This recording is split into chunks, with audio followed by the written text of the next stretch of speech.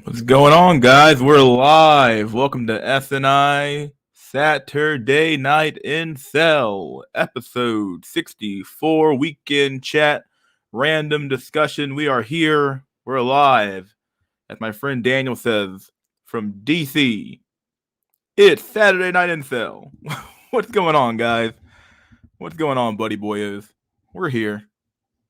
We're alive still. We are just chilling. We got some applesauce here next to us. Got a Coke Zero, sugar. We're chilling. Someone said my ears. Hey, dude, I'm sorry. I do what I gotta do. Anyway, we're live though. We are live. Weekend chat, random discussion. Back again for another weekend chat.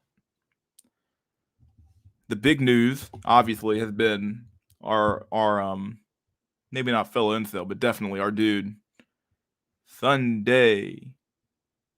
Are we gonna have a SNI on Sunday? But either way, Kyle Rittenhouse, dude, he's free. Free as a bird, dude. Free as a fucking bird. I'm glad. I'm happy for that kid, dude. Not even gonna lie, dude. I cheered up a little bit. I was like, dang, finally, some justice going on, dude. Finally, justice. The real question is, will there be an SNI tomorrow? Probably. I'm not gonna do shit tomorrow, so got not a lot going on. But yeah, I'm glad that our dude, I keep saying our dude, but not only our guy, but I'm glad that he won. I'm so glad he won. Dude's free as fuck, as Woody Johnson said. We free as fuck. Free as literal fuck. So I'm glad he's free. I'm glad he's back. He got his life back basically because like that was a complete that case should have never gone to trial anyway. But it was what it was. People were trying to go out for blood, and that was bullshit. So I'm glad that he made it through and that he's good to go. Lost my life savings on T King. I look forward to having no bills once I'm homeless. I don't know why people were so crazy to hop on T King to begin with. It's because Pluto said so. I'm like, fuck that shit, dude. I'm not doing that crap. Like, I'm not hopping on some random ass meme coin. I only hopped in on Shiba Inu, and I made some money off it, but I didn't stay in very long. I was like, fuck that crap, dude. That's too much fucking coat for me. I did not hop on T King, dude. Fuck that. If Kyle was a Chad, he would be on Hero. Oh god. Or he would be a hero. I want someone to swing at me with a skateboard. Yeah, dude. Like the media, I mean, the whole media has been so fucking like insanely biased in this account. I believe CNN was covering only the prosecution side of the trial, and they weren't covering the defense side of the trial. So if you were watching any like a leftist media, you would have gotten the exact same you would have gotten the wrong perception of what was going on, and you would have had the perception that Kyle Rittenhouse should have just gone to jail. And it's like, of course that's going to happen if you're only showing the prosecution side of the things. But like, if you show the defense, if you show all the evidence, in reality, dude, it's like, come on, dude. Like, it was so obvious that kid defended himself in self-defense, and like, what? I mean, like, he was literally out there like cleaning up the fucking streets anyway. So you get a shit, dude. Literally and figuratively at that point. So I'm glad. I'm happy. But yeah, the media has been such a and they keep what's this narrative about state lines? Like what's this narrative? Like this narrative persists about state he crossed state lines. Like, okay, and it's not illegal to cross state lines. Like, I don't understand what the insinuation here is, or what's the implication here. But like, you keep saying he crossed state lines. That's supposed to mean something or something, or what? Like, oh, he crossed state lines. Yeah, so what? Like this is a literally their argument here in meme form. I'm gonna post a meme real quick here. This is their argument here. Here we go. Let me restart it here. Here we go. Wow. Here's the line. He crossed it. Boom. Whoa. He crossed state lines. Whoa, dude.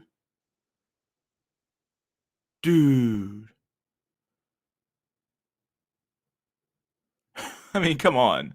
Insanity, dude. Absolute fucking insanity. He crossed state lines. Like, yeah, and that means what? That means what? You didn't hop on T King because you feared what the fuck 1 trillion gain theory. Beyond that, 100 billion gains. You didn't want to become a millionaire off of 1 cent. Dude, nah, I didn't get on T King because I'm like, okay, this seems like a bad idea.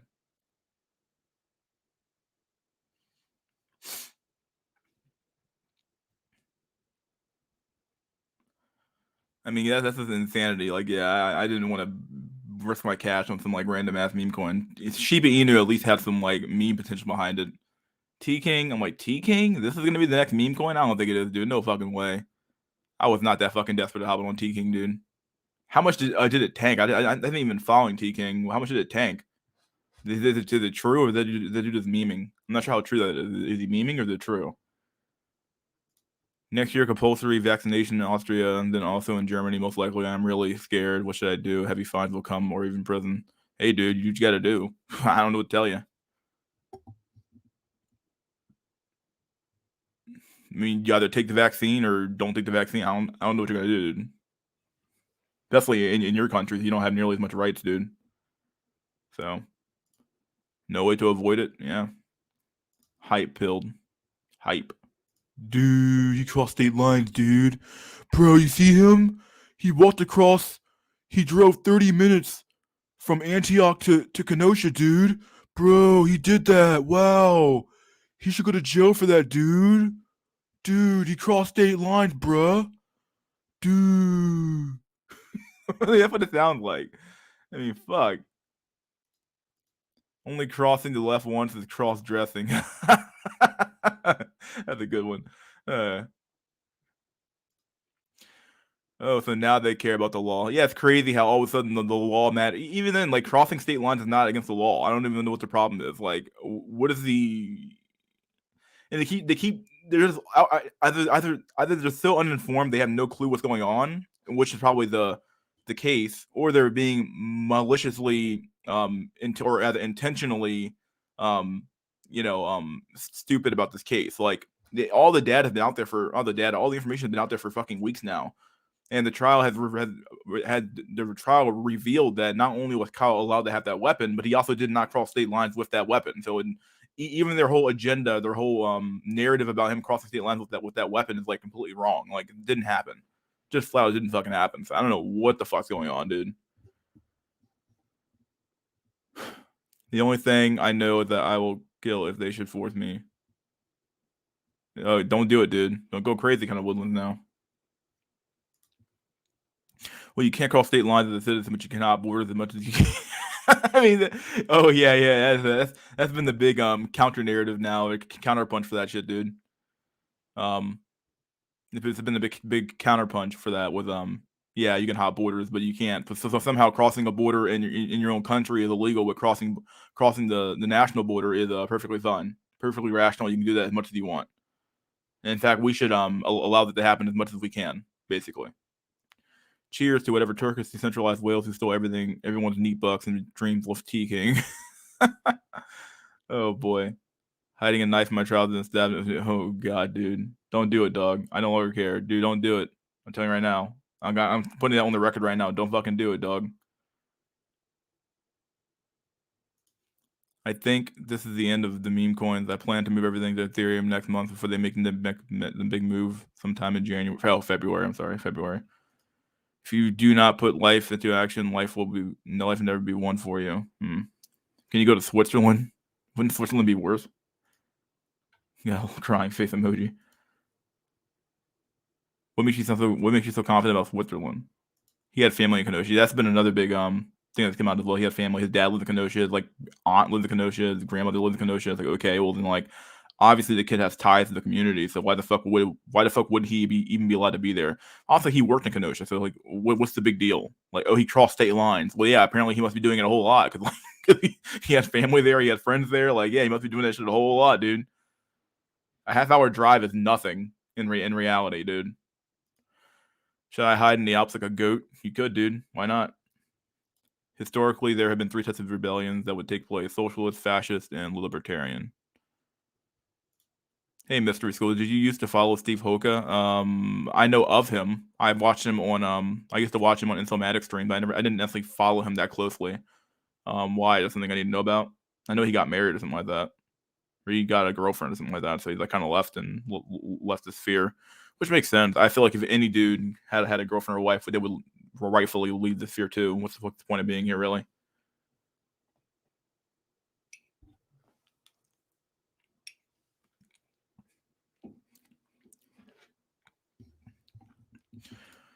Kind of little and politically neutral, less likely to have a mandate.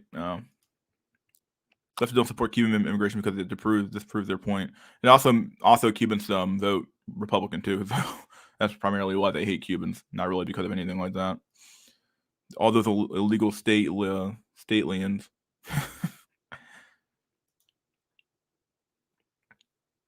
What do you think of those Israelites saying they're chosen street preachers? They are annoying.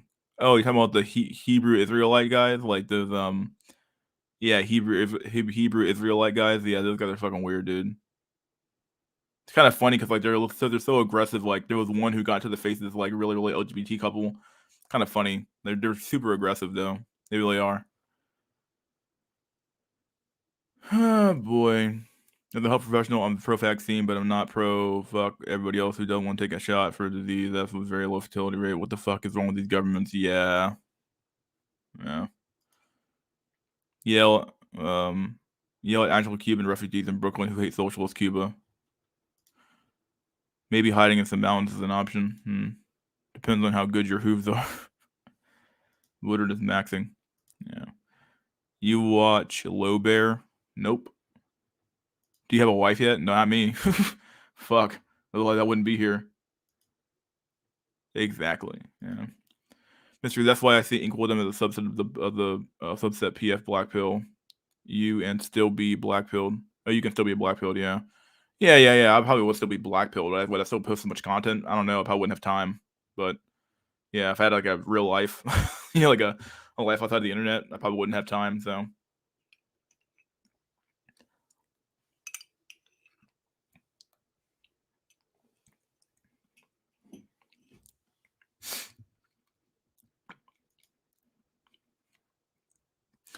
The fear is a black hole. Nothing, nobody who's ever truly entered it can leave, even if you had get a girlfriend. Anyone have recommendations for countries that are libertarian that people can live in? Not very many, dude. A lot of these countries fucking love fucking authoritarianism, dude. Like people look at America and they say America's such a bad country, but then like I look at the rest of the world, and I'm like, okay, like we might be bad, but dang, like Americans have a lot more freedoms and rights and liberties than so much of the world does, dude. Like people look at America as like, oh, America's so weird and cucked and stupid. And like, okay, yeah, America is pretty bad, but like the rest of the fucking world, like, okay, but by comparison, dog, you guys are fucked, dude. You guys in Europe are fucked. You guys in Canada are fucked. Australia, fucked. You guys have like no fucking rights, dude. Your government's a fucking authoritarian as fuck. Black Israelites, we was kangs before the internet. We was kangs and shit. Mystery, a Tyrone Light. He doesn't have time for a wife slaying Stacy. For a wife slaying Stacy, though. Okay, society exists in a loop. Steve Hoke is the founder of TFL Incel. Is he? Would you, Mr. or anyone who marry if you get a chance in the West? In the West, I don't know, dog. You said, please. I would sign so many fucking prenups and fucking make somebody fucking trust my shit. She wouldn't be able to get shit off me. It's the only way I would do it.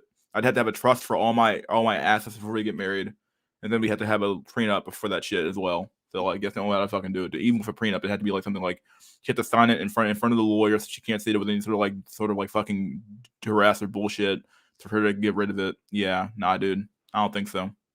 In the West, please. Nature of the curvy bitch. Oh yeah. Marry in the West, fuck no, yeah. Nothing wrong with that. I know this is unpopular, but a black pill where I'm highly into occult science or advanced spirituality helps me make sense of my insultum. That's fine, dude. I think so was what's that guy's name? Jack Nickelback pretty into that stuff too as well. Part of the balance. Doesn't prevent infection or spread, it only makes infections easier to deal with. This isn't about health, it's about control. Yeah, because like the problem with these mandates I have is that if the government can mandate that you put one thing in your body, what else can they mandate that you put in your body next? Like, okay, like, whoa, this vaccine was necessary. Oh, then the next vaccine is necessary, and then you have to get this vaccine. Oh, and now you have to take this drug, and now you have to take this pharmaceutical. And it's like, okay, like if the government can now mandate that you take a drug, like via without a law being passed or something like that, then that's such an odd standard to pass. That's such an odd standard to enact in the in the American system for sure.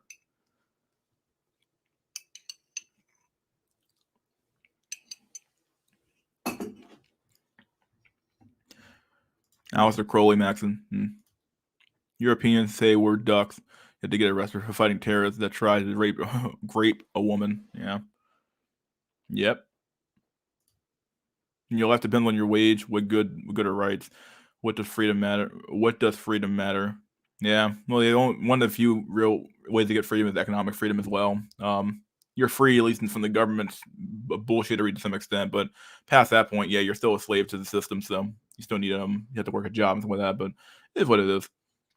Giga Tyrone, if I wish. My God, and I wouldn't even know what the fuck the black pill is if I was Giga Tyrone, dude. Bicep. Mystery is too busy for a wife because he's running up and down Virginia land pipe and accounting. Gotta account for every inch, dude. Every inch of pipe laid. Oh God. Exactly have all the free speech and guns you want. And what are some good geomapping locations? I know Latin America and Southeast Asia are good places. Yeah, that's about all I really know too. As far as I know. I was chatting a bit before leaving the West. I've been to most of Western Europe. They led to protesting, then go home. Nothing ever gets accomplished. Yeah, dude. Like I guess in Europe, I think in France they had these big huge riots that happened because the fucking the government decided they wanted to get rid of the pension system, and it's like, oh my god, no! And then they come out there and riot, and then the wintertime shows up and they stop rieting, and then it kind of ends and it's over. And it's like, okay, this is like nothing ever gets accomplished. It's like the same in America too. People will riot and bitch and complain and stuff like that, but nothing ever happens really. No one ever passes a bill, but they say try to, and then it gets fucking blown the fuck out, and then yeah, nothing really ever happens.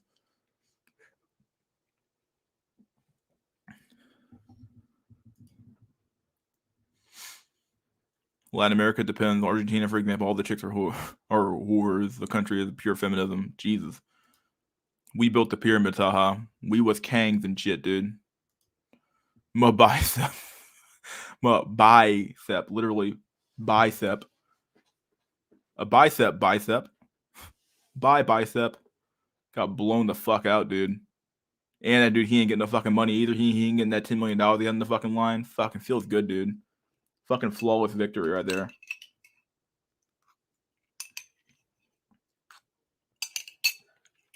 Eat my applesauce, sorry. Historically speaking, property was taken to force people to work for wage labor. That's what's happened in the middle of Europe. You just left the West. He's not leaving the West, dude.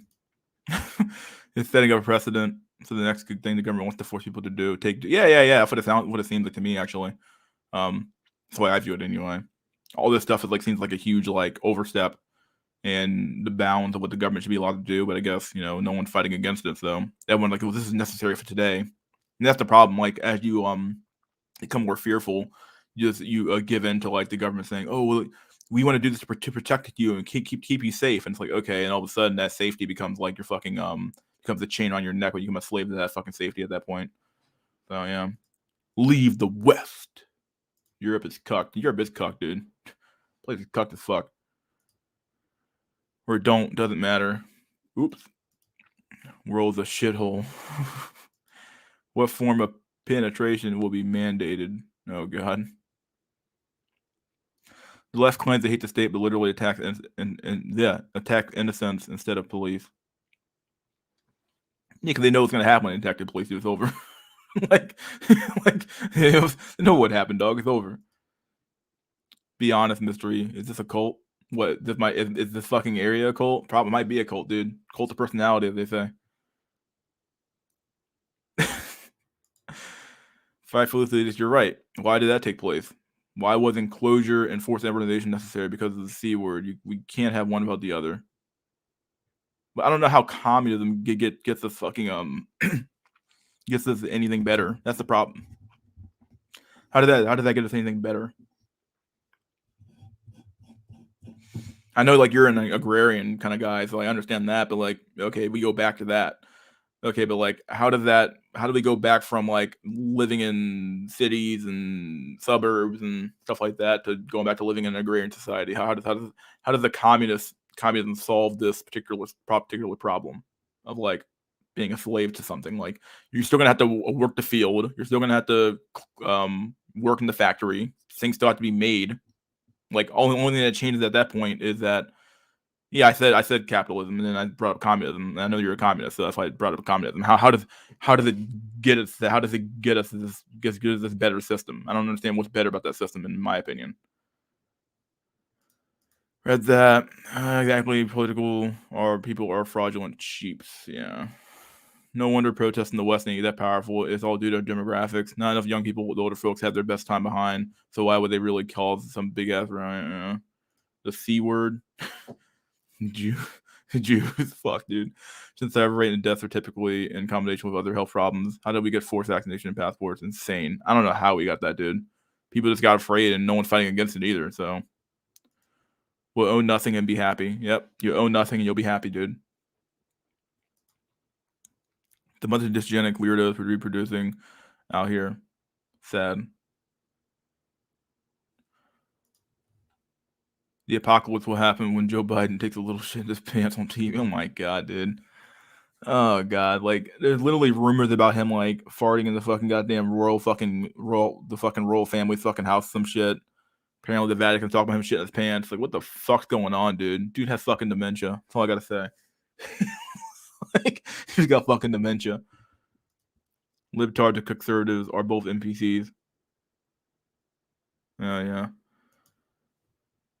If they put that jab in I'll put my more shit out and ass is gonna be kicked. Mr. School. I have a friend who with maybe a 3.5 he managed to get a former low tier Stacy and 8, but she is now fat. But he encouraged her to start going to the gym, and he's worried now where she's gonna leave. That's probably gonna happen actually. That's why dating fat chicks and then trying to like improve them is not gonna work, because once they realize their value and they get hit on more often, it's like all of a sudden they're like, oh well, I can get this guy now. Well, the guy who brought me up, he's useless now. You know, he did all the work and someone else gets the benefit basically. So yeah. The coups. The left is the state. An enemy of the state. Yep. Modern left is usually pro-state. Yeah. Both rightists and leftists say this, they hate the state and elite, but support their systems. Well, yeah, because they have to some extent. Like you don't have much of a choice but to support the systems. Like very few people have the ability or the balls to actually destroy the system and make their own system at the end of the day. And it also takes brilliant minds and planning to actually have a new system that's better than the one you just got fucking rid of. Deconstructionism is like one of those like things where it's like, okay, like, oh yeah, the system's so bad. Okay, well then make a new one. Oh well, I don't know how to do that. Yeah, most people don't. You have to have like a lot of people in a room to discuss how the system's going to work, why it's going to work that way, and why things are going to work the way why things are going to work the way they're going to work. And most people don't have, on the left and the right, don't have the balls to actually do that, the balls or the minds to make that kind of stuff happen. So east and west, left and right, there's no south and north dichotomies.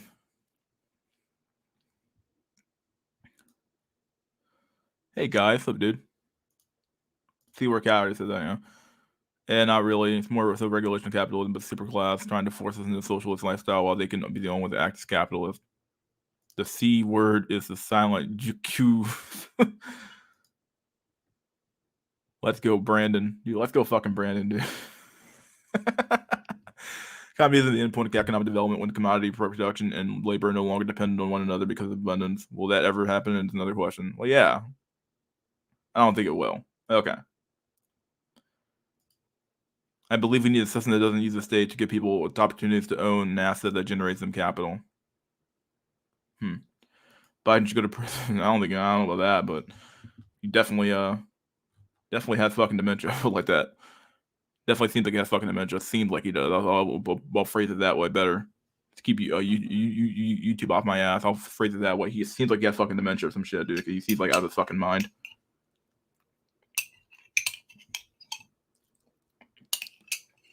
The applesauce is so fucking good, dude. Oh my fucking god.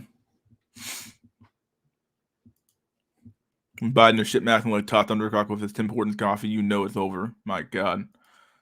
Oh God, no. Keep her fat. He's a fool. A fool, like I say. Biden for prison.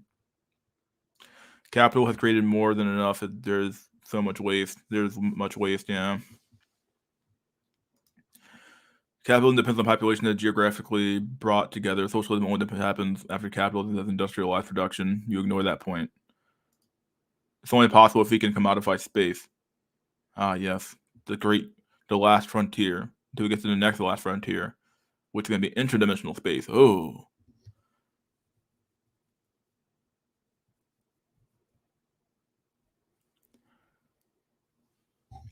We happen to help out for West Channel. All his vids are kaput. Yeah, he doesn't actually post his streams. You have to catch his streams when they run. You have to watch them when they're actually running. You can't just watch them after the fact. So you have to like watch if he'll have a stream up and then he'll run the stream and then he'll immediately make it private because like that's his thing. So probably to keep him getting banned because he says some pretty not racy stuff, but pretty not racist but racy. What's the word? Pretty controversial stuff on there. So he wants to keep it. Probably wants to keep the channel from being not demonetized but banned. So politicians are too big to jail. Tell me about it, dude. They really are.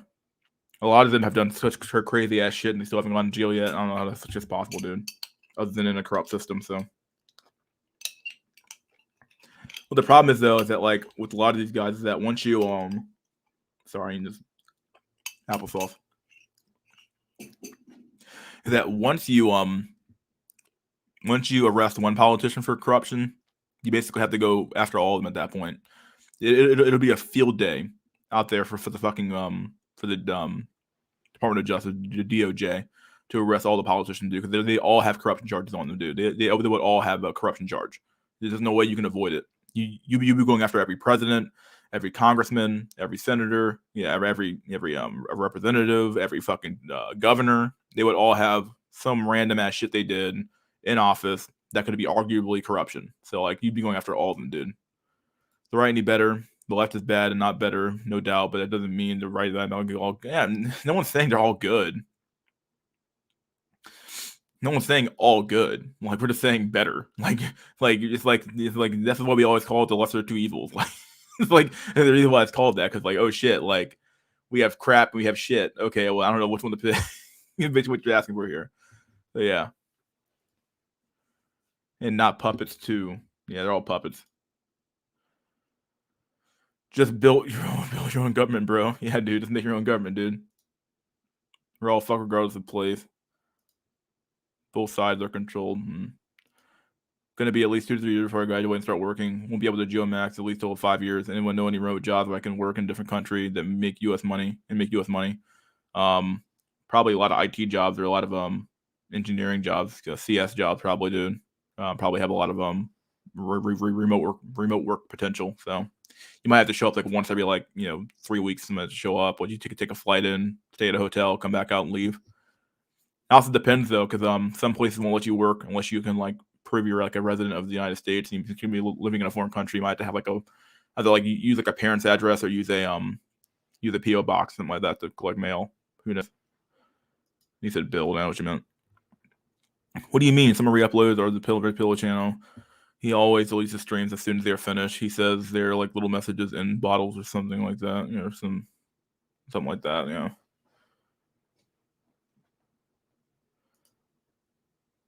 When my friend got her, I was really impressed that she was really, really pretty before lockdown.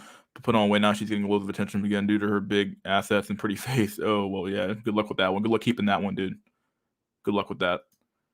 To follow the 12 rules, bucko, and everything will be okay. Yep. Follow the 12 rules of life, dude. The 12 commandments of Jordan Peterson.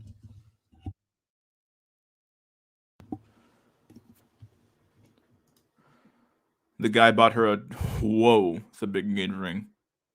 $12,000 engagement ring and €12,000 rather engagement ring is now scared shitless. That pound. It's a euro, right? I think it's euro. Needs to fatten her up. He's probably scared shit. I would be scared shitless too, dude. Dude's fucked. But he's a simp too for buying that fucking big of a ring. Hope they make void bots at least. God. It's like Bill O'Reilly, do it live. I'll do it live, motherfucker. I'll do it live. I'll write it and we'll do it live. Dude went crazy on that. That was a crazy ass fucking meme. I thought Lambo maxing as a former Stacey and marrying then improving her was the way out. Please, dude. As if. That chick she'll be hit on by every fucking thirsty ass dude in the fucking town, dog.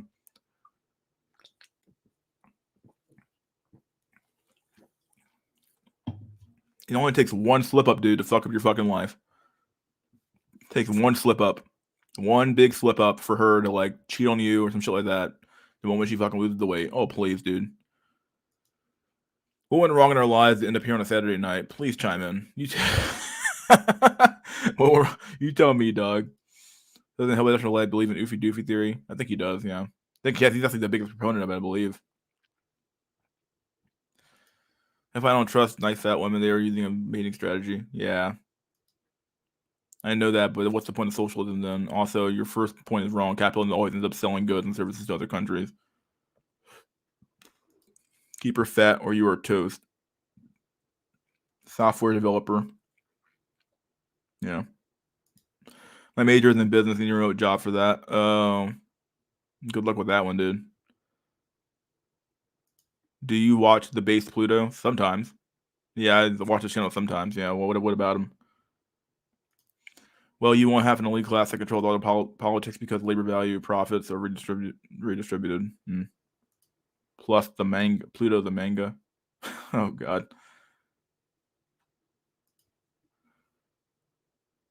Thanks, check the channel. Rest in peace. Audio quality though. Jordan Peter simp.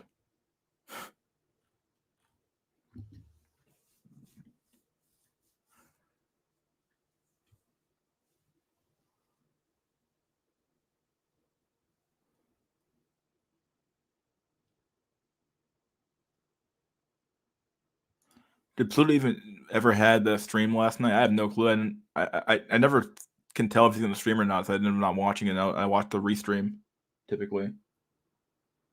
So yeah.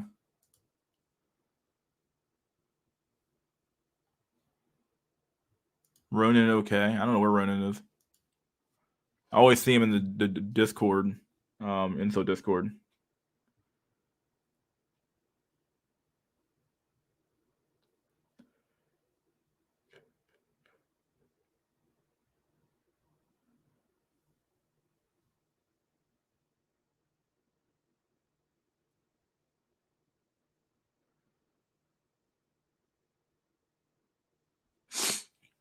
Anyway, do some fucking memes. Do some quick memes here. So we got our stream already ready to go. Let's get some memes up here. I don't have a lot of new memes, but we'll do some quick ones here. I didn't even clean out the old meme folder from last time, so I gotta fucking do that. But yeah.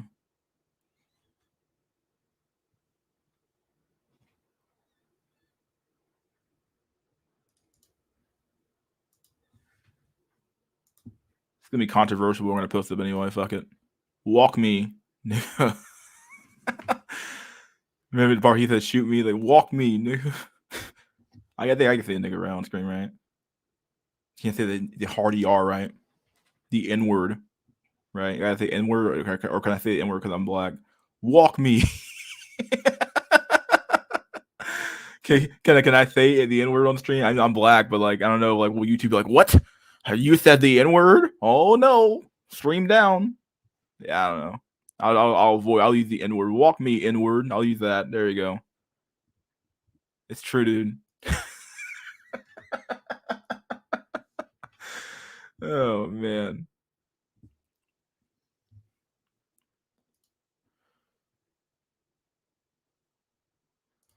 I got this one from my Discord server. Someone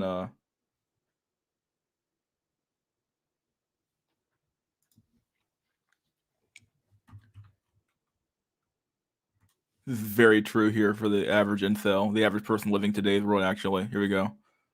Living the dream. 4 p.m. Wakes up at 4 p.m. 5 p.m. takes a shower.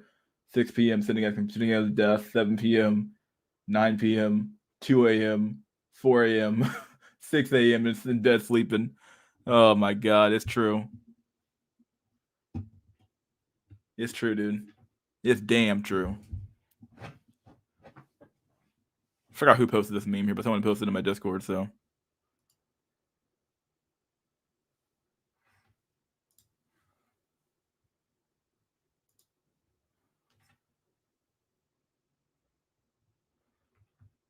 Here's from, we'll post this is a pretty relevant one here from the trial, so we'll do this one here.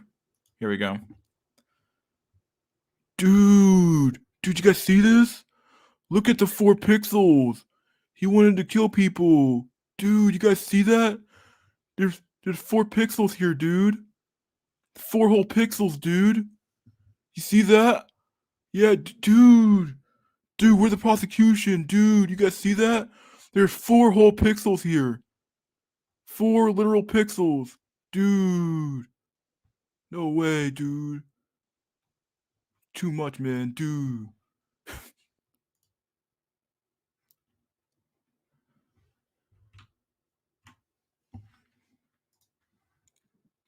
Oh, no. Let's see.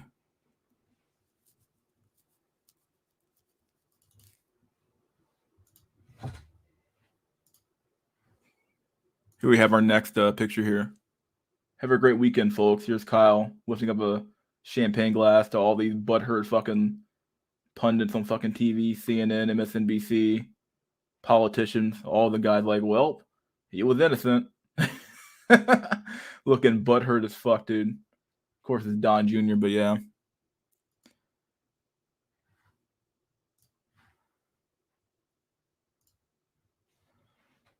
All right, let's get some real black pill shit in here. Here we go.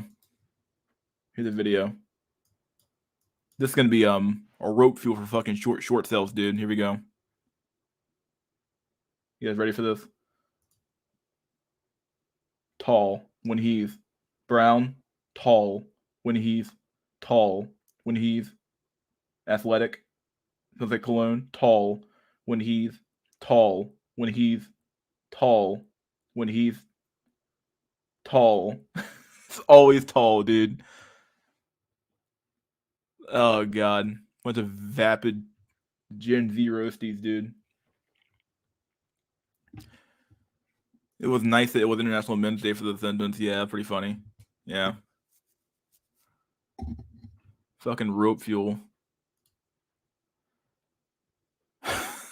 Walk mean.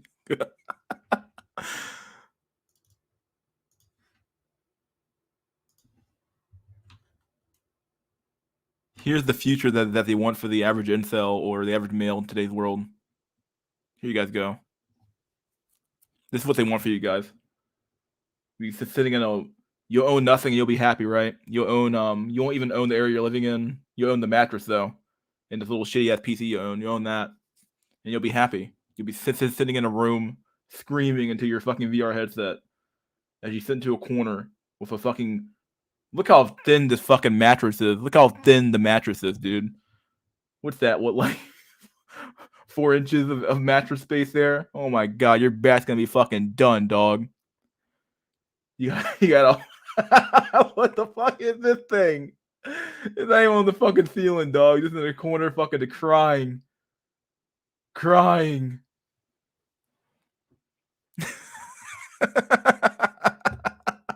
You own nothing and be happy, dude. This is the future they want for you. Oh man. This is some next level shit though, dude. This is probably someone in the chat, bro. Dude, it might be. Picture's so bleak, what the fuck? It's like Egg White's basement. And you own the cockroaches in your room. Probably the only friends you have. Sweet Jesus Christ, dude. Look at the mat. I can't believe how thin this mattress is, though. Oh my god, it's like some next level shit, dude. Piece of cardboard, basically. It might as well be a cardboard.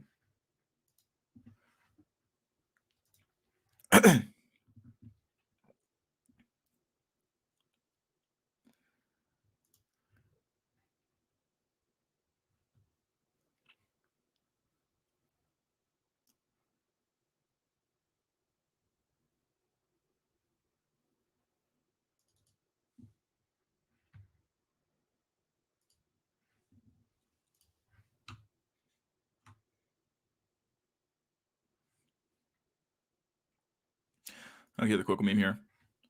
Can sex doll cook your meals? Can sex doll have your kids? Can sex doll wash your clothes? Can sex doll make your home? What's it? What's it? You'll all be really triggered, to be honest. Ain't no sensible man that is buying that shit. Well, before sex dolls, we aren't here to cook, clean, and raise your kids. After sex dolls, only we can cook, clean, and raise your kids. Yep. Somehow, like the moment you introduce a secondary good or a competition to the fucking the dating market, to the sexual marketplace, it's like, what the fuck? What the fuck you mean? Like you trying to get something else in here? Nah, dude. Like, get the fuck back in line then. I don't know what to tell you. But that'll never happen, dude. Sponsored by this and sponsored by that. I'm gonna tell you what to buy. Algorithm knows best. It's a good song, dude. Here we go. Here's another Kyle Rittenhouse fucking meme here. Here we go. Not even a meme, just a headline. Joy Reid says Kyle Rittenhouse acquittal traces back to the slave catchers. BLM activists should be afraid. It's like, oh, okay. Whatever the fuck that means, dude. Whatever the fuck that means.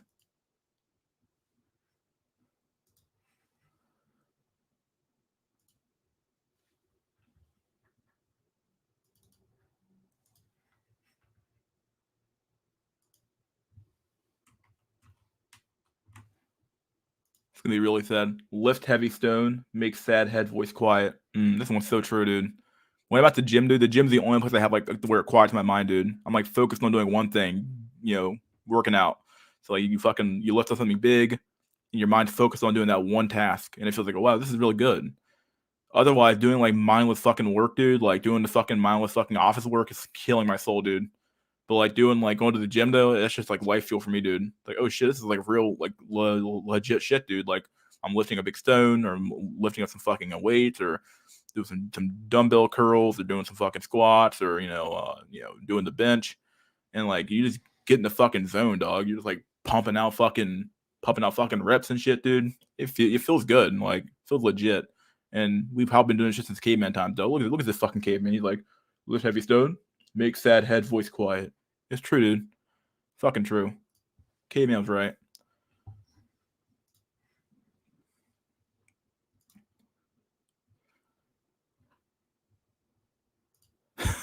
Accounting, I sleep. Gym selling, real shit. This is real shit, dog. Real shit. Get in the zone. Getting the zone done. Yeah, weightlifting rule. It does, dude. Heavy lifting can be life. It is, dude. It's life fuel. Caveman grind set. Fucking Sigma male grind set. That fucking song is so good, dude.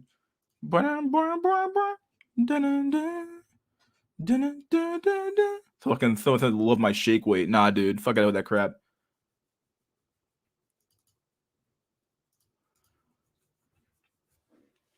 Make sure this picture is legit. Ooh. What's a doll? You can't really see anything anyway. So I think we're good. Here we go. This is what they want for you guys.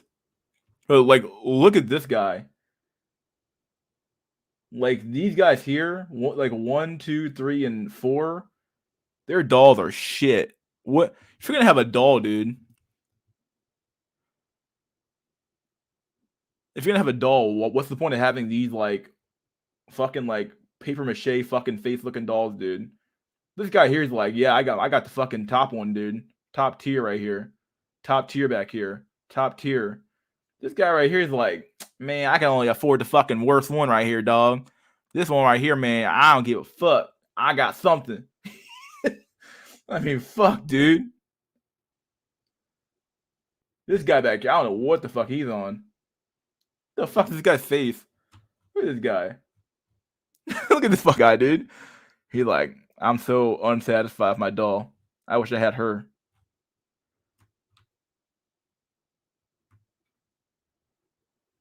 Oh, this guy, he's like really looks really young actually. Look at this guy. Probably in his like what 20s, maybe late 20s, 30s. I think it's called Doll Forum. Wow, well, what a place. What a real place. What a good spot to be in.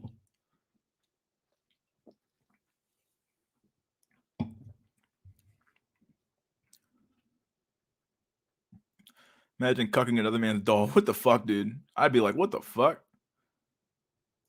Man, they started fighting over each other's dolls, dude.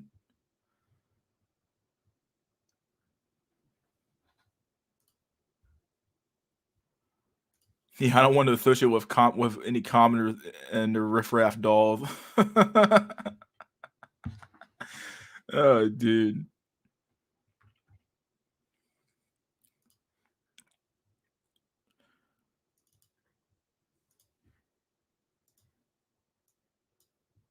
So I want men to see what happens when they get married. So this is an analogy for when you get married. This is what happens to you when you get married. If the boat is your life and you're sitting in your own life and you let a woman into your life, this is going to happen. This is what's going to happen to you, dude. This is what's going to happen to you. The boat is your life, and here comes your wife. Oh look, and here comes your fucking wife, dude, sinking like a fucking goddamn the fucking Titanic.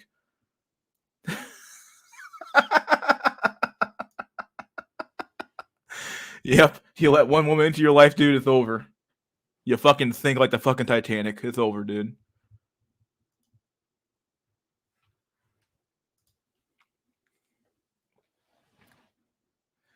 That chick was built like a fucking linebacker, though, dude. My god, the land whale of your life. The R she blows. Should have bought a bigger boat. Hey man, you got the boat you got, right? Should have bought a bigger harpoon rather.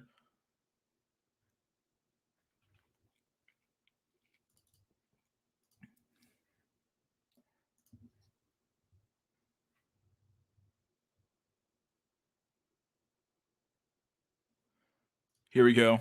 Yeah, here we go. Theodora. Felt cute, might delete later. Yep.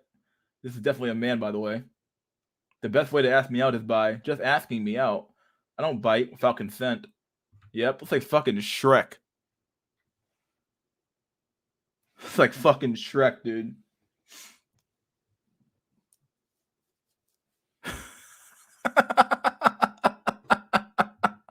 Like Shrek, if Shrek was trying to like gender bend, a gender bent Shrek, a gender bent Shrek. Whew. Yep, this is your somebody's look match, dude. Somebody's look match is here. Sweet mother of God. I love how dudes think like, oh, if I just put a bow on my head, put some makeup on, and maybe tie my hair back, I too can be a beautiful woman. It's like, okay, dude. Someone said felt cute. Yep, they felt real fucking cute posting that picture. Yep.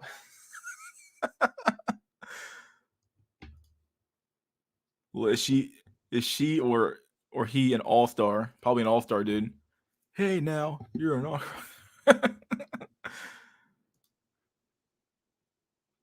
fucking Shrek, dude. Looking like fucking Shrek. Jesus.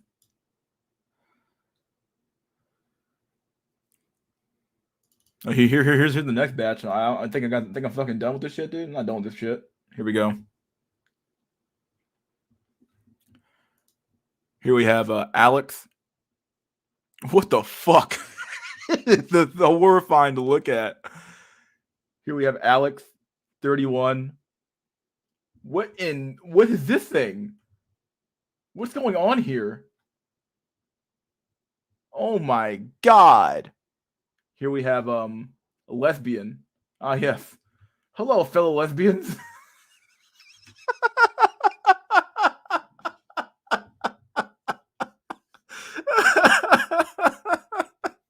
Oh, what is this guy doing? Hello, fellow lesbians too. I'm a lesbian too. Aubrey. Hello, fellow. Dude, ain't even trying, dog. He ain't even trying. Didn't even shave the beard off, dude. What the fuck? Didn't even try. You like fucking dog. Ew, she didn't even try. This guy here's like Jane Doe, 34, lesbian. Dude. Ashley, 19. This is the same guy without glasses on? It's like the same guy, dude. Without glasses on. I think the hair is different though. What the fuck, dude? Oh my god. But yeah, dude. Ooh boy. Ooh boy.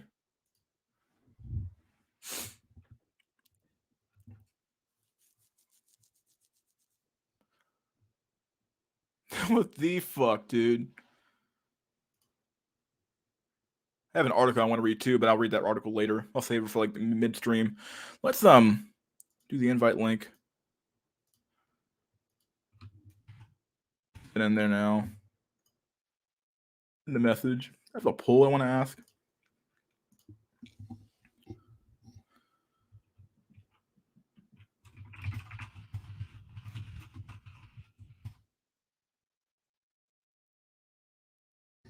Here we go, your poll.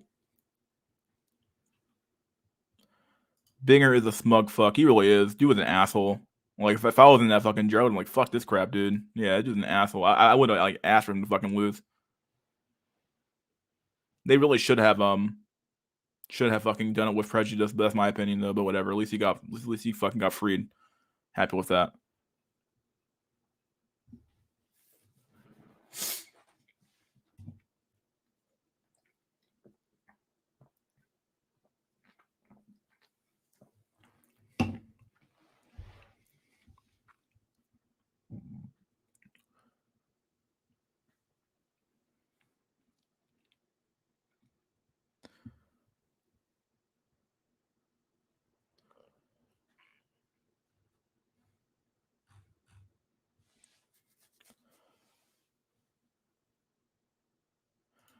He's 50 miles away. I work down the street. Oh, did you? Kenosha is a bad town since before Chrysler left. Oh wow. Well, a lot of those towns are. Those little towns in the Rust Belt are all used to be like vibrant cities. Now they're all like shithole towns because of the fucking lack of industry there. What it comes down to at the end of the day. Bigger needs to be fired and thrown in prison, probably.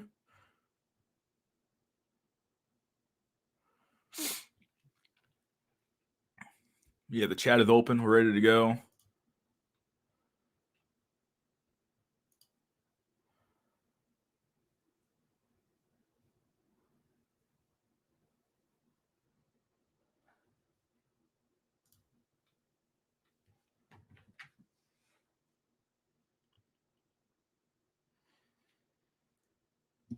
Let me look up T King. I have no clue if this T King coin.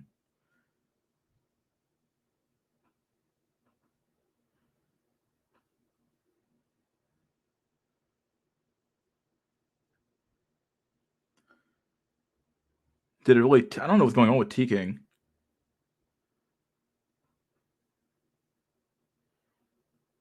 Okay. I can't see the fucking chart. Is it on Coinbase? I have Coinbase at least. I can look at that. Coinbase Pro. What's the chart look like for fucking T King? Is this tanking like a motherfucker or something or what? I'm just curious. I want to see what this thing looks like. I didn't buy it, so. T King.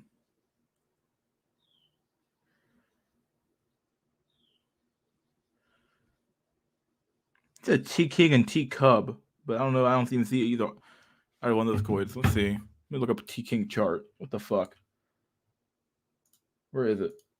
I have an article I want to read. T King chart. Marketcap.com. Okay. What in the literal fuck is this chart? Okay. 1 month. Okay, so it went from flying high, not flying high really, but it's kind of like has a high of like, what's that? 0.00003191, and it's currently sitting at, what's the 7-day look like? It's flat as a pancake. What the fuck? Is this real? Am I like stupid? You know, what's going on with this chart? On 1 year. What's the 1 year look like? It's not that bad. I mean, that's pretty bad. I might fuck my kid in here. Oh, it's still sitting under like it gained a 0 and then it lost like 2 zeros. So it's basically back where it started at. Yeah, I don't know about that. Glad I didn't buy that one.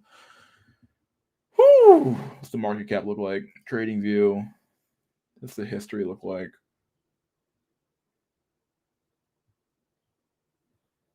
Yeah, I'm like flat as a pancake right now.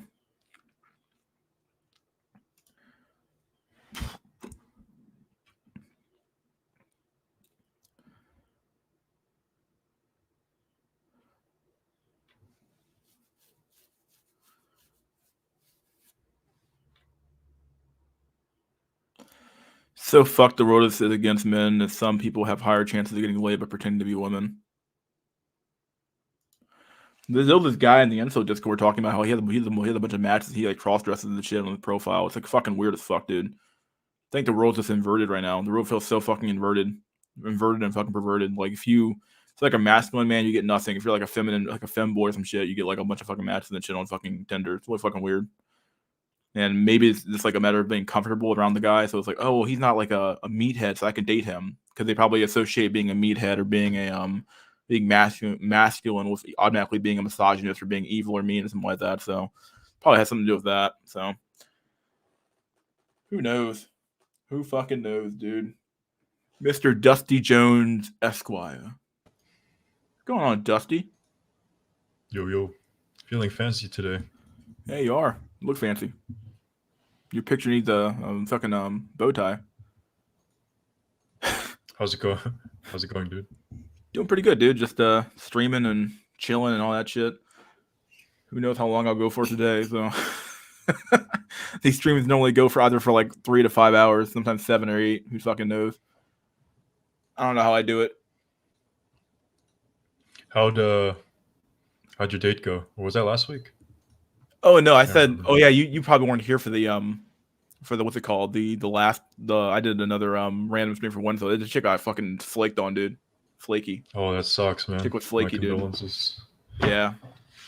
No wife. It be like that these days. It do, dude. It do be like that. Shit was flaky as fuck. What's your plan like going forward? Like like what's the future look like for you? Same old, same old. I have like a fuckload of matches on this app, like a bunch of matches. It's just a matter of like focusing on one and picking one. But I don't know.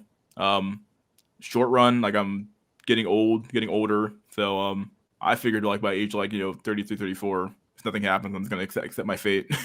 So at that point, just call it a day. It's a wrap at that point. Who knows though? 34 is still pretty young. It is pretty young, but I don't know. Yeah, like I feel like at a certain age, if you want to have kids in this world, it feels like a disservice to have them late in life for sure. At least in my opinion, you're not gonna have as much energy or time to deal with them and stuff like that. I don't want to be like a bad parent, but yeah, don't get married, mister. Yeah, I'm not talking about marriage. I'm talking about kids. But either way, like marriage or kids, whatever you want to call it, dude, like the whole thing is it's a bad deal in general in the West. And I have no clue. Like I'm like a mess of like contradictions right now because like part of me like was raised in the idea of like, hey, get married and have kids. But then like I look at the world and I'm like, yeah, but that's not a good idea. Like the reality of like getting married nowadays is such a bad deal for men that it's not even like fucking worth it, dude. Are you talking about like the laws surrounding it in the U.S.? The laws, the attitude, the women in general. It's all this. The environment is not. It's not. I think it's the word conducive for a. I think it's the word for. I don't fucking know. Either way, it's not. It doesn't produce. The environment is not producing a good enough place for me to like think about like even trying to like get married or something like that. Like the best you can hope for is like a decent LTR, long term relationship. So. Yeah. That's where the black pill takes you. Yeah, for sure. Even with people like me who get matches, it's like, okay, like it doesn't really mean a lot because, like, I think Dralik said it best. He's like, it doesn't mean anything unless you're fucking her at that point. You know what I mean? Like, it doesn't getting a match or a phone number means nothing nowadays. It means nothing. The girl probably had like 5 or 6 guys already texting her, or probably more than that, depending on the app. Because there's some apps where they let you immediately match and talk, and some apps where you have to like match with them physically and then talk to them. Either way, it's very, very fucking like demoralizing at some point. But at some point though, you kind of just learn to like roll with the punches at that point, and you kind of just like learn to just accept what it is, and just move on from that. So, like there were times where I'd be like devastated, we're like, oh god, no, I got flaked, and now I'm like, oh, get the fuck. Like when I was like younger, I'd get like devastated when I got flaked on or I got like rejected. I'm like, no. Now it's like, who gives a fuck anymore? You don't have to share too much, but are you living like in your childhood city or town? No, I moved. I moved further up to So I live in the Northern Virginia area. That's like not too much of a, like it's a pretty big area. I live up here, but I used to live for more in like Central Virginia. So Okay. I still live in my childhood state, but not my childhood town. I think I kind of agree with. I know the community is kind of divided when it comes to first right now, but I feel like I agree with a lot of what he says regarding online dating. The fact that we have to use that service in and of itself is a sign that something went horribly wrong. Oh, yeah, I think, absolutely, yeah. absolutely. I mean, I've talked about my missed opportunities all on the stream before, but like I've had like 2 or 3 missed opportunities that I should have just taken, or had I known. I was so sure that being overweight, I was extremely overweight. I'm still pretty overweight now, but I was like extremely obese. I was like morbidly obese back when I was like in like college, and like I wasn't even sure. Like some of these girls who were talking to me, I'm like, what are you doing? And it's like I would I would like second guess myself and be like, there's no way the chick's into me, dude, because I'm so fucking fat. Like, but then like somehow like I'd find out later on that she was like into me. And it's like, what? Like, what's going on? You know, type shit. It's like, yeah. Was this a coworker or like It in was high school? a coworker at when I worked retail. I worked retail when I was Mhm. going to college, so I was a retail worker and a part time worker and a full time student. So Yeah, man. I just I'm kind of curious what it's like working in a like a white collar job in an office setting. Is it hard to socialize with people or kind of form deeper connections after work? I work in like a medium sized company, so it's a little more homey, I guess. You know, like homier than like the people are a little more nicer there. It's less corporate and more it's less corporate and far more what's the best word for it? It's just yeah, homey, I guess. It has that like actually feels like everybody is there as part of the family type thing. Like like a lot of that's like the big corporate buzzword. It's like, oh, you're part of the family type shit. And it's like, okay, like that's bullshit. But in this particular place here, it actually feels like, okay, like I feel like I'm part of something a little bit more robust, and at the end of the day, are a little bit more real. And at the end of the day, I don't really have a problem talking to people at this particular office. But at my first job out of college, I had a hard time making friends in that place because like it was a really small company and everybody there kind of had their little like already have their groups. Now it's kind of the Mhm. odd man out. So always kind of felt like the odd man out and not doing a lot. So yeah. So it really depends on where you work and the kind of culture and the number of people that work there. Absolutely. I would say a bigger companies, I mean, you definitely have the advantage of like the biggest problem I have right now is that there's no young people. There's no young people at my office really. There's like one or two, and everybody else there is pretty much old. And I think it's a huge problem in a lot of corporate environments right now as well. Because these boomers either aren't retiring or can't retire, they're going to be around for a long time, and they're holding up slots for younger people to show up and take those jobs. So that's going to be a huge issue going forward, I think, as well. So so I end up like I talk pretty well with my coworkers, but a lot of them are like a lot older than I am. So it's a pretty so I do get social interaction, but it's not like with people in my age group in my age bracket. So That's interesting because we got a newcomer. yeah, but he's not new. I've been here before. What's up, Blackwood Jay? How's it going? Doing pretty good, buddy. Yeah, man, I had to come on. I just got home hearing about your Flake date. yeah, yeah. You know what, man? I mean, I actually recently once I watched Wheat Waffles last video and I actually had to end up deleting I got banned off of Hinge. Yeah, I remember you told me that. Yeah, but I was on Bumble and Oh Tinder. God, I And Tinder, fucking Tinder is I hate Bumble. Bumble, I hate no, Bumble with passion, Tinder. dude. Well, I mean, they're all different variations of horrible, but Tinder is like Mad Max, like fucking Tinder's goddamn. horrible. Yeah, Tinder's bad. Yeah, no, Tinder is where you go to die. I mean, but I ended up deleting my apps after that Wee Waffles video. But yeah, I mean, we live in a day and age of mystery where it's like matches don't mean anything. Yep. Phone numbers mean it's- nothing. Numbers mean nothing. Dates mean nothing. Yep. And to be honest with you, and here's how I'm gonna say this too, right? Even if you end up sleeping with a woman, Yep. and Had it happen to me. you can sleep with her and make her come and squirt and all this other stuff, but more than likely she has still dealt with a man who was better than you. So even there's no real way in which you can really keep a woman now. You know what I mean? Yeah, like the connections between human beings, especially women, are just like gone. Like men and women are like gone. I don't know like Yeah. what you're supposed to do nowadays. Like you have to be like what, like I said before, like I said in my kind of video, where I feel like what they're looking for Jesus Christ himself or Zeus. Like I don't know what else you got to do other than like perform miracles and walk on water or some shit. You know, like No, absolutely, absolutely. I mean, I was looking through a girl. Mind you, she was an IG model, but I was looking through her DMs, and like it was literally an unlimited amount of day. I was scrolling, and I was scrolling for about 5 minutes, and I was still on like 4 days ago. Sean Kingston, Drake, blue check mark, blue check mark, blue check mark, blue check mark. And these are guys that she's ignoring. Mind you, this was an Instagram model, but I will say though, Mystery, I did conduct a Tinder experiment. yeah, Where I use a 71-year-old politician from like Rhode Island. I could show you a picture of her, but she's a 71-year-old. Literally within the first 2 days, I got like the 2,000 matches or something like that. Like the yeah, max. no, Yeah. crazy guys messaging just in guys that are lawyers, brokers, 6'4", 6'2". It's crazy. It's insane. Yeah, I've never done those dating app experiments before, but I've heard enough about them to know like how crazy and insane it is on Tinder, especially Tinder. Like that's like the big one to do it on, and how insane like the match rate is for like women. It's like they literally have like the moment they join the app, they have like it reaches like a 99 in like a matter of seconds, like of how many matches they have or how many potential matches they have. So it's like, Yeah, wow, no, they can't lose, and I think that. And also too, like imagine, because I got called. It's so funny. I got called. I'm at work. I got called "quote unquote" beautiful by this drunk woman, and I felt nice. I was like, "Oh, thank you."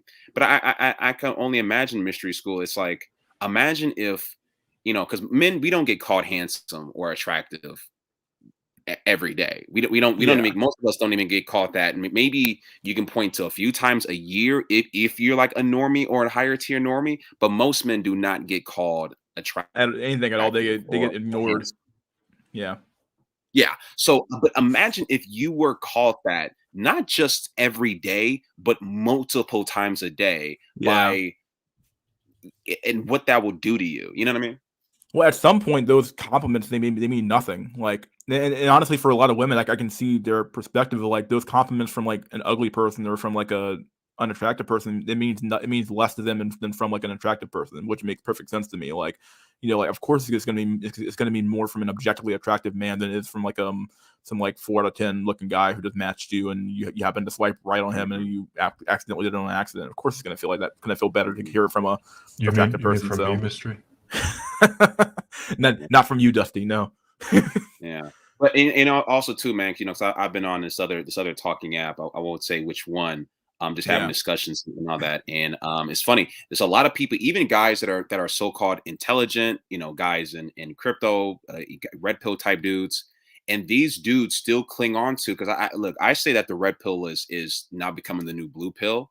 When we say shit like the wall, when we say shit like women, they lose their options, and once men become 30, they'll have 20-year-olds flocking after them. So it's a lot of this, and I have to tell men like, yo, your guys are operating under old school, Yep. old order thinking, and the Yeah. world, just like how the crypto market is changing rapidly, the Yep. dating market changes just as rapid. Yeah. The dating market's like it flipped in like a matter of like probably I say even less than that, like probably 5 to 10 years. It's a completely different market compared to what anybody born past like 19 or born before like 1991 is dealing an old fucking logic in my opinion. Like, yeah, you got dudes out here who we had this debate, and I'm like, yo, you guys are fucking in a parallel universe. These guys try to make it seem as though a 4 out of 10 guy with a quarter who's making $250,000. This was a scenario. And I was like, you guys are fucking insane. A 4 out of 10 guy who's making $250,000, he's dressed like it, versus a 10 out of 10 guy who's more or less dressed normal, maybe some J's and some jeans and shit. They try to make it seem as though the guy who's a 4 out of 10 in this day and age is better off than the 10 out of 10 guy when it comes to women. Yeah, he's better off financially, but he's not better off when it comes to the dating market at all. Like, be real here. Like that dude has zero. He's at best he's beta bucked. At worst he's nothing. He's literally fucking nothing to her at that point. Like the problem with wealth and having money at all that unless you're like displaying it in extravagant ways, no one can really tell unless like you're wearing like, you know, some like high end or driving a real extremely high end car or something like that. No one can really tell. But for looks though, you can immediately tell when someone's good looking and attractive, you know, objectively attractive. So it's right there in your face. But also, and I think we Waffles broke this down. But here's the thing: even if you you make that much money, right? It's like women, they have such a short attention span that they're not going to take the extra step to say, how much is this? Nope. They're not going to ask how much this man is worth, or even look into that, or even click, because your resume has already been binned. Like, and I think it was we Waffles broke it down. It's like she's already disqualified you and moving on to the next person already. And it happens in a matter of less than a second. Yeah. It's like very much like the way you brought up how like people are stuck in a different era. Like it's the same thing with the job market too as well, where it's like a boomer will tell you, "Hey man, just shake hands and walk into the place and off." It's like that's not how fucking life works anymore. No, absolutely. I mean, these guys, shit, dude. Like we're in the fucking 20s now. Yeah, I mean these guys. It's like, and I was trying to tell them, I'm like, hey, you know what? If like, how are you going to tell me that looks that women aren't into looks like men are? And that looks is not the most important thing that you know, money or game is or whatever. But online is the number one way in which people meet now, and this is backed by data. This guy was bringing up how my friend was bringing up how you will, you know, 30-year-old, because the whole notion of what I was trying to tell them, the argument mystery was that I was trying to present was men need to stop talking about the wall, because the wall is, I didn't say the wall is cope, because, you know, I didn't want to like bring up this whole, you know, the whole cope thing, because it's going to lead back to the black pill. But I was just saying that men like to talk about the wall to make themselves feel better, when in actuality, a woman who is quote unquote hit the wall in her 30s is still better off than the average man in the 30 in his 30s. Far better. Yeah, off. like it's true. Like, not, and let's bring up the wealth thing again. The wealth thing is like it means nothing to a woman now, because women now make their own money too. Like a lot of these women have like master's degrees, PhD, especially in my area, they have master's degrees and PhDs. They're fucking working on their fucking next fucking degree or some shit. They're making fucking like 80, 90, 100K a year. And it's like, okay, like at that point, money becomes less of a factor for them. They're traveling, they're doing everything that they want to do. They're doing all that before you even like come into the picture. So like when you walk up and say, "Oh, I'm going to take you out somewhere," it's like, okay, I've already been there before. I don't care about that. Oh, you know, absolutely. And these women are traveling at 18, 19. These women have already been around the world before they reach the age of 25. Most men are not traveling. Most men are pretty practical. I haven't traveled that much. I mean, I would like to. I'm just not really in a rush to, because when women travel, it's different, because when men travel, we have to pay for everything, right? Yeah. We have to pay for where we're staying. We have to pay for everything, and we're not necessarily safe. Whereas when women travel, especially if you're a young woman, the world is going to open up for you. You can travel and meet some fucking guy, and he can provide for your whole damn stay for the rest of the week. If you know what I'm saying, like, so women, they are incentivized to do that, especially early on. But yeah, I mean, it's crazy out here, man. It's getting worse. Yeah, it's definitely I don't know, like the whole I say this about the market in general, like the market of like economic market, but the market makes 0 sense right now, and the dating market makes even less sense to me. Yeah. Everything's inflated out the ass. The women aren't extremely inflated. Men are extremely deflated, and it's like, okay, what the fuck do you do with this market? Like, there's no fucking way to like parse these two assets basically. Like, you have men who are trying to buy women, you know, men being demand, women being supply. And if like the supply of women is like dwindling and the demand for it couldn't be higher, and it's like, okay, what the fuck do you do with that fucking goddamn situation, dude? Oh my god, like it's an insane market right now, and it's like, what do you do? Yeah, and what's the solution? But the funny thing is, man, is that a lot of these red pill guys, and it's funny, it's so funny, man, because like, you know, back when I was like, I know that we were all in the or most of us were in the red pill and believing in that before we kind of crossed over. But it's so funny how these guys, it's like when you take a step back and you look at these red pill guys and the stuff that they be, you know, talking about and saying with the whole wall and you know, oh yeah, men in their 30s, and you know, like their value raises and blah blah blah. It's like, it's so funny because you begin to understand that, damn, these motherfuckers are maybe not as delusional as the women, but they're kind of halfway as delusional as the women as well. I can't really fault them because like if they're old heads, like I can't really fault them but so much because like they're only going off the information that they have. Like it's like a boomer telling you some advice, right. and it's like, okay, I don't mind getting the advice. I understand what you're talking about. Like I understand that you grew up in an era where like you could just walk into a job, shake the manager's hand, and say, "Hey, buddy, can I get a job?" And they said, "Yeah, okay, sure, buddy." I understand that. Like like I feel like it's appropriate to take people kind of where they are, but you have to definitely inform the old head, saying like, "Hey, dude, yeah, you can't give out this advice anymore. It does not work. The world but since the the issue internet, is, the world since the internet has been moving so fucking fast that it's moving faster than people yeah, can even fucking adjust. Like people can't even adjust anymore to right. like make themselves oriented to the correct place it's supposed to be. So, but my issue with here's my issue with and these, I'm not even talking about boomers. I'm talking about guys in their 30s and like Gen even, Xers or higher, lower than that. yeah, and even in their 20s, Oh, because early millennials. Okay, like yeah, okay, that's what you mean. Okay, it's especially black people, because black men, it's like black men, they annoy me because it seems as though if according to every black man, every black man is getting pussy. But if everybody's getting pussy, then how is getting pussy impressive? So you got these same people who are making it seem as though getting pussy is impressive, but everybody's getting it, right? But what I was gonna say is just that, like, it's annoying because when you bring up the hard facts, the hard data, you bring up the sexlessness, you bring up hyper, like, we have these certain points that these black people talk, data points, and they always revert back to, oh, it's that these incels, they must be this or they must be that. Like, it's all these kind of ad hominems, and it's a real, and I think it's somebody who broke this down. Shit, what's the other guy, the incel manics guy, First, I believe is his name. yeah, First, yeah. Yeah, he talks about this often, and I brought this up in a conversation. I'm like, hey, you know what? We love to talk about how excess. How you doing, Drolix? We love to talk about how excess women and excess single women is, and nah, like, women gonna die alone. It's like, but they cope better with being alone than we do, you fucking jackass. you know? Yeah, I don't know. Like the whole coping about being alone thing. I feel like the copes are different between men and women. Women just have more outlets in which they can actually use to get social interaction than men do. Like men end up losing, they lose a lot of their friends as they get older, which is probably what causes a lot of the Right. emotional distress. Whereas women, they tend to keep their social circles longer. Men are just fucking fucked when it comes to getting old. Like we lose our friends. If we don't have a wife, if we don't have kids or a wife, we don't really have any human connection to this world. So we're kind of just like walking aimlessly through the world, and then we die. And it's like we die alone in our fucking apartment somewhere, getting eaten by our cat or dogs and shit. So we are pretty fucked, yeah. Yeah. The point I'm trying to make is that, like, a lot of men revel in, especially in these red pill spaces, to talk about women. Oh, talking about that, like laughing at women for being alone, being cat like lady or something like that. Yeah, alone, like I don't know, like that's. I'm not But saying, like, I think somebody here brought up a point about somebody said the wall. Well, someone said the wall does exist on a biological level. Yeah, I can probably agree. of course. On that level, yeah.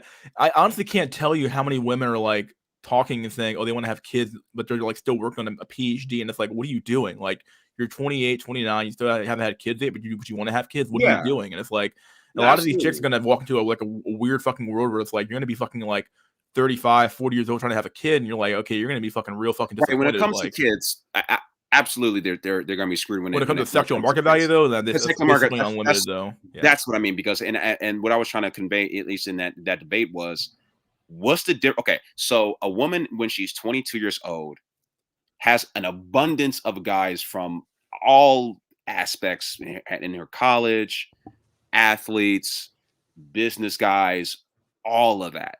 But she still wants that top 2% guy, whatever the fuck he is, whether he plays for the goddamn the Raiders or he whatever. Like, she still wants that guy, that Chad or Tyrone, to commit to her out of all these guys who she's fucking with, right? Yeah. My question is, what's the difference? Because, mind you, there's a whole bunch of guys who are willing to commit to her. She just doesn't want them. What's the difference? And I know there's a difference, but like, what's the big difference between her at 23 and having that same and having that mentality versus her at 33? Because at 33, she still has a bunch of guys who are willing to commit to her, and these guys don't make bad money. Some of these guys make really good money, but she wants that specific type of guy. So it's kind of like their situation really hasn't changed that much from 23 to 33.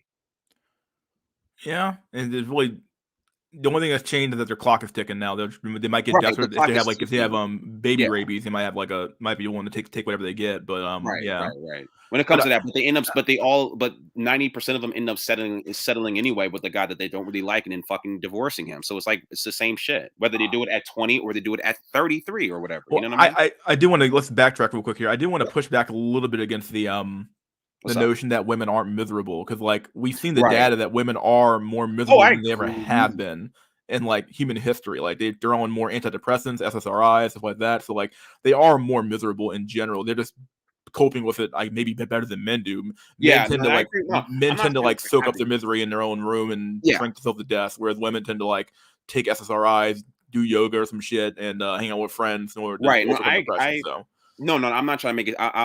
If I try to make it seem that way, no, I'm not saying that they're not miserable. They are, but they just like men have their copes, women have their copes, and women are able to, at the very least, hell, they might be lonely, but they will never be alone, ever. yeah, sure, They'll I can never agree be with that. alone, right? And they will always have the option. Women will always have the option to be either in a sexual relationship or in a maybe not always a relationship, but they will always have the option of having men around them who can at least give them some temporary affection. Validation, yeah. Exactly. Men, the vast majority of men don't have that.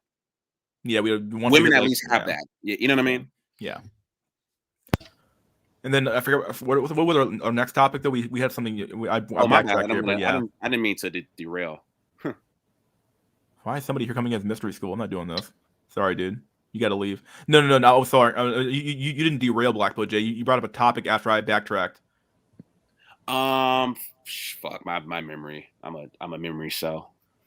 God, you said what were we on? You remember Drolix? Were you paying attention? Some good points were definitely. We were going back and forth, and I backtracked to the depression part. I got a topic. Oh, go ahead, Dusty. Oh, right, I thought it was I thought it was about like, the facade that women are like, happy or whatever, but in reality they are actually miserable AF. No, Oh, there was something in which I mentioned before. There's something that Blackpool J went to, and then he was talking with another group of people, and then he's telling me his debate he was having with them about these old heads, basically, who can't fucking see reality. Some of them were. But here's my thing. Some of them were younger than me, and wow. With this idea of, well, the reason why these guys are incels are because they're not what do you say? Because they're not likable. But I'm like, or they're not good people. But I'm like, well, wait a minute, but there's plenty of unlikable, horrible people who get the most box or who get the most pussy. Matter of fact, the more terrible and shitty you are as a person, more than likely the more box you or more pussy or vagina, whatever you're gonna get.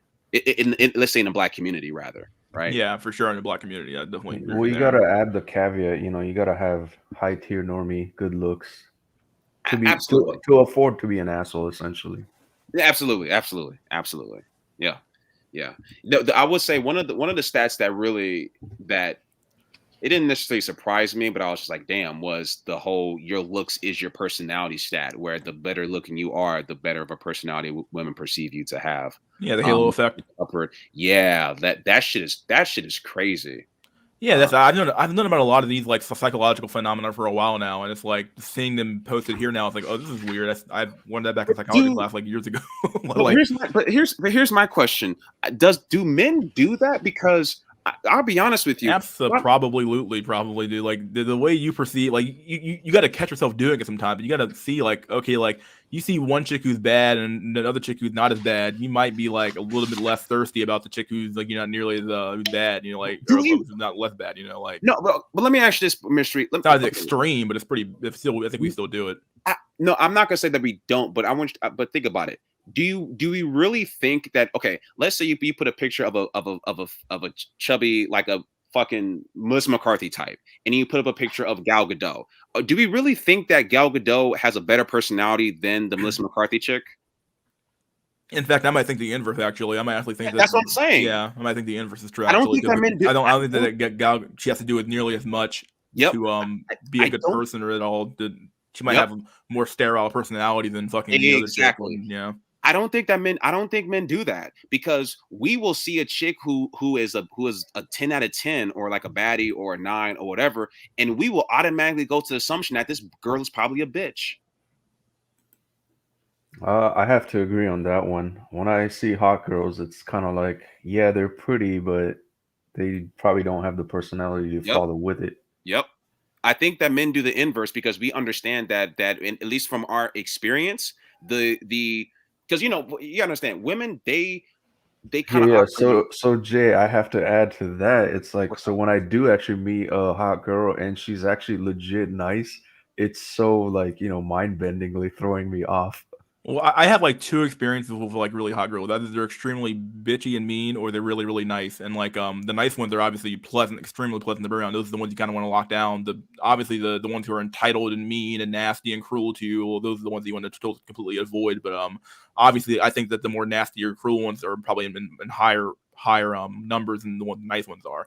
So Yo, I'll tell you this though, like, because when I was at uni, there was this really fucking hot chick. She was a ginger though, but that shit doesn't matter for girls. And fuck, she had so many beta male orbiters. Like, I was not simping for her or anything. Dude, turns out like we ended up in the same company interning. So I had a lot more opportunity to like legit talk to her and everything. She was actually like a really decent human being. Like, you know what I mean? She's not like stuck up, spoiled, all that's this the thing, stuff. though. It's easy to be decent and good when you've always had decentness and goodness towards you yourself. Like when you kind of reflect what you've been shown to some extent. So Yeah. yeah, So she probably lived the easy life. Everyone's treating her like, she's like God's gift to mankind. exactly.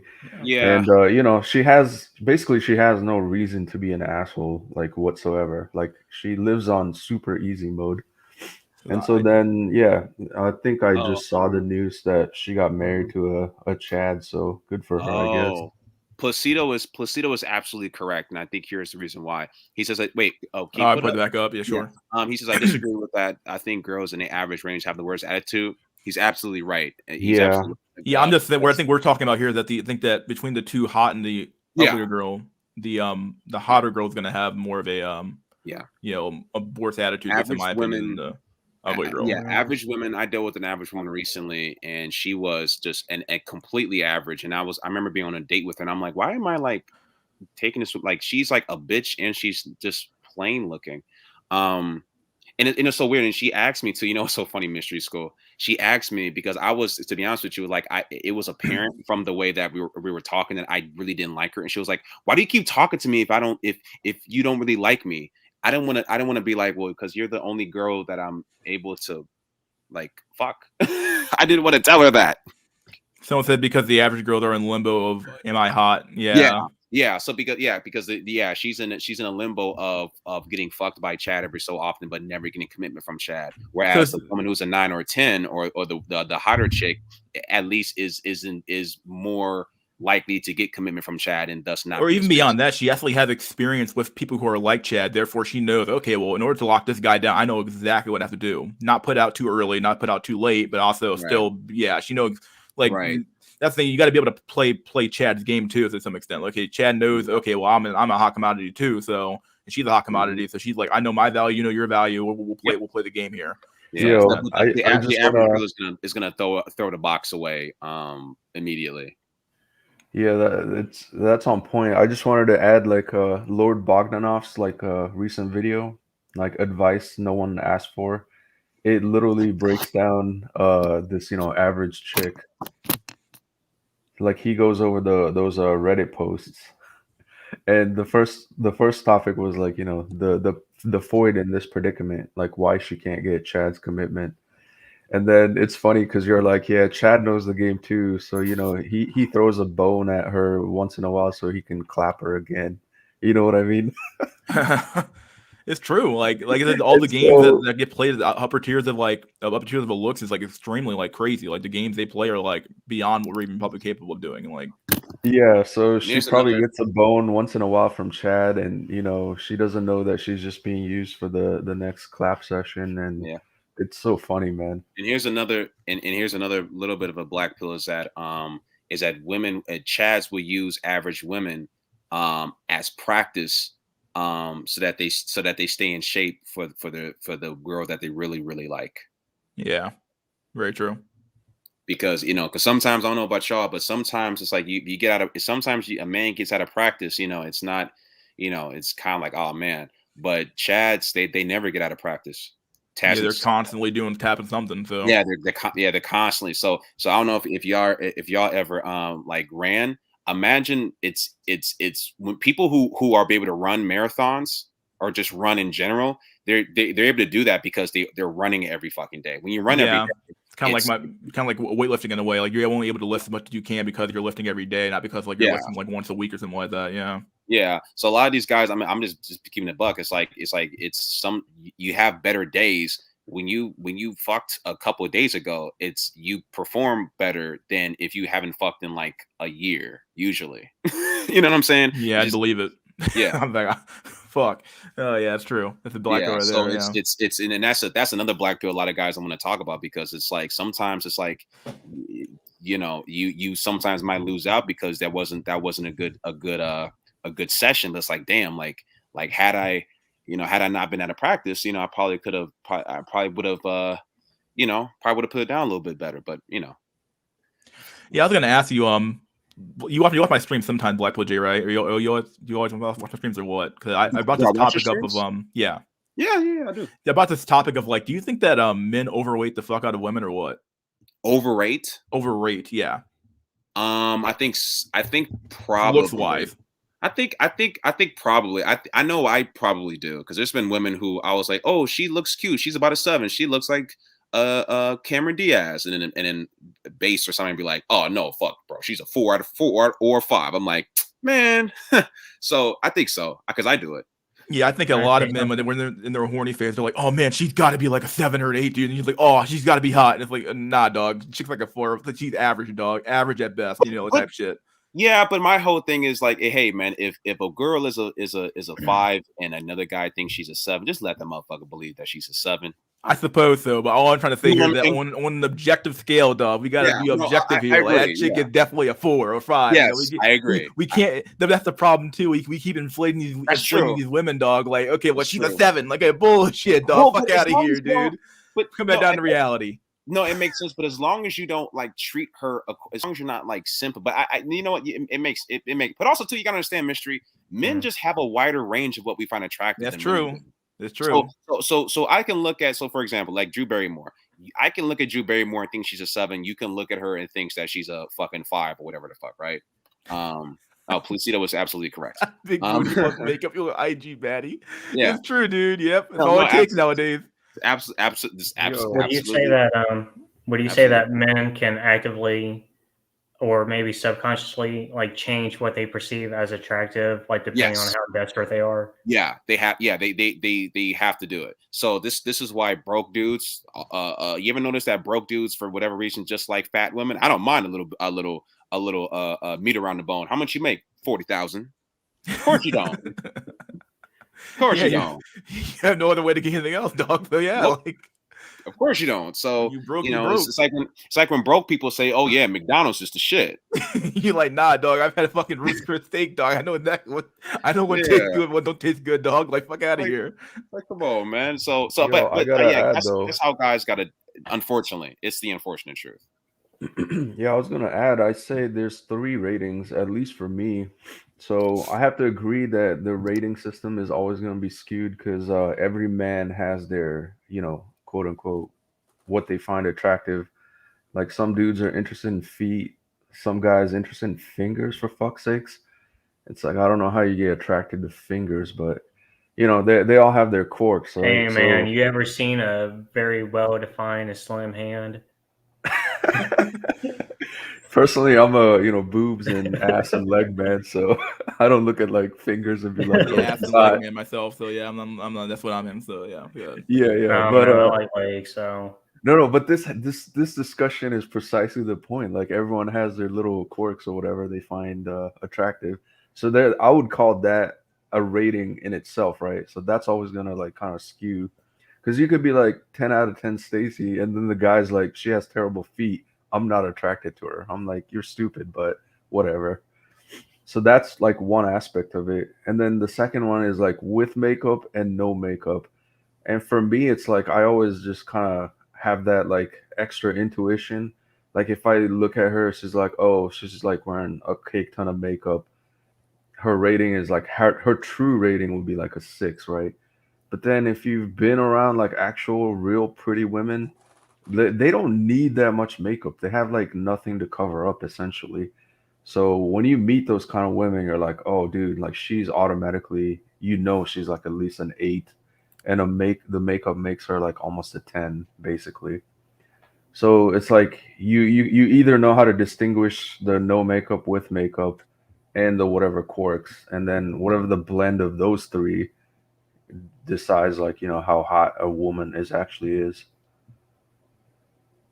Yeah, I can agree with that, with the makeup thing especially. Like, you got to be able to tell, like, okay, like, this chick just caked up something, or she legit look that way. And it's like, okay, like being able to figure that stuff out is really important for like a looks rating for sure, for a woman especially. Women have so many ways of hiding their imperfections and stuff like that, where it's like not even fair. I heard, yeah, even a horror story from like a coworker's friend of a coworker or something. He said he was on a date with this girl. He thought he was gonna, land the plane, and so he went all the way, and she had one of those like body suits that help slim her down. You know what I mean? Oh no. Yeah, and so it's like. Fucking goddamn fucking Pillsbury fucking biscuits popped over, and he's like, fuck me, dude. And she was adamant, like, turn the lights down and, keep the room dark and whatever. But dude, landing the plane sounds like 9/11 was an inside job. He heard that sound when the fucking biscuits pop over when the moment you fucking. Yeah, so whatever those things are called, like what's it called, the shapewear? What they call it? I think it's called shapewear. Yeah, shapewear. Oh my god, dude, that's some rough shit right there. You fucking go, you're like, oh man, I'm about to tap this bad, and you're like, oh my god, you're looking around like, fuck me, dude. So he was like, earlier when I was like hugging her and holding her, she felt like slim and nice, and then like in the sack, it was just all blubbery. Oh no, he still hit it though, right? Yeah, I think he. Well, there you go. It. Hey man, something in the chat.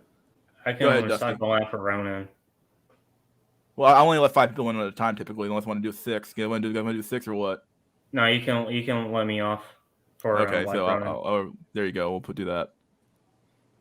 Yeah, I don't mind. Listen, man, I don't mind a big girl. Dude, don't come on. I don't do people on the mic like that, dude. Just don't. Like, why do you do this stuff for yourself? Like, here we go. Dude. Jesus Christ! You know what I gotta say, man.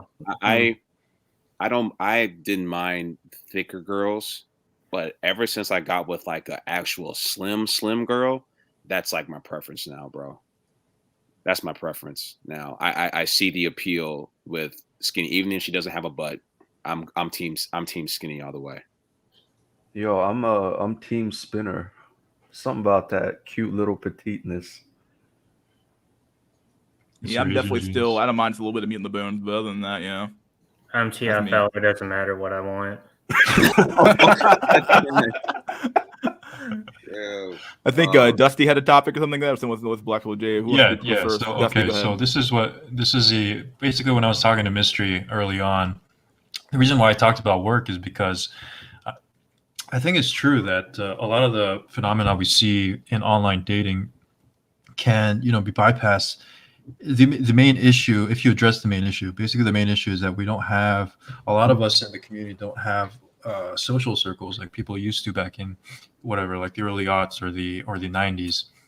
We don't have people that we regularly form a deeper connection with, male or female. And I think this is part of a greater trend in society towards greater isolation. Of course, technology, specifically dating apps, has a lot to do with it, but I think it's a trend that began earlier on before we got around to smartphones.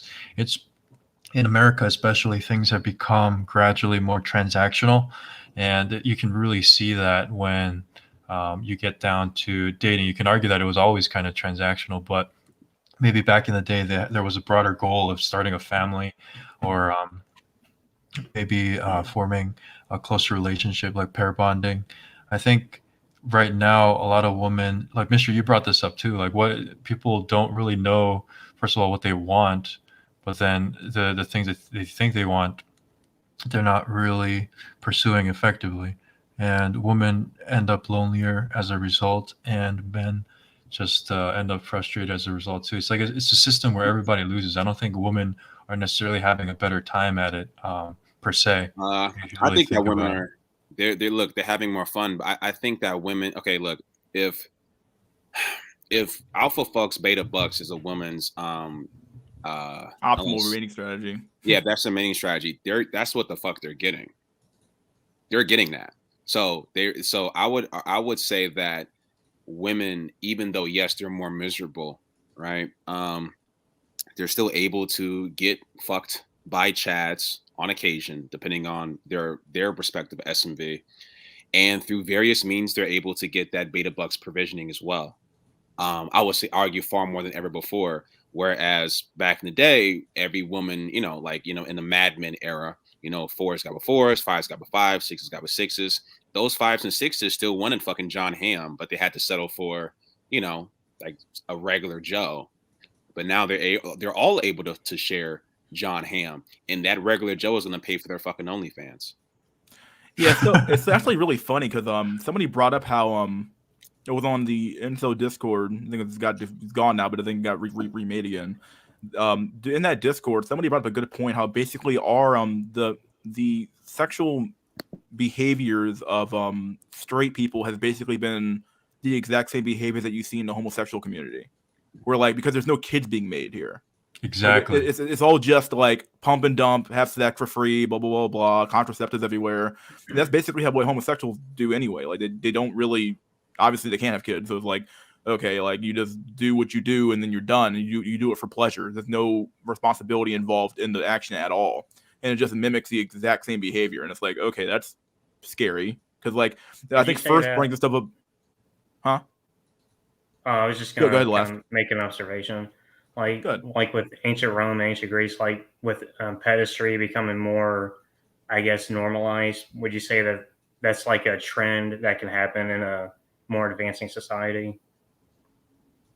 In a more advanced society, you said? Or advancing society? Um, Like as society like advances and progresses, like family units no longer become a needed well, thing, and so I think that you can we're see, entering into what you could call like a pseudo sexual dark age in a way. Like I think when you start reaching levels of like a levels like this where you start doing hedonistic shit, that's when you see like a decadence. The age of a decadence is what we're kind of going through right now. And it's like when you have such a decadent age and shit like this, shit is crazy and no one has any responsibilities. People are just doing things for pleasure. Well, yeah, this is a sign of a civilization in a collapse. Like not really like a proverbial Babylon. yeah.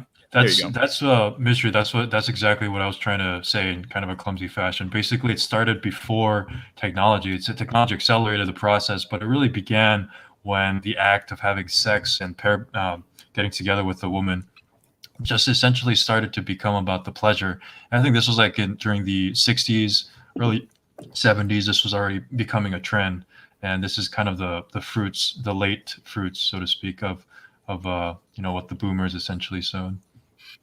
Yeah, I can agree with that one. I think every civilization tends to start to collapse once, quote unquote, the women are free and liberated. Not even that's the we blame women here a lot, but really in reality, it's like who freed them, and it was really men because men gave them the right to vote. Yeah, men gave them the right to vote. Men gave them this, men gave them that. Like men just kept kowtowing and giving in and giving in and giving in and giving in and giving in. It's like okay, well this is what happened. It's not even that the men wanted the easy sex as well. It's basically it's both parties at fault, and I think there's no way. I mean, it would have been hard to predict where it would have led back then, but I don't know. It just seems like. I guess the whole time. Fine. Now I was gonna say real quick. I mean, I think if they had their, they didn't have the red pill back in the '60s. So yeah, it's like they let the Pandora's box out and they didn't know what the implications were. But I was gonna say real quick. I think, look, bro, when if you have, I'm gonna take it a step further, but when you have women whose requirements include a man having a giant dick. That's Yep. that's one of women's standards. Like I saw a post, and I should share it to you, Mystery School, where a woman was a post where it was like, if a man watches anime, if he's a rapper, Yeah, I've seen if it before. yeah, I feel like I've it's seen like them before. if his dick is 6-7 inches or less, or whatever the hell. And I promise you, Mystery, I was talking to a woman who claims to be a virgin. Let's just put it that way. But Yeah, you know, claims. let's just say for the sake of this conversation, she mostly is, right? Yeah. And she told me, and I was just talking to her and asking her questions about this shit. And I was like, okay, so you have sex with your man on his wedding day, and he has like a regular sentient penis. Okay, you're gonna be good with that. And she basically, long story short, she basically told me, mind you, she claims, quote unquote, to be a virgin. She said she needs her man to have a big penis. Yeah, I already called Saving cap. yourself to Dude. be ravished by Chad. Like, I already called cap. Like, if you've never driven a car before, does it matter what car you drive? No, like, you're gonna try to learn how to drive in the first place. So it's like, oh, I need a Lamborghini for my first car to drive. Like, fuck off. Yeah, it's we live in insane times, and women as they get older, especially black women, but just women in general, they keep adding and adding and adding different criteria to their list of what they already want. This is why I encourage men to try to, if you're going to try to date a woman, obviously date younger, but even then you're still running the risk of like infidelity and a whole bunch of other shit anyway. And Chad's on campus fucking you. Yeah, the reality of that, I think that you're going to end up in a situation where it's like population decline. It's going to be what it's going to be, and you're going to have to either make it or you don't. At the end of the day, I mean, it sounds really dumb to say it like that, but it's true. Like, it's a system where it's like the game is rigged in such a way to where like you can't win. You really can't win. That's like one of the bigger black pills I have to accept, where it's like, okay, like if you get married, you're screwed. If you don't get married, okay, well, you end up alone and dying alone. Okay, like you end up with all these bad situations. It's like, okay, like where do I win at? Like, when do I win the game?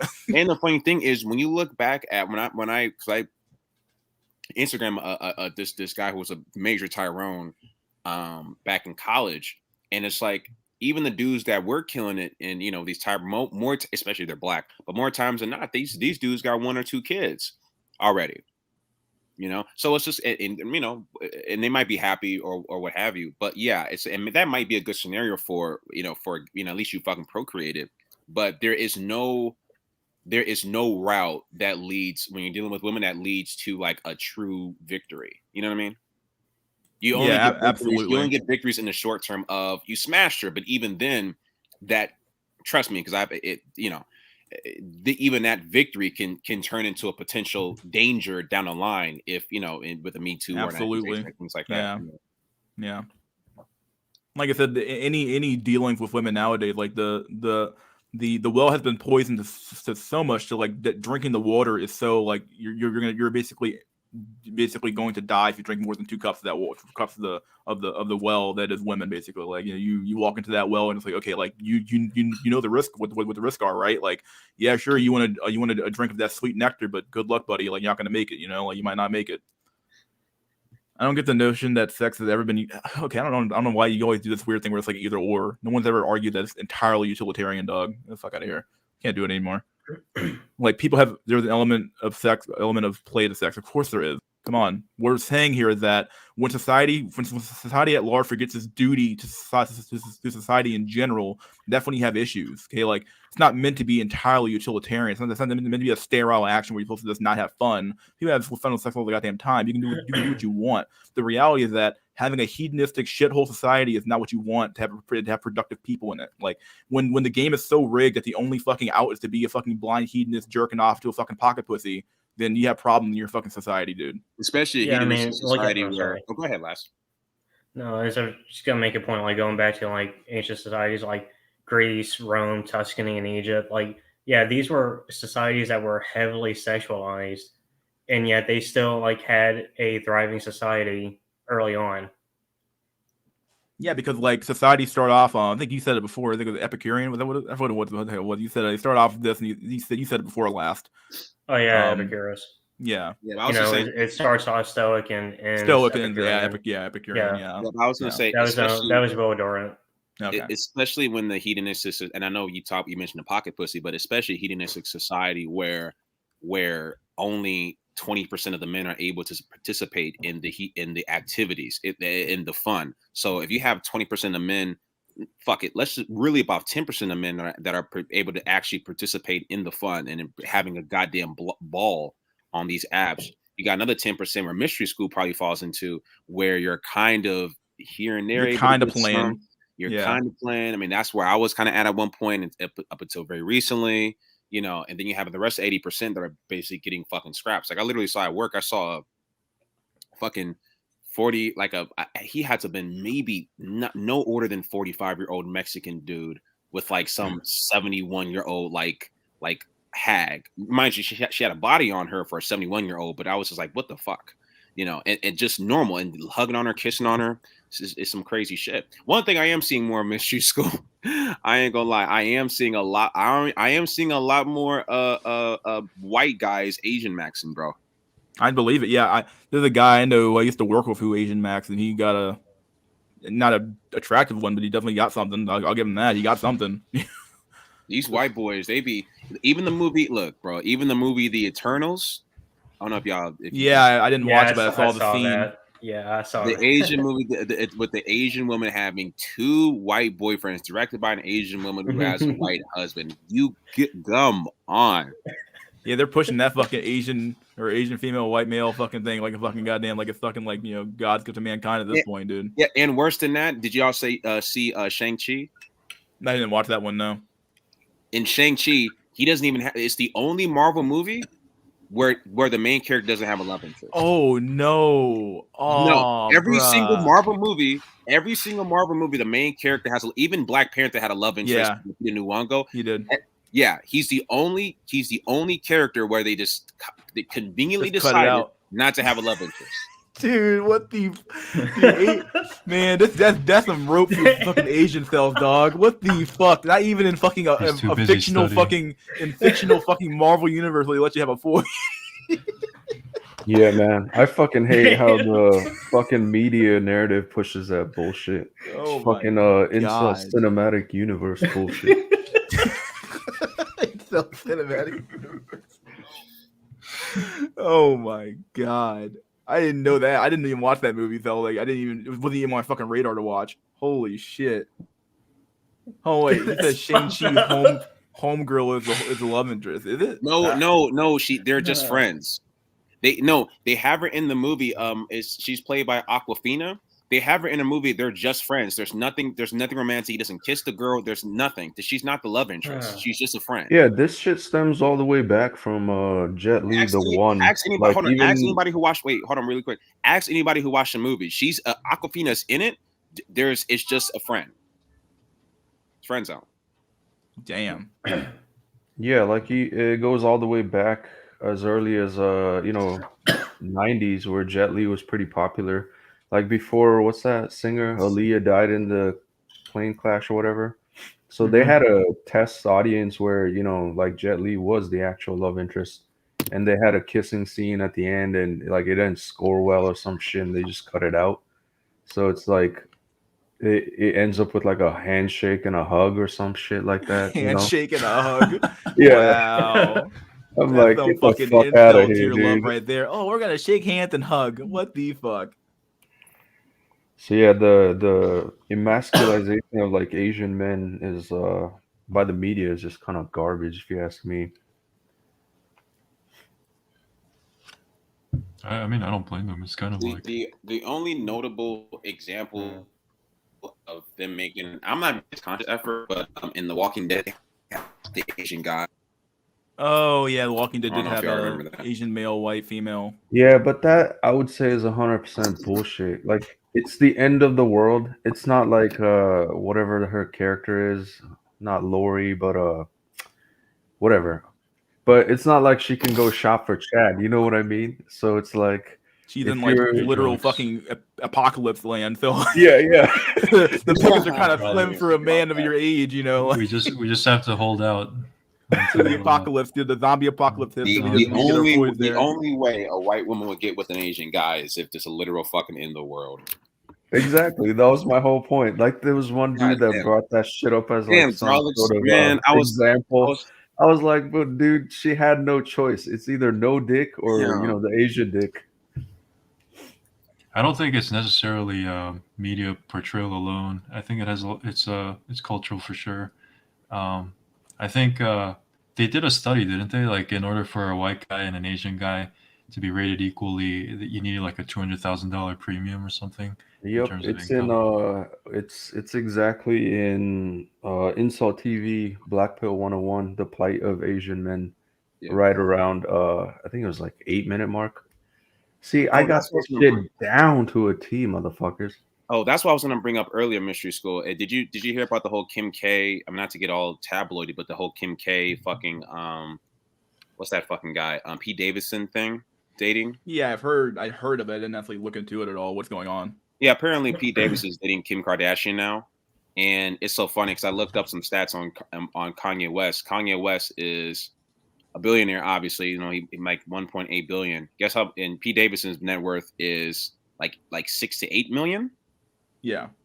And Pete Davidson's height, no, Pete Davidson's height is like 6'3", and Kanye West's height is like 5'8" or some shit. Wow. So it's just kind of, well, I mean, it's a little bit of a black pill, but it's kind of just like, you're black, strike one. Not tall, but you got $1 billion. But literally Pete Davidson is like crushing it, and he's 6'3".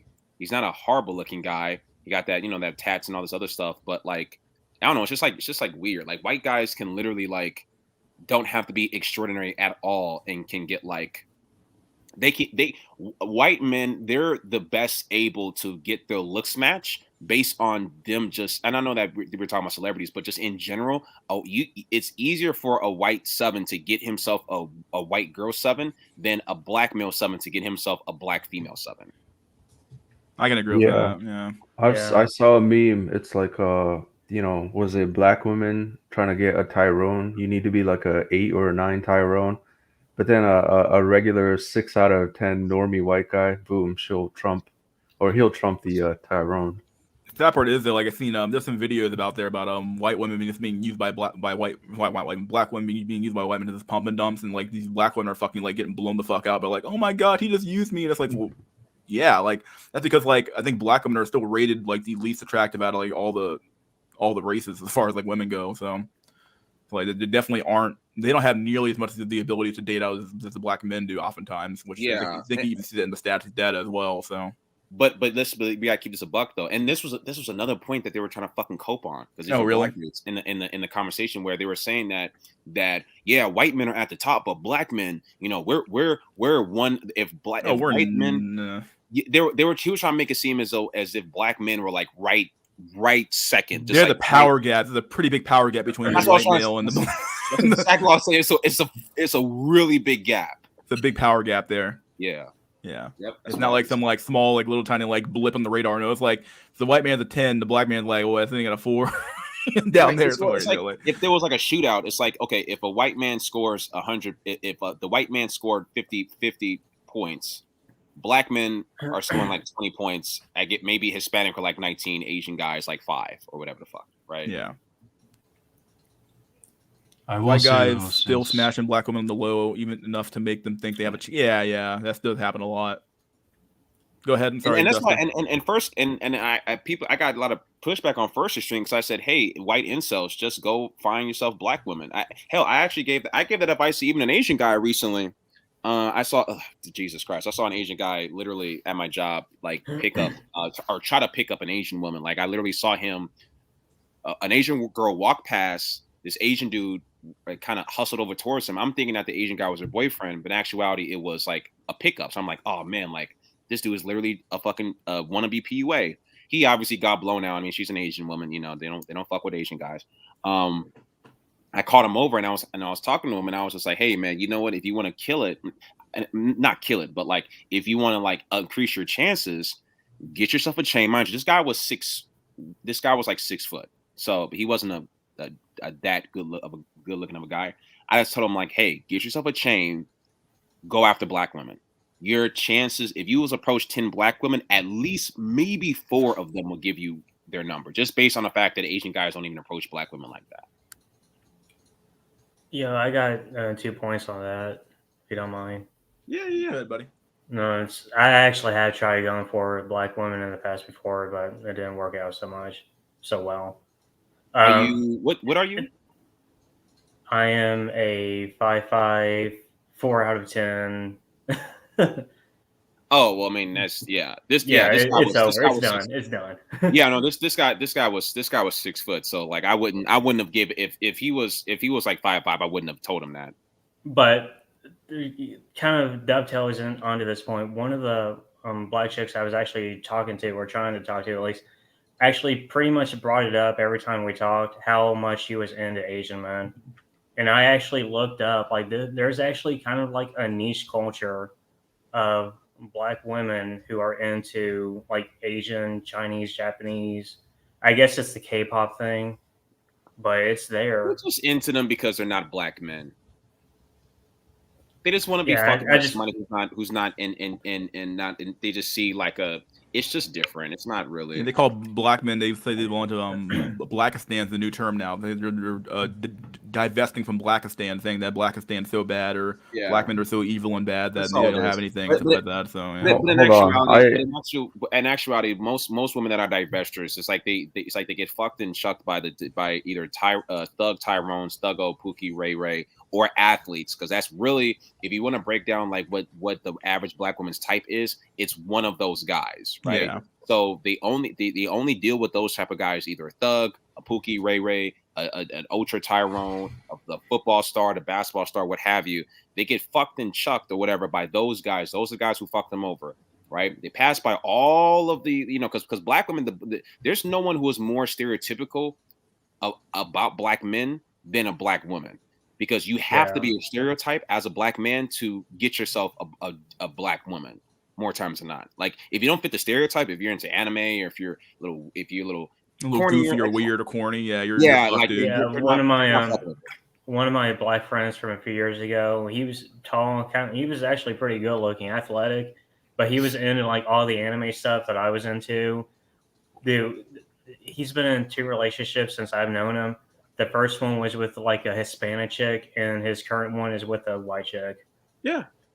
So these divestors, they'll get fucked over by those dudes, and then when they say, "Well, fuck it, we're gonna divest and go to white men," they'll date the type of white guy that they would have never dated that black version of. So they'll date the white guy who is into like something, who's into Star Wars, or the white guy who is more nerdy, or hell, they'll even date black women would date.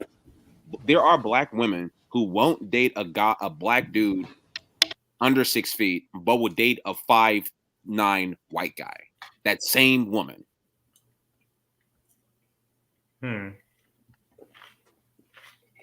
That same woman. Am I right or am I wrong? You're right, dude. I can't even argue with that shit, dude. It's true, dude.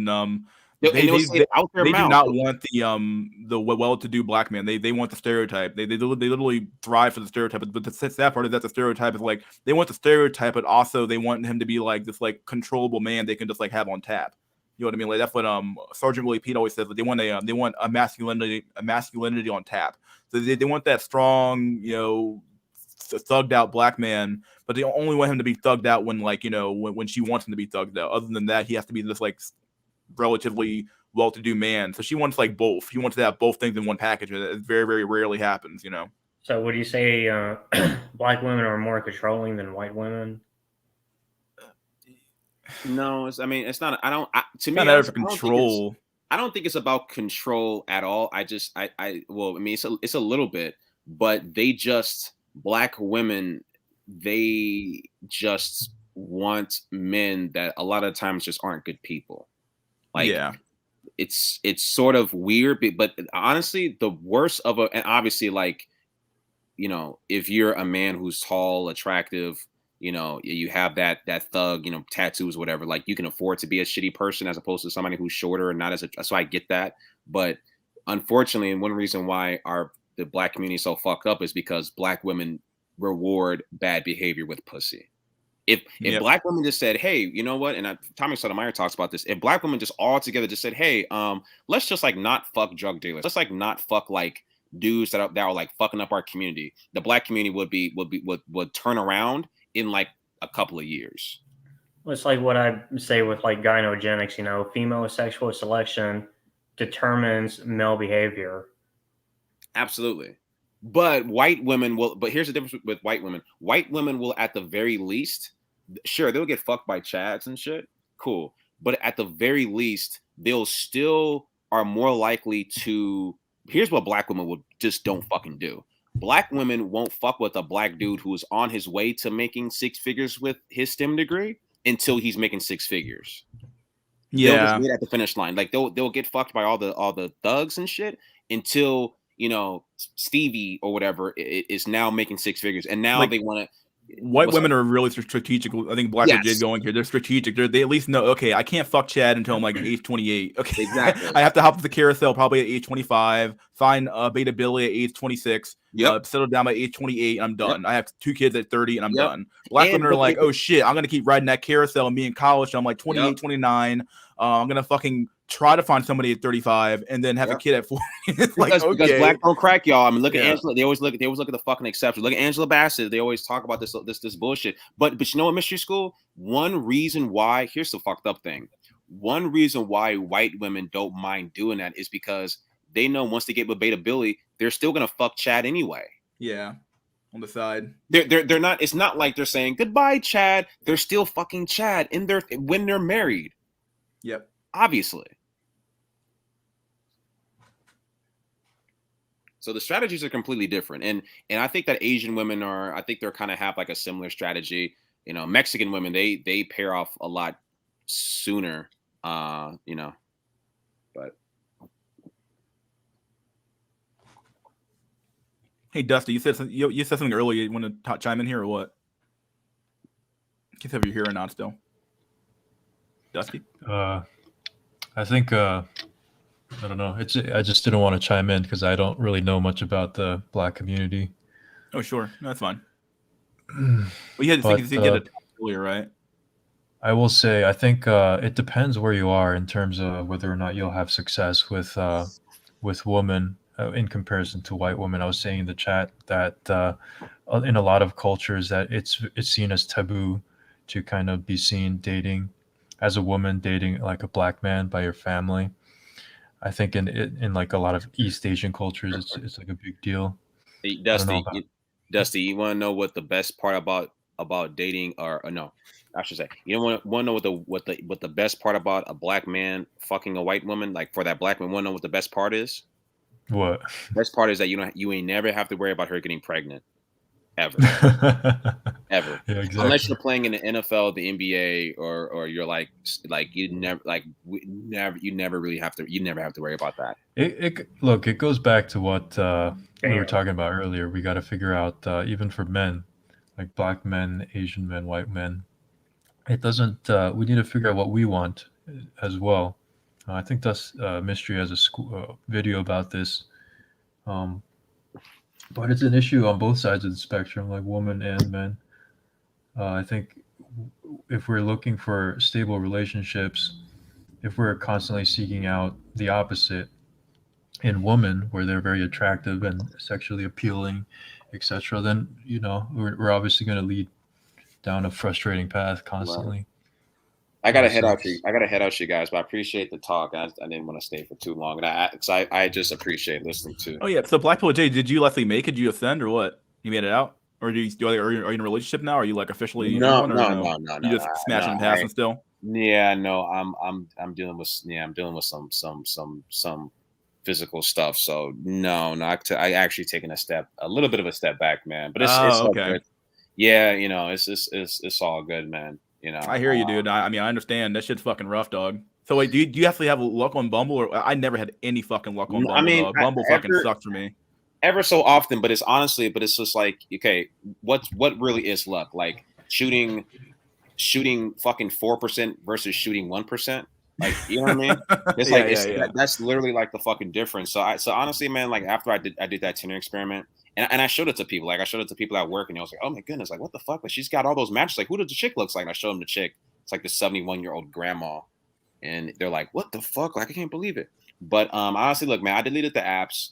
I'm probably going to do more so approaching in person and try to build that muscle up. And also, like with my career, just really focusing on that because honestly, man, it's like, and I've been uh, um, DMing a lot, and what I realized is like, what the fuck, like you're not gonna DMing isn't gonna do you any good unless you're chat. But if you're just like a normie, it's not gonna do you any good unless you got that blue check mark. You got to be somebody. Yeah, for You sure. have to be somebody. So my whole thing is like, you know what? Let me just focus on being that quote unquote somebody. And ultimately, man, it's like, and I know this might be some red pill shit, but I think men should just focus more so on not just making money, but what you believe that your purpose is. Because if you just focus on making money, hey, all great. But at the end of the day, there's a lot of fucking rich people who still blow their brains out. And then you wonder why the fuck they blow their brains out. They had so much they were successful. That's the problem. They were just successful, and like the problem is that people don't realize how much we need human interaction and the human companionship factor. And I don't know. I think that both women and men are discounting that fact, and we're gonna have they're gonna have a lot of mental illnesses in the future for sure. Yeah, we're a gonna lot have of people are gonna have depression and shit. And I keep trying to tell people, and it's like there will be just like how there's obviously going to be an economic collapse in the the near future, whatever. There's going to be some sort of collapse when it comes to because this incel problem is going to get to critical mass at some point, and we're going to start seeing more and more repercussions of it. I'm not saying like deletions necessarily, but we're going to be, but in some way, shape, or form, is going to manifest itself. Yeah. All right, buddy. I'll let you go. I need to get away. So cool. All right, buddy. Well, thanks for coming on, my dude. Yeah, good talking to you. Yeah, man.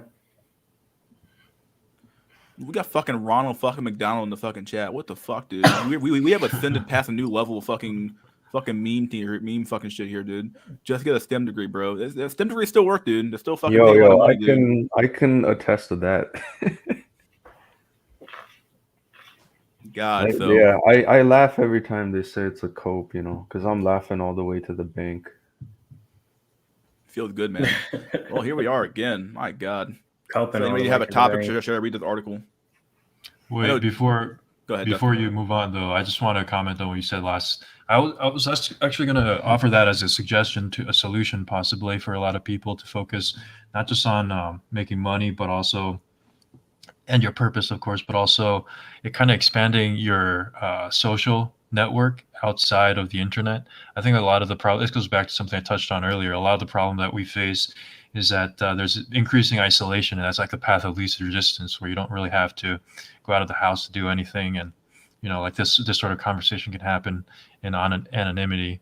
And I think instead of trying your hand at dating apps, I mean, not for you, but like for the average person, I think it's better to go out as much as possible. Like if you're in a work environment where people are inviting you to things, I would recommend going. I think on the last last stream, Incel stream, they were talking about how who was it? Was it Hell? He was talking about how you should go take every chance you can to like go to the grocery with a woman or something. Obviously that's the extreme, but I think there's something to it. Like the instead of there's a way, I think, when you expand your social network to a certain degree, you can increase the amount of women that you meet in real life, like a warm approach. Yeah, and I think if anything, that's probably a better route to try and go down instead of even looks maxing and all of this other stuff that can really maybe give you an edge a little bit on dating apps, but not so much in real life. So that would be kind of biggest problem is like where do you go to meet people nowadays though? I know there's certain apps like Meet or not what's it called meetups, like you can like have like you can find like something you're interested in and go to that. But the biggest issue like I have right now is that like the entire social infrastructure is gone. Like there is no social infrastructure at all. A lot of it's just like doesn't exist anymore, and you're kind of sitting here wondering like, okay, like where do you go to meet people? Like I know some people with the black community is still pretty big on church, so I could go to a black church, and just kind of go there and meet up people there, I guess. But like in reality, though, like there's so many places that are just like dilapidated and gone, and like the infrastructure is just not there for people to meet people anymore. You gotta have to know people who already have a social circle and somehow get into their social circle, or like you have like the online sphere. But like so much of Gen Z has been online that I don't know how these guys adjust to a new paradigm of like going back out in public again. Like, you know what I mean? Like How do you take a whole a generation of kids who grew up playing Xbox Live and being in a Discord chats and talking on forums, and then you make them and then you tell them, oh, by the way, go outside and make friends. Like what? They're gonna look at you like you're fucking crazy, dude. What No, is I outside? agree. I didn't mean to blame people. Oh no, I understand. Yeah. It's basically society's kind of pushed us. I guess it happened much more organically back in the day when you're, living maybe closer to other people. I don't know. You just saw people more often outside of work. Yeah, absolutely. Because it happened more organically because like there was just more place to meet people at, or rather, people had similar interests back then. The world was just smaller. This guy keeps showing his fucking belly on the fucking goddamn internal outlook. He's trying to kind of get in here and show his fucking belly like a fucking asshole. This definitely not. It's that guy who he's rating streams, showing his belly. So that definitely wasn't Ronan. That wasn't Ronan at all. Okay. That's why I kicked him off in the show. What the fuck? I don't know why he's doing this for. It's fucking weird. Doesn't StreamYard allow authentication? So it's I was gonna do that, but then people can't just join free. Like people like Last who don't have authentication with YouTube can't join. How do you do that? Oh, you just need to create your YouTube channel, and then like when they say create a channel, it's like you're not creating an actual like a video where you post and that. It's just setting up that account to be authenticated part of YouTube. Well, this guy's authenticated too. His name is Jay, which is like, okay, well then that's why he can somehow get around it too. But that's that part about it. So it's kind of annoying. It's an annoying thing I have to deal with now, I guess. Do you get to see the avatars? Like, yeah, I can see. I can see down to the bottom who's joining, who's trying to join. I can always know who's. Oh, by the way, mystery. That was me earlier. Yeah, I knew. Who is this guy? Then you change your name to Last. Okay, it has to be Last. I'm like, okay, I'm trying to avoid. I know who my regulars are now, and I know who's people who are new, and I'm very worried about bringing new people on, dude. I'm like, okay, like we're a fucking weird sphere we're in right now. So like, so many fucking autists and everything else going on here. It's fucking weird. That's why I thought you're about attracting an audience. Well, no, even in the chat, like I can tell that's fake Saffron Pill. Like, yeah, it's not Saffron Pill at all. Like that was him. Saffron Pill doesn't talk that way. Yeah, exactly. It's like low IQ troll. Let Billy guy on. Not showing. I'm not doing that shit, dude. Fuck, I'm not ruining my fucking stream with that crap. Fuck that crap. 83% is happy for Kyle. 16% are not. Oh, you guys are horrible. I posted a meme in the chat. Oh, really? We can transition to this topic for a little bit. Open a new. Let me copy link. Put it on Firefox. Firefox. Almost never use Chrome other than for this. Go to Twitter. Let's see. I'm not going to post it on there. I mean, I can see if I can load it without my computer exploding. Let me just save the image. I'll put it on. I'm going to save the image real quick, and then that way I don't have to worry about doing any weird desktop PC. You guys can't see any of this. Yeah, of course you can't.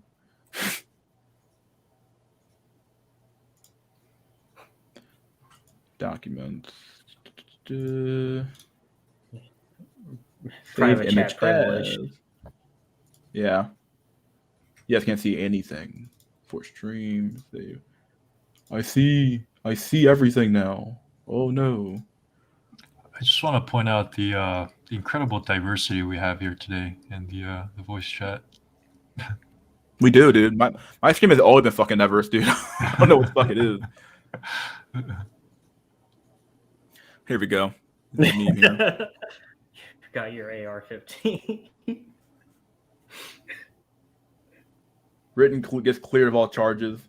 About to exit courtroom. Judge yells out from behind, "Hey kid!" Rittenhouse turns around. "You forgot this. Toss in his AR-15. Credits roll. I the tiger, please." Face, dude. He looks so satisfied. He's like, "Yes, good job." That's pretty good. Yeah, I'm pretty happy about the result, but I can't say. There was a moment where I doubted. I was like, was he going to get on the? Were they going to stick some sort of misdemeanor on him? But he was cleared of all charges. So yeah, the moment go ahead. No, I thought for sure he was going to get at least one charge, but no. The moment the judge said, "Hey, is it all one charge?" and he said, "Yeah," I was like, "Okay, this is all acquittals, then it has to be acquittals." Because like, there's no way they were going to convict him on the other. Like, the one person I was worried about was Rosenbaum, because Rosenbaum was the least, arguably the least. He was like he was chasing him, but he was the least like threatening. He didn't like physically touch his gun, but didn't physically touch him. The rest of those charges, though, were fucking bullshit to even bring up, dude. Like, the kick guy obviously assaulted him first. The skateboard guy obviously assaulted him first. And then the other guy, Grosskreutz, obviously pulled a gun on him. So it's like, okay, this is pretty obvious stuff here. The first guy, though, it's so arguable because, like, he does pull his gun on him first, or he runs up to him and then he pulls his gun out and he runs on him again. It was really weird. He doesn't run away. It's some weird shit there, but I'm glad he got acquitted. So I'm happy. I'll take it.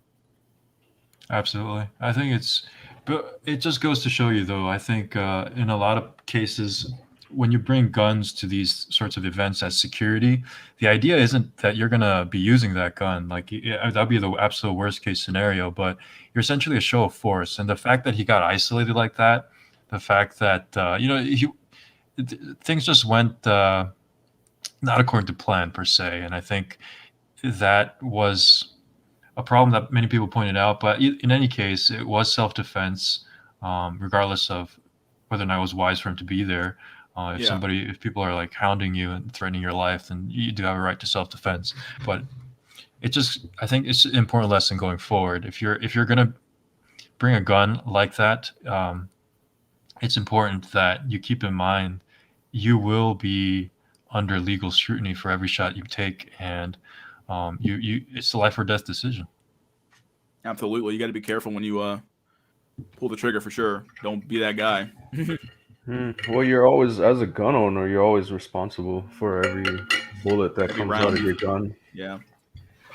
Yeah, but I think even Better Bachelor did a video, and he was like, "Oh, I've been blackpilled about the American court system." Like, he's using the term like a fucking noob, but yeah, it was kind of. He has a point, like, the amount of gross incompetency in this trial, supposedly on a high profile, it's like kind of disturbing, if you ask me.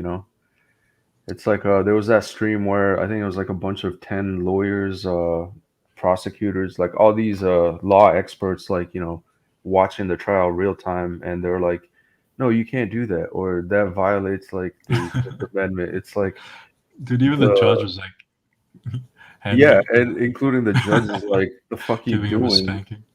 Yeah, so it's kind of alarming in the sense, like, what if you don't, if it's not televised? What if you don't have other people calling your bullshit out? It's like, think about all the people that are getting shafted. Well, just think, we live in a culture of the Twitter mob, Facebook and Twitter, the judge, jury, and executioner now. So it only makes sense that kind of mentality kind of seeps its way into like American courts.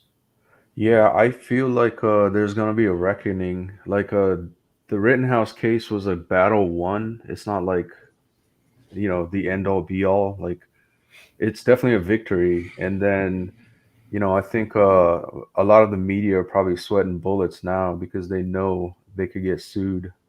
And what was that guy? The You other think guy? so? I don't know. No, yeah, What are you because talking about? the guy that was at the he got defamed by CNN, and he sued them, and they basically settled, but it was like he got 250 million for defamation. Yeah, and that guy is talking with Kyle Rittenhouse now. So I hope they fucking sue all these. You know what the fucking funniest leftist part of all media. this is? It's like, have you seen the media outlets calling this like basically they believe like the three quote unquote victims were actually African American.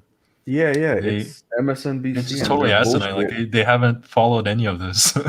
People saying that he, crossed state lines with a gun. I think that was just proven early on. Like, the gun was handed to him in Kenosha. And there were a lot of miscommunicate or like misinformation being played out. And De Blasio's quote. Did you guys see that one? De Blasio's tweet about how, let's see. I try to stay away from all that stuff. Yeah, I mean, I didn't like avidly watch the case, but to me, it's just like this was a open shut self-defense. Right. The And I only think it just- tragedy, I was gonna say, maybe I said it last stream. The only tragedy is, it wasn't 3 out of 3, but maybe the last guy that survived was for a purpose, so he can testify and make Kyle win. Somebody said, did you get to read this already or what? Can someone break down how he didn't get a gun charge across the state lines as a minor? Well, he didn't do that. That didn't even happen No, the gun was given to him in within, Wisconsin. yeah, within And he Wisconsin. didn't cross state lines with a gun. Don't even use the word cross the state line. It's not even illegal, dog. Okay, it's not illegal to cross state lines. Okay, it's just not with a gun. Okay, but that part didn't happen. By the way, it didn't happen. He didn't get charged for that because apparently the law is written in such a way to where you can actually have a long barrel gun as a 17-year-old and be perfectly fine. That's the way it happened. So, hope I wasn't being too aggressive there, but I'm so tired of hearing about fucking cross this fucking state line with that fucking gun. It's not even true. like Right. either you know the facts of the case or you don't. One of the two. I Yeah, think and the bullshit part was like I have a ER-15 on my own. It's like long barrels considered 16-inch or greater. right. And so it's like they even measured it in court, and the judge is like, "Oh, it's 16 or greater, case dismissed." Like, it shouldn't have even been brought up. Okay, so the way this gun works is that I'm gonna explain this real quick. Is that apparently it's his gun, but he had someone buy it for him. I think it was straw sales, what they call it. So he had an adult buy it for him to hold it for him until he turned 18, and then at that point they would do a sale after the fact to exchange the gun to put it in his name at that point.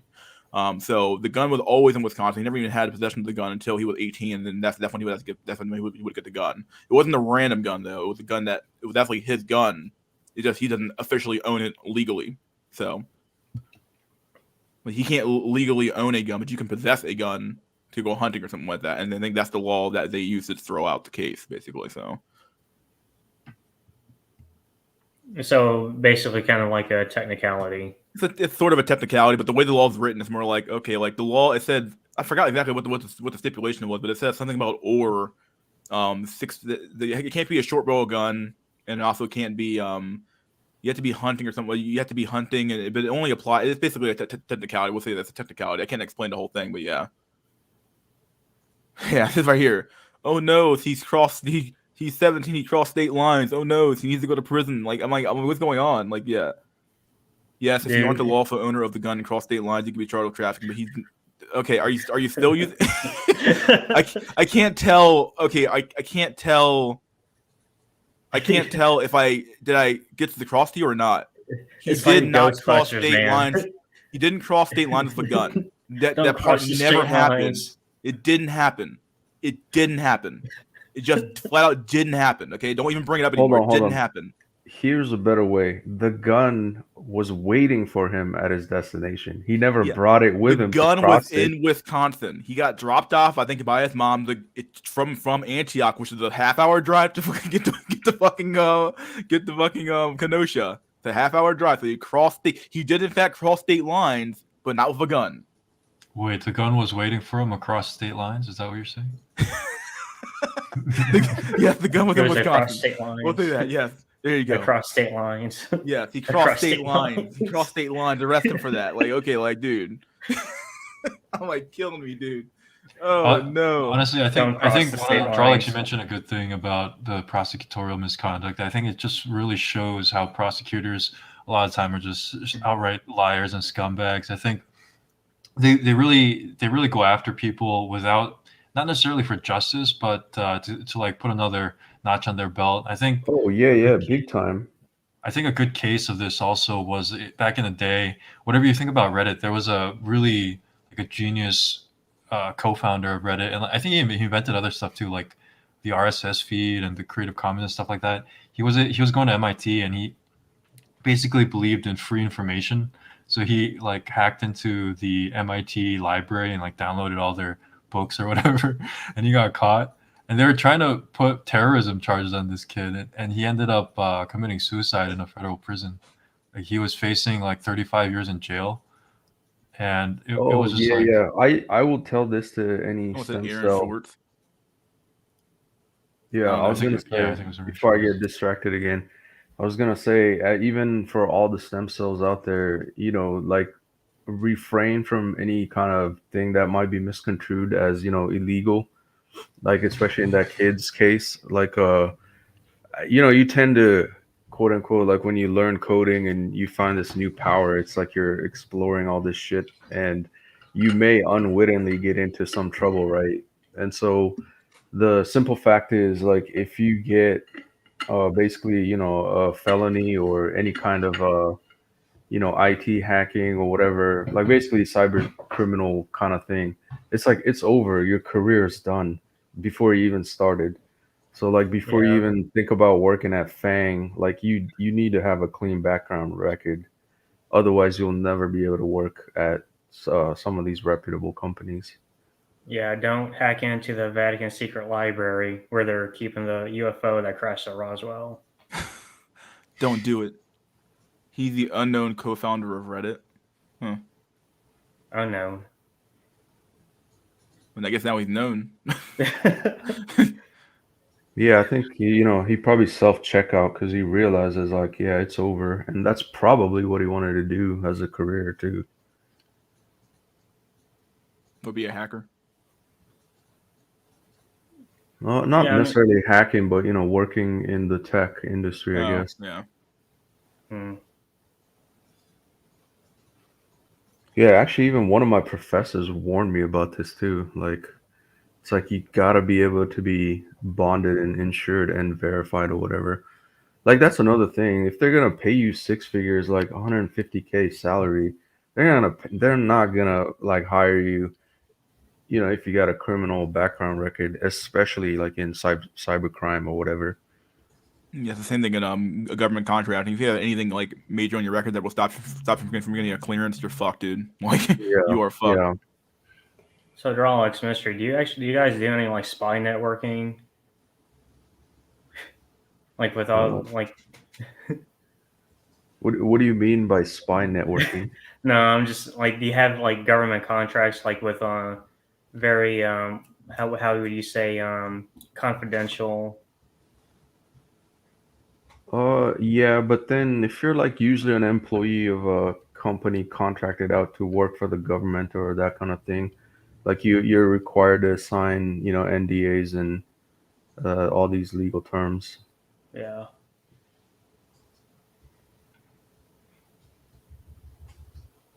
Let's do a poll here real quick. Is it illegal to cross? I'm gonna ask this question to the chat. I want to see what they say. State. I'm gonna say within the U.S. so people can't be like, "Oh, what is a state really?" What is a border? What is really a border, huh? What is that? We'll do this again. Fuck it. So let's see how much of my chat is pretending like you know facts. Someone handed it to him. Wow, so much detail you are throwing. What the fuck is going on with you? I don't understand what's going on. I don't know why you're getting so butthurt about this, dude. It's not that big a deal. Okay, like you didn't watch the case, you didn't know what's going on. It's cool, dude. Like if you don't know the case, dude, you're like any of these like dumb fuck lefties who are like, oh, he crossed state lines with a gun. It's like, okay, come on. Like that's like the basic stuff you should possibly know about this, dude. Like, that was like the big sticking point for a lot of these guys was like he crossed state lines. Like it never happened, dude. Someone said no. People saying yes. It's like, oh no. If I crossed state lines, I would go to jail, obviously. Obviously, dude. No, dude, it's a free country. You can travel across state lines fine. That's interesting. It's that was part of the debates about the Bill of Rights. People were initially saying that if you have a Bill of Rights specifying certain rights, then it's going to be assumed that every other right that they took for granted, like free movement, wouldn't be protected. So that was one of the arguments against the Bill of Rights. And if you think about it, I mean, I guess it's kind of true. Like travel is restricted. You need a license to be able to travel, like in a car, but instead of like a constitutional right. Yeah, sort of all this like weird mandate stuff is so weird because like how do you like it's not really a law, it's just a mandate that says you must do something. And how can the government say, I said it earlier, but how can the government say you're forced to do something when it's like put something in your body? It seems really weird. All of it's not. I mean, technically, none of it's constitutional. Like a constitutional powers are. I mean, the government's powers, at least the federal government, are specifically outlined in the Constitution.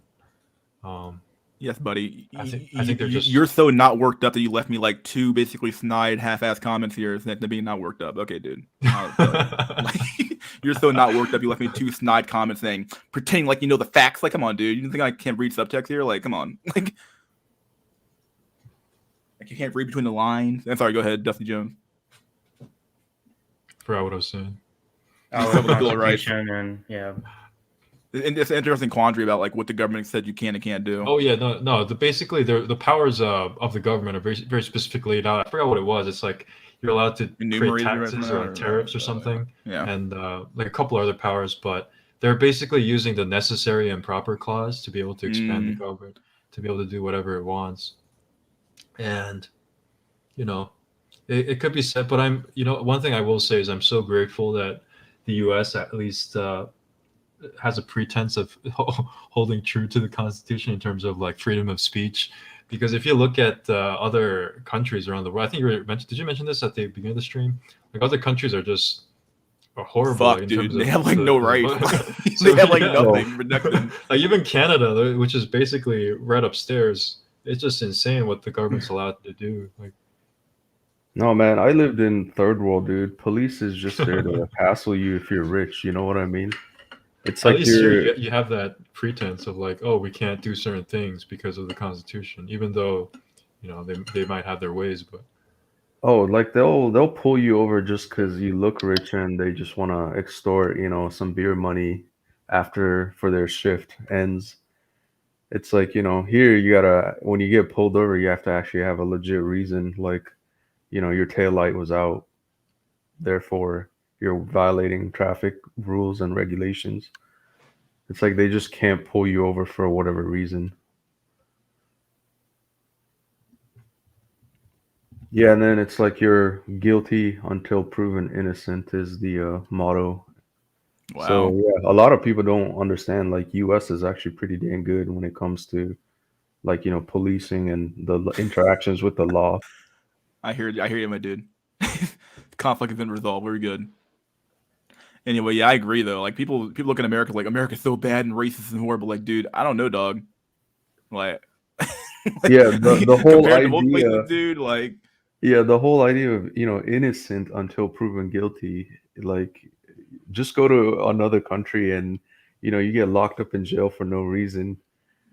You'll like be crying. We're not, not necessarily even just third world countries. Even in Japan, who was that? Like Nissan CEO or something that got locked in jail. There was literally no charge against him, and he was just in there while they were investigating the whole time, and they had to like sneak him out the back somehow. No, like there's some fucked up shit in Japan books too, and in the law, like they can hold you indefinitely in some cases. Exactly. Like in here it's like they have to charge you with a crime within 48 hours or they have to let you go.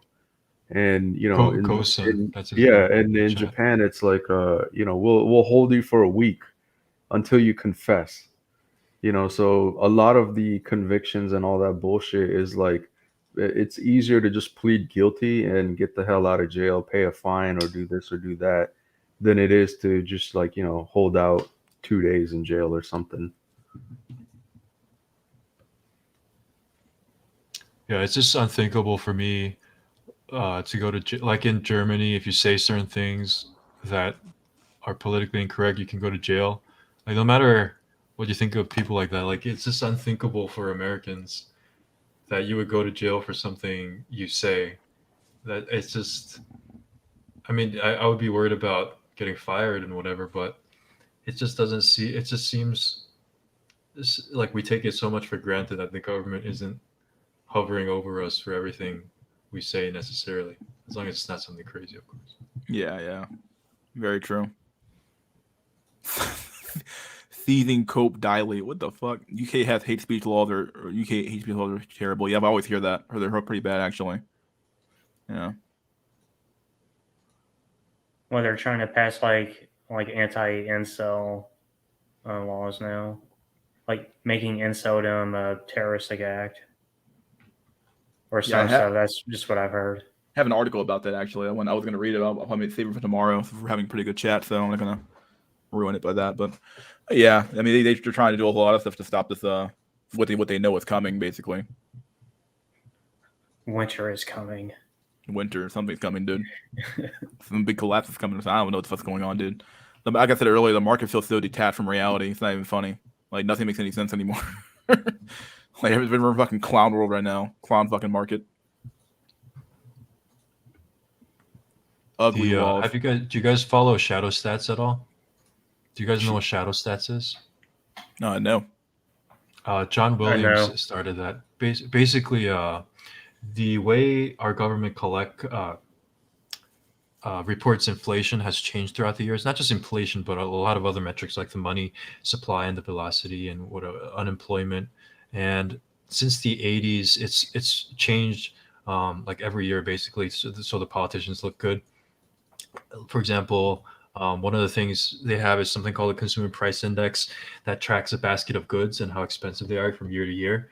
But they made it so that you could substitute items in there. So if like ground beef increased 20%, then you can substitute it for steak or whatever that increased only 11%, and your inflation becomes lower than it actually is. So the books are basically cooked right now. They're saying I think 6% inflation, headline inflation right now, something like that. But Shadow Stats, they track the original metrics of inflation, like that was used back in the 80s. And they put the unemployment rate at 25% right now. So if you count unemployment the way they did back in the 80s, it's 25%. And this is because right now they don't include people that stop looking for work. After 6 months of trying to look for work, they just take them out of the numbers. So at this point, I think we're 2 years now into the pandemic. A lot of people have stopped looking for work, and John Williams has it at 25%. Let's see what the inflation is right now. Probably like 12. Double what they probably said. I think if it was 6, probably 12. Have you guys noticed the inflation like firsthand right now? Absolutely, dude. I go to the store a lot. I go to the grocery store to buy something real quick for a meal or something like that, and it's like, oh my god! Like, I think I bought some like cheese and some random ass shit. I spent like $100 for that. I was like, seriously? I was like, this is it? I didn't buy that much stuff. Like, I can't believe how much money I spent on fucking random shit. Me personally, not really, but I usually just buy a bunch of bread and canned goods. No, even the canned goods are like pricey these days. I don't mean this as like an offense, Last, but like everything you say is just so depressing. No, dude, Last keeps it real. Keeps it real, dude. If I bring him on for you, fucking keeps it real, dude. There for like 2 months, I was eating nothing but beans and butter bread, man. Damn, dog. Tendies get inflated away or made smaller over. Inflation, aka inflation is the hidden tax. It really is. That's all it really is, the tax. I was getting groceries the other day, like I think last week, or maybe it was a week and a half ago. And sometimes you just gotta have that steak. And I was just like, yeah, I'm gonna get these premium round out or ribeye steaks, and it's like, fuck, it was 2 for like $60. I was like, holy shit. And so like normally my bill is probably less than 100, and then it was just like almost $200. I was like, what the fuck? And it's like, oh yeah, I bought those steaks because I really wanted the steaks, but I'm so glad I stocked up on steaks before things got really bad, because I bought like this like steak, not steak kit, but like somebody was selling steaks in my neighborhood, and I was like, I'll buy like a box. I bought like a box of steaks, and it was like way cheaper than buying from the store. I'm so glad I bought it early, because like I'd be dying right now. I still have like a bunch of them left. So yeah, you chose well, man. I'm just like, damn. I bought a turkey for Thanksgiving, obviously, and they're like, dude, it's still like $50 for a fucking turkey. I'm like, you out of your fucking mind? For a fucking turkey? They're usually like 25. 25, $30 for like the 30 max, like a 20-pound turkey or something like that. Yeah, shit's expensive. My dad, the company he works for, they give out like turkeys every year for Thanksgiving. Nice. And he said that this year the turkeys cost double what they cost last year. Yep. Hey, but remember, Joe Biden said we saved 16 cents. Oh yeah, fucking. Or they keep saying that the inflation is temporary and transient. It'll go away. It's like, yeah, bullshit. Think I fucking believe that crap or what? Oh, dude, the we're already consumer inflation on Shadow Stats is at 15, almost 15%. I So said, basically, I at know it that was right. rate, the prices will double in like a little under 5 years. So if it, I mean, hopefully it's transitory. Otherwise, we're in for some serious hard times, man. Yeah, Yeah, the and same inflation that happened in social marketplace is happening in real life too for your fucking food. the thing is, right, like all this collapse stuff doesn't happen overnight. So it's like a gradual increase. So we're complaining about steaks being $60. Like give it a year from now, maybe it'll be triple the price. It's like, hey, mystery, remember in 2021 it was like 60? Yeah. Oh, those were the days. Yeah. To go back to that, to the good old days, right? Like, yeah, family's going to have collection plates for Thanksgiving to get together. Consumer spending is at an all-time high, yeah, because everyone's spending more on the same goods. Yep, yeah, basically, yeah, probably.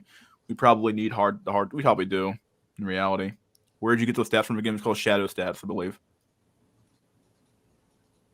You want to post a link to that in the private chat? And I'll Yeah, sure. I'll post it out to the real chat. Yeah, like It's literally shadowstats.com. yeah, even my friend, it's like we can afford it as code ourselves, but it's like why would you want to pay, so much money for what should be, at a regular price? And it just makes it really harder for the average person to, it's like, oh shit, now things cost like 30-40% more. It's basically you need to run faster. It's called the Red Queen syndrome. You run faster and faster to stay in the same place, and the standard of living is just going to decrease for everyone across the board. People in the elites, like 1% or whatever, will be isolated from all of this.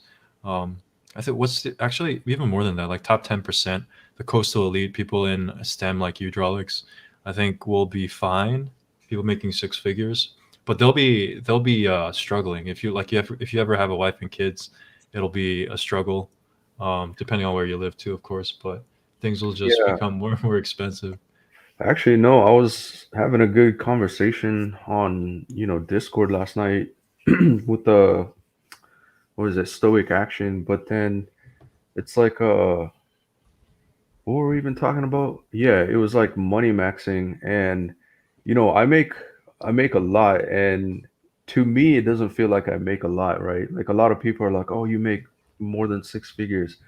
And considering how the economy is and how how everyone is struggling, including even the rich people, with all this inflation BS and the economy going to shit, it's like even if you make a lot of money, the perception is that yeah, you're a rich motherfucker, whatever, and yeah, maybe I make double, triple of what people actually make, and so if I'm making double or triple of what you make, it might seem like it's a lot, but in the greater scheme of things, it's actually not, right? So, like, I'll give you an example. It's like if you made like 10K a month, uh, as gross, right? That's just only like 10K in figure, and then now take away like 15-20% tax, depending on where you end up in the tax bracket. Your net is gonna be like 8K, maybe 7.5K.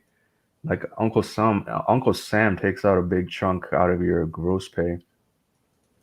And then if you're making that much and you can afford it, it would be stupid not to put your money in those tax advantage accounts like 401k, health savings account. They take away health insurance, dental insurance, medical insurance, all that stuff. So then even if I make 10K, it's like at the end of the day, my net pay is like 5K or even 4.5K. So it's still a good wage, good salary, but it's like just because I earn 10K doesn't mean I'm getting 10K. It's like I'm getting half of 10K It's essentially. pre-tax, yeah. Yeah, I always think it's funny how when you go for a loan, they always look at the pre-tax as if like you have the ability to control your taxes. Like I can't not pay the federal government money for like FICA or something like that. That doesn't make any sense. So like they always look at like your pre-tax income, which I always scoffed at that idea because like you think you'd look at like the post-tax, after taxes, and deductions. Like it makes more sense to look at it that way, but they always look at the pre-tax. So I never understood that. Maybe there's a reason why. Some reason why I don't understand. Yeah, I and mean, as what long was as it? you have this. The average, personal income in the U.S. is like 36,000, I believe. But then if No you way. actually, Is that average? no, it's like the median, so it's like That's the the median, average. yeah. The Yeah. average is really like it'd probably be higher than that because of the people It throw it sounds so off, but low. yeah. Yeah, I think it's closer to 50K, to be honest. But then even with dual household income, it's like somewhere around 70K. But yeah, It like says just going with the median stats, like household income was 67,000.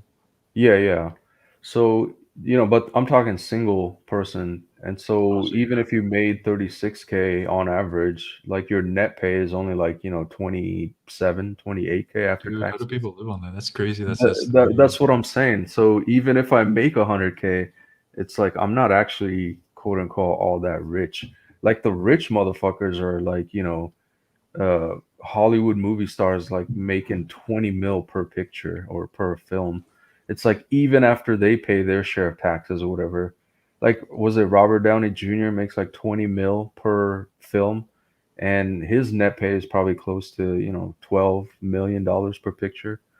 It's like, yeah, then you're fucking rich, bro. Yeah, it's It's like interesting they how they they take out so much money the more you earn. It's kind of ridiculous. So like I now finally understood like quote unquote getting rich is, how well can you hide your money from Uncle Sam? do we have to say that we're not financial advisors? I never know if people actually need to say that. Dude, I'm not so qualified to give any financial advice.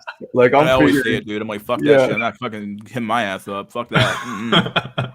All right, I'm so we're still figuring definitely this shit out, don't trust Mr. Dusty Jones Esquire. We're not Hey financial. man, you're the one wearing the fucking bow tie, dude. I don't know, dog. You're the one wearing the bow tie, not me. Okay, like you're the one that looks Yeah, fucking Alex professional is over the there. one pushing If the you take pill. if you take financial advice from like a cartoon avatar with a bow tie, I don't know what Yeah, to but you tell have you, man. problems. You have bigger problems than you want to admit to. You see, what you want to do is take your entire life savings and put it into Dojinu. Oh boy, put it all in there. Yeah, and man, that's just terrible advice because for the average person, like scrounging up like 10K or whatever, it's not like a easy feat or whatever. And Yeah, then it's you're gonna sad, put man. that money, and then if you gamble on it and win and even double it, triple it, good for you. But chances are you're gonna Yeah, lose.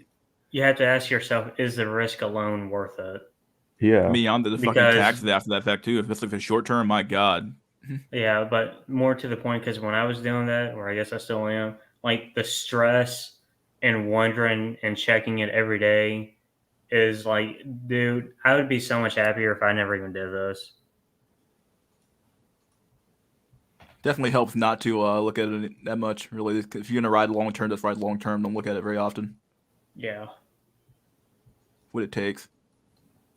yeah, I'm definitely thinking I'm probably gonna owe Uncle Sam this year because I ended up selling some of my stock so I can put it elsewhere, and so I'll probably have to pay. Like my AGI would be too great that I do actually have to pay. See, what I'm doing is I'm just keeping it all and kind of like and like the chain wallets and stuff, and kind of just circulating it around. I haven't cashed out anything yet. I'm probably gonna wait till next year and have it on 2023's taxes. Yeah, I kind of wanted to do it this year because next year I'm fucking heavily focusing on looks maxing and narrowing down my finances. I'm gonna be maxing out 401k. Like every penny is gonna be scrutinized. So yeah, better do it this year than next year, I guess. Yeah. You guys complain about the taxes, but you know how much higher it is in probably every other country. It's just You guys I pay a think whole Oh lot more than yeah, we do. I found this yeah. actually, yeah, from last night's Discord discussion. I found this really good website. It's like a cost of living adjustment. So I was looking at let's say if I wanted to geomax to Japan, like what the cost of living would be like. And so you enter all your info and then it'll do some, rough estimate calculations. And it's like geomaxing to Japan would be 3% overall cheaper from where I'm living at. Cheaper? Yeah. And Japan's like the third, I believe, like most expensive. And then I put Vietnam or Philippines and Thailand, it's like 40% cheaper, 30% cheaper. No. I think you got what you're not factoring in is basically if you're earning income over there, you got to pay taxes. And it's an expense. If you're paying like double the taxes, that's an expense you got to add. Yeah, I need to figure out those the finer details of things. It depends how much you make. Like, for example, like in Sweden, I think it was a founder of IKEA. They were basically at a certain point, they were like, as the business took off, at a certain point, they were making, like, they were paying in taxes more than 100%. So, like, more than what they earned, they had to pay. So they just left. Yeah, that's what I All was those trying to. meatballs they were buying. That's what I was saying. Like, it's not just for the capable high IQ cells moving to these economic zones, as I call them, right? Like Dubai and Hong Kong. It's like states and countries are going to be competing for businesses, so it's like in the case of IKEA, it's like, yeah, they can't do business in Sweden because the taxes are too high. So they'll just up and leave, right? I mean, it happens even in the US. Like, I think like Microsoft was talking about leaving Washington State to go elsewhere. Even Boeing, and I think like Boeing and Microsoft are like one of the biggest companies in Washington, including Amazon too, right? Yeah. Yeah, so it's like when blue states get too cucked and try to, milk out so much money from these higher companies, they're just gonna leave. And I think it I was actually, AOC that fucked over the move of Amazon coming New to York New City. York. Yeah, they lost like I 1 billion in Look, revenue. I actually agree on this point with her to a certain degree because you can't just like this is a race to the bottom. It's a problem with globalism as a whole, but within the country, it's a problem when all these states are competing for like the lowest tax bracket. So Amazon, for example, pays zero in taxes. I don't know if it's still true, but until recently, they literally pay no taxes, and it's because of all these deals they get to have with the states. Like you let me build a warehouse in your state and I'll you get zero taxes.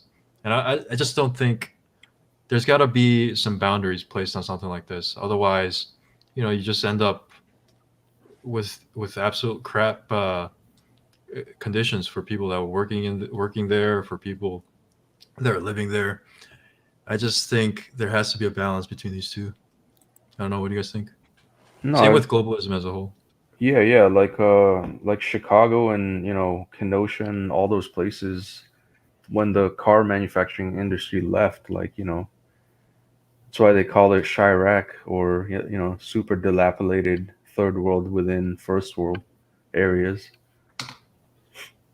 And I guess they're a victim of globalization in the sense that, yeah, why are we gonna make cars in America? We could just ship it to what is it, Mexico or Philippines, that kind of thing. As But far as what yeah, Dusty was talking about with the race to the bottom, it's true. It really is true. It's a matter of like, okay, like all these states were like having a bidding war to see who could get the lowest price for Amazon, and everybody basically bid to zero. At the end of the day, or you bid to like 1% taxes on the company. It's like, how did that make any sense? Like, like you think you'd like, or rather, normally it's like a stipulation where it's like, hey, if you provide X number of jobs, you get zero, or if you do or you get zero for like 10 years or something like that. But it still kind of sucks. That it means like you're sucking tax revenue from them, from everybody else to pay for that one company, basically, at the end of the day. So yeah, that's the thing. But yeah, going back to that calculator, it's also indicative of the future. Like all the high IQ cells will just basically the people that have the means, will just basically choose the best place where they can go, just like all these fucking companies are choosing where they can set up their businesses. Like, what is it? Tesla moving to Texas, that kind of thing. Which is probably even another black pill. Like, if you're unable to geomax, we call it geomaxing or C-maxing or whatever. Like, it's probably just gonna be a fucking necessity. If you're like living out in some dilapidated area, like you're not going to find any quote unquote, partners or foids. It's like they're Yeah, gonna be at the economic zone. So if you're stuck out in nowhere, tough luck, buddy boyo. yeah, it's like becoming like almost nomadic. Uh,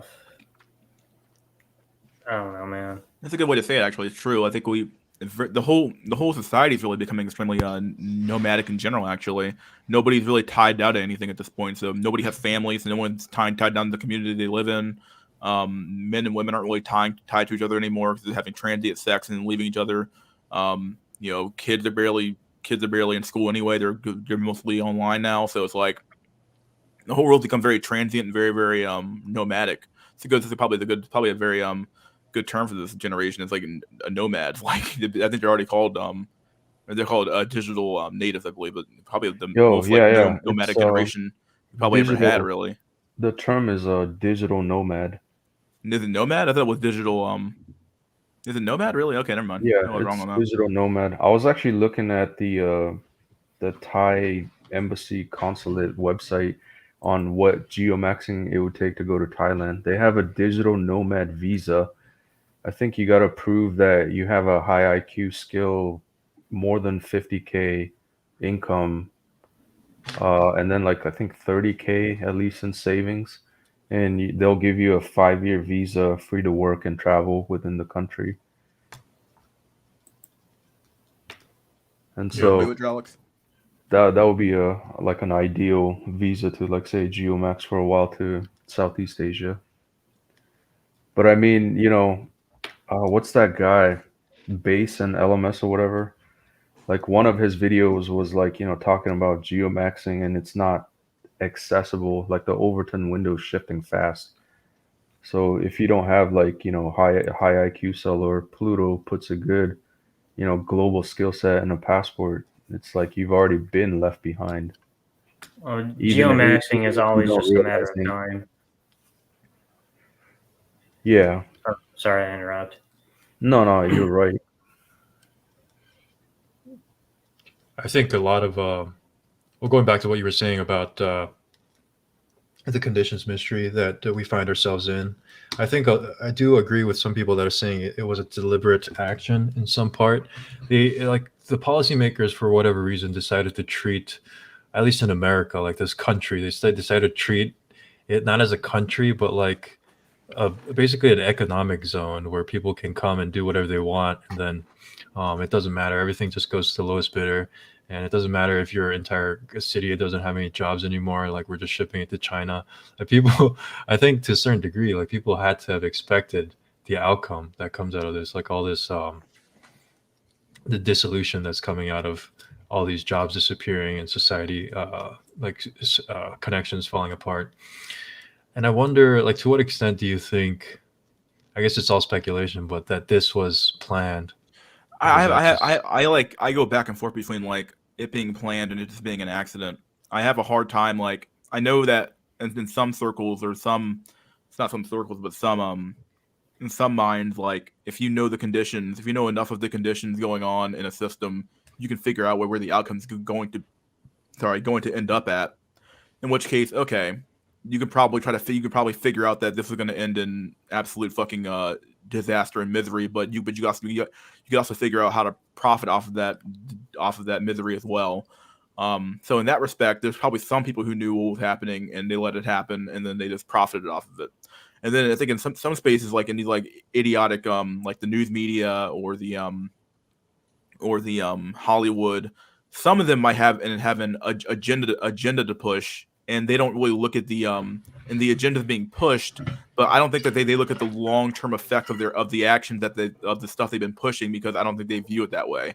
I think they just view it as like they think that these ideas like of feminism and you know destruction of masculinity and killing the patriarchy and all that crap like that. They view that stuff as just being objectively good anyway. Therefore, they never look at the negative ramifications of their actions to begin with. So I think it's like a mix of the two. There's some players in the game who absolutely know what's going on and know what to do to manipulate the masses, quote unquote. And there's other people who don't really know anything, but they're pushing an agenda anyway because they're trying to push some idea, and they might just be the foot soldiers who don't really know the greater scheme at the end of the day. So yeah, it's like a balanced take on it. Yeah, I'm trying not to get too conspiratorial and go down the JQ question, but yeah, the JQ and JQ question, but the JQ, but yeah, you can go down that road if you want, but I don't want to get banned either, though. The Jesus question. Yeah, the Jesus question, but yeah, it's you can go down that road if you want, but yeah, like that's it's one of those things where it's like you gotta like weigh your you gotta like weigh like what's more likely. Is that like is there some like guiding hand over like the whole market showing everybody where to go, or is it just like a bunch of like dumb fucks making shit happen and people are just buying just to buy because they're fucking greedy? I don't know which is more terrifying, like that it's all just chaotic mess, or that somebody's actually in charge. I don't know. Which is worse? Yeah. It's all planned or it's all random. Either way, we're fucked. Yeah. I think George Carlin. Have you guys watched a lot of George Carlin back in the day? I think I was really into him in high school, but yeah, he's actually one of he was actually one of my influences to like atheism next. So that was back when I was like back into the whole new atheism movement thing. Back in the good old days when the internet was still young. Yeah. Little did we know what we were doing. Man, people don't even know, but I was like using Netscape 1.0, motherfuckers. Hey man, AOL here. AOL, was that after? Probably. No, Netscape I think was the original browser, internet browser. Yo, dial up, yo. Dude. Be a 1% man, do the work. Yep. I remember the day my dad came home with a 56.6K modem. He's like, man, this thing's gonna be light years faster. Yeah, from a 28.8K modem. Like, we fucking ascended, boy. We're gonna make it. Now we're sitting here fucking at quantum fucking speeds and shit. And they're like, what the fuck? What the fuck were we smoking back then, dude? But has our lives gotten any better? That's the real question. Yes, that's the $1 million question there. Yeah, and remember that sound, like you know the dial-up sound when you had to connect to the internet. That fucking noise. Yeah. And connecting to the internet took like at least a minute and a half, and you had to listen to that stupid sound like, every time she had to call. Oh yeah, and then it's just like you gotta tell everyone in the house, like, okay, I'll be using the internet for the next 2 hours. Do not pick up the fucking phone. The Zoomers will never believe us.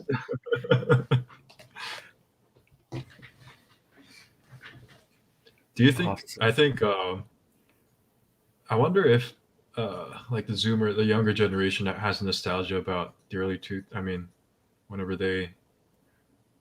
Like, because technology has been kind of stagnant for a while. I think smartphones have been around for a while, and nothing's really changed. Like for us, it changed a lot. Like from dial-up to the Game Boy Color to Nintendo 64 to whatever they have now. But I feel like going forward, it's just not. It's like a plateau. So I wonder if they have the same kind of nostalgia that we do. Yeah, would you say like leaps in technology just isn't happening anymore? Oh, absolutely. We talked about this last year. It's been stagnant for like the last, I would say, 10 years, to be honest.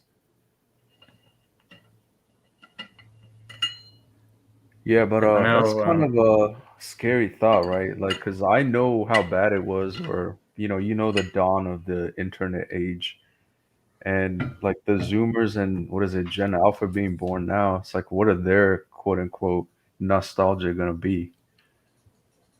That's when they had electricity. Oh, man, when the fucking nukes went off, man. Remember that one? to go from candles to kerosene to electricity back to kerosene.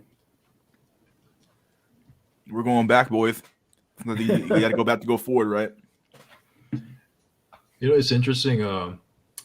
One peoples who actually recognize the decline. I think the faster you rise as a country or people, the more you see the potential for decline. I think it was like a Saudi king that said, "My grandfather rode a camel. I ride a Mercedes. My son rides a Range Rover, and his son would ride a camel." I think they kind of see the writing on the wall, so to speak. We will hunt land wolves for their oil. Yes. Havergrist. Shoot, with inflation, I think land whales are gonna be a rare species soon. Do you ever see like a point where they become the beauty standard like in the old days? Like a land whale? Yeah, Don't you know that all women are beautiful? No, like the are you fertility talking goddess. literally? Oh my god. What is this? Today's woman. Eat your way through July. I love that. Do you have an autoimmune disease? Real estate advice. There we go, dude. This is today's woman magazine. Yeah, let's Dyed hair, tattoos. let's see. Dyed hair, tattoos, caked up makeup. That Like a food pig. looks fake as fuck. All carbs. But look, this is What have we this is like done? this is a specifically white woman aesthetic. Like, is this common in the Black community, Mystery? Oh, vegan food. Is this common? Probably. We probably have our own version of this shit, dude. We have the ratchet black woman. The typical ratchet black woman.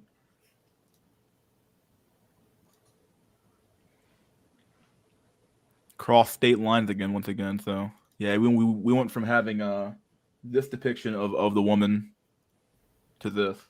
Look at this. We went from this to this. This never probably even existed anyway, but fuck, dude.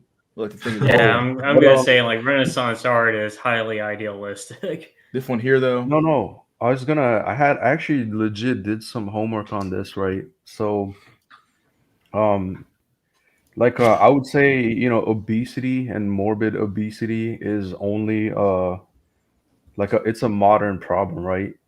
Like there were obese people back then, but it was such a rare thing, and so for the beauty standards, like let's say even in Africa or Black America or anywhere else for that matter, like actually fat women were looked at more desirable in the sense that it was a beauty standard where it's like, oh, she's fat, like it's rare, because there weren't any fat women around to begin with, period. And I it was thought it actually was a designer status. as well. Yeah, it was Oh, a yeah. it was a complete status boost because it's like if you can afford to be fat, then you have so much wealth and great Money or to easily be fat, yeah, yeah. exactly. So like back in the day, I would say fat women were actually like a prized beauty standard. Well, it's And just and weird so how these that's things can. yeah, Sorry. and to finish it off, that's where the Renaissance art comes from. It's like, big, beautiful women. They were idolized and prized. Well, it's fascinating how these trends kind of pendulum back and forth. I forget where I heard it from. It's like, we went from riding horses and cars being a luxury to where now the majority of people drive cars and having a horse is a sign of high status. Yeah, that's very true. Yeah. This cat here looks like he's seen some shit, dude. He's like, what the fuck, dude? This is the last time I'm doing this shit. I'm gonna leave this fucking house one day. He's like, get the fuck Dude, out he of has here. cataracts. I can see some clouding. Like, I'm getting the fuck out of here. What is she feeding them? There's like stringy I don't know something. what this is, dude. Yeah. What is going on here? Dude, Is it catnip? Dude, look at is that cat hair all over the post? Oh my god! I think the cat tore this No. thing up, dude. What the fuck? Oh my It's made of god! old cats. Meow meow meow meow meow meow meow. That cat's like literally get me out of here. Fucking meow mix shit here. I got plenty of pictures, dude. What you talking about, dude? I didn't just come prepared for one picture. All I do is wait, find wait, shit, dude. mystery, go back to that picture. I saw something. None of these cats look like they've seen any shit, dude. These cats don't know anything about the fucking last picture, dude. Go back to the last picture. Yeah.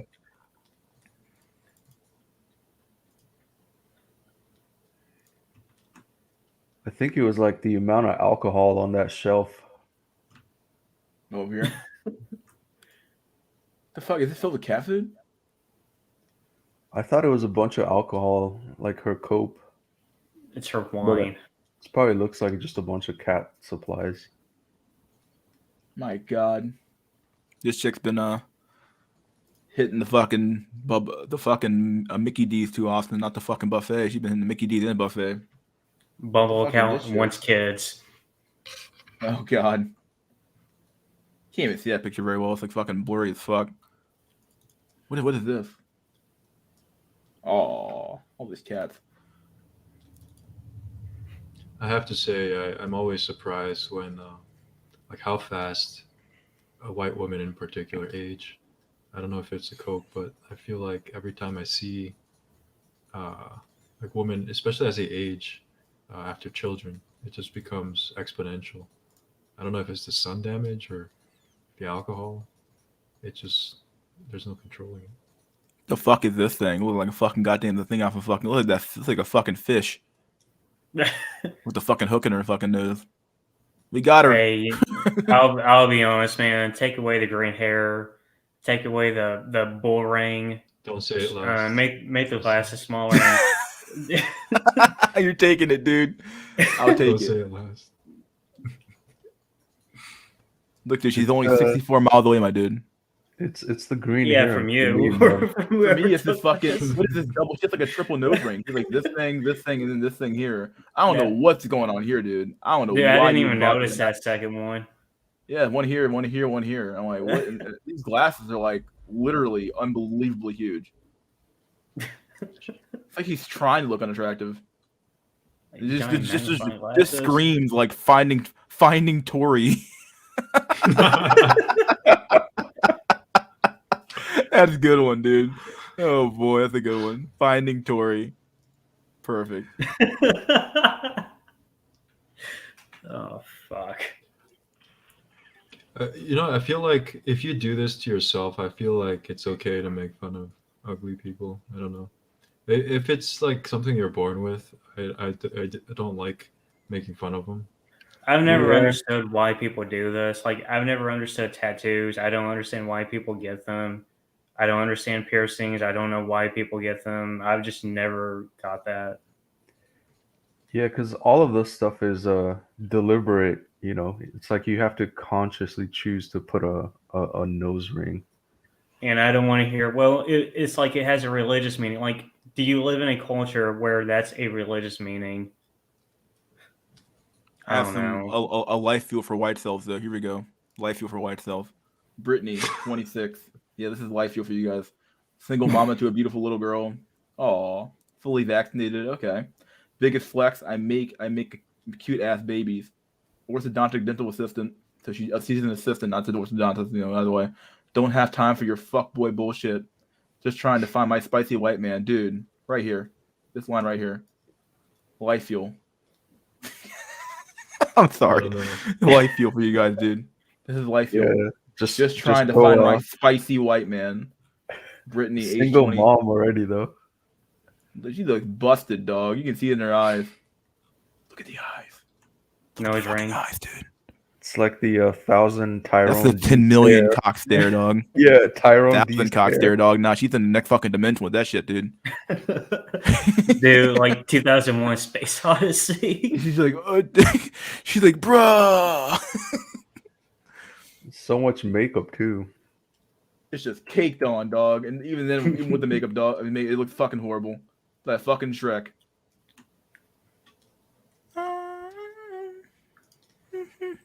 Oh yeah, you still have that picture from the Bumble? Shrek? No, the Bumble one. The one with like 40. I have the picture, dude. Yeah. We went through the first row. We can go through the other rows. Yeah, we can do those schedule other week. This will be our reoccurring meme here. Bring it back up again. Last time on SNI, Yeah. we covered the hellhole that is Bumble. Yeah, you sent me the picture. I already scouted it out. I think it was like Chihiro, age 47, want kids. Here we go. It's like over. Stacy, 37, reading specialist at elementary school, TC&J master's degree 2018. Loves going out and trying new things. Wow, what a person. Movies, football, go Eagles, running, lifting, yoga, looking to meet someone with similar interests, someone that can make me laugh and no drama. LTR, 5'4", active, graduate degree, socially, none, relationship, want someday, Aries. I don't know, chick, 37, want someday, ooh. See, you should put down want now, not someday. All right, here we have, is it Taya? Is it T? Taya? It's gotta be Taya, right? It can't be T. If I call their kid fucking T. Yeah, I think it's Taya. Yeah. Yeah, it has to be Taya. If it's not Taya, I'm gonna cry. Anyway, driven hard. She's 41 years old. 41 fucking years old. Driven hard. Well, she has been driven hard too, actually. But yeah, driven hard, working, passionate, fashionable, honest, sarcastic, charismatic, caring, Epicurean. If you have checked, have kids, don't want anymore. Do not expect me to swipe right, even if you super swipe me. I don't have any and do not like people limiting my options. Chick, you're 41 years old. Now, I'll be honest with you. Look, I don't know. She looks like what was that chick, Tommy Lauren? She does look like Tommy Lauren, yeah. I think it's Lauren or there. Lauren, I can't remember what the fuck it is, either way. She's taller than her. Sometimes, undergraduate degree, want someday. Well, I don't know, chick. 41 years old is going to old for want someday. Sagittarius, 5'9", socially. All right. That's what the white man deal with, dude. Raquel, right? Translator at freelance, Ka Foscari. Venus on Earth? Yes, that's me. Caring, loving, sexy, and drama-free. I strive for authenticity, awareness, and compassion. I like having friends over and cooking for them. Going to exhibits, reading. Going to exhibits, where's the and? I don't know. Freelance by choice. Economically independent, looking for good laughs, inspiring talks, and fire. Fire. She wants that fire. Socially, drink socially, 5'5", active, undergraduate degree, socially, smokes, too socially, so no wonder she's so fucking busted, smokes socially. None, want someday, Aquarius, liberal, spiritual. Want someday at 8:38, chick, it's over. Anyway, Martha, 35, owner of MFL Personal Training. Well, what do you know? I don't know. What do you guys think? It's okay. She looks good. 35, I'll give her that. Work and fitness one. She works in fitness, though. Makes sense. Who the fuck wants to have a fat fucking personal trainer, dog? The fuck is that shit? Fucking Christ, dude. Work in fitness, health industry, like to be active outdoors, surrounded by positive people.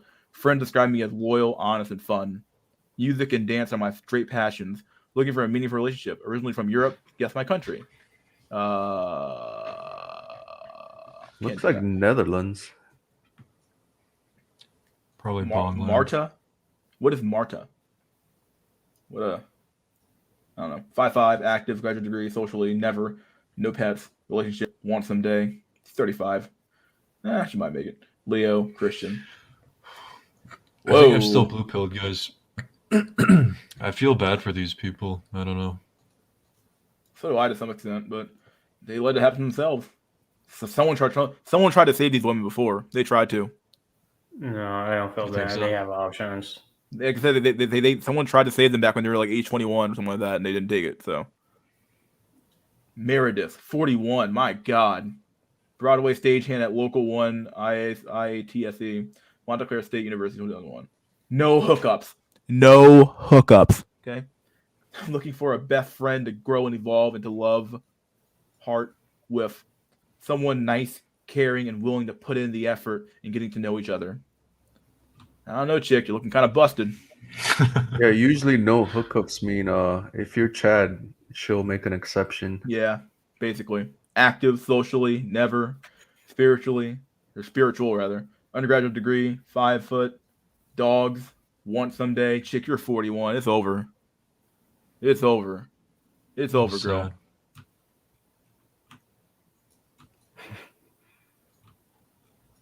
It's a tragedy. This Want is a someday. tragedy and comedy intertwined. Yeah. 41 want someday. 41 you want someday. 41 I don't know, dude. Yeah, cue the funeral march. Whoa, look at this ham. Elise 38 lawyer, Pennsylvania 2003. I'm just as happy at the dive bar at the black tie event.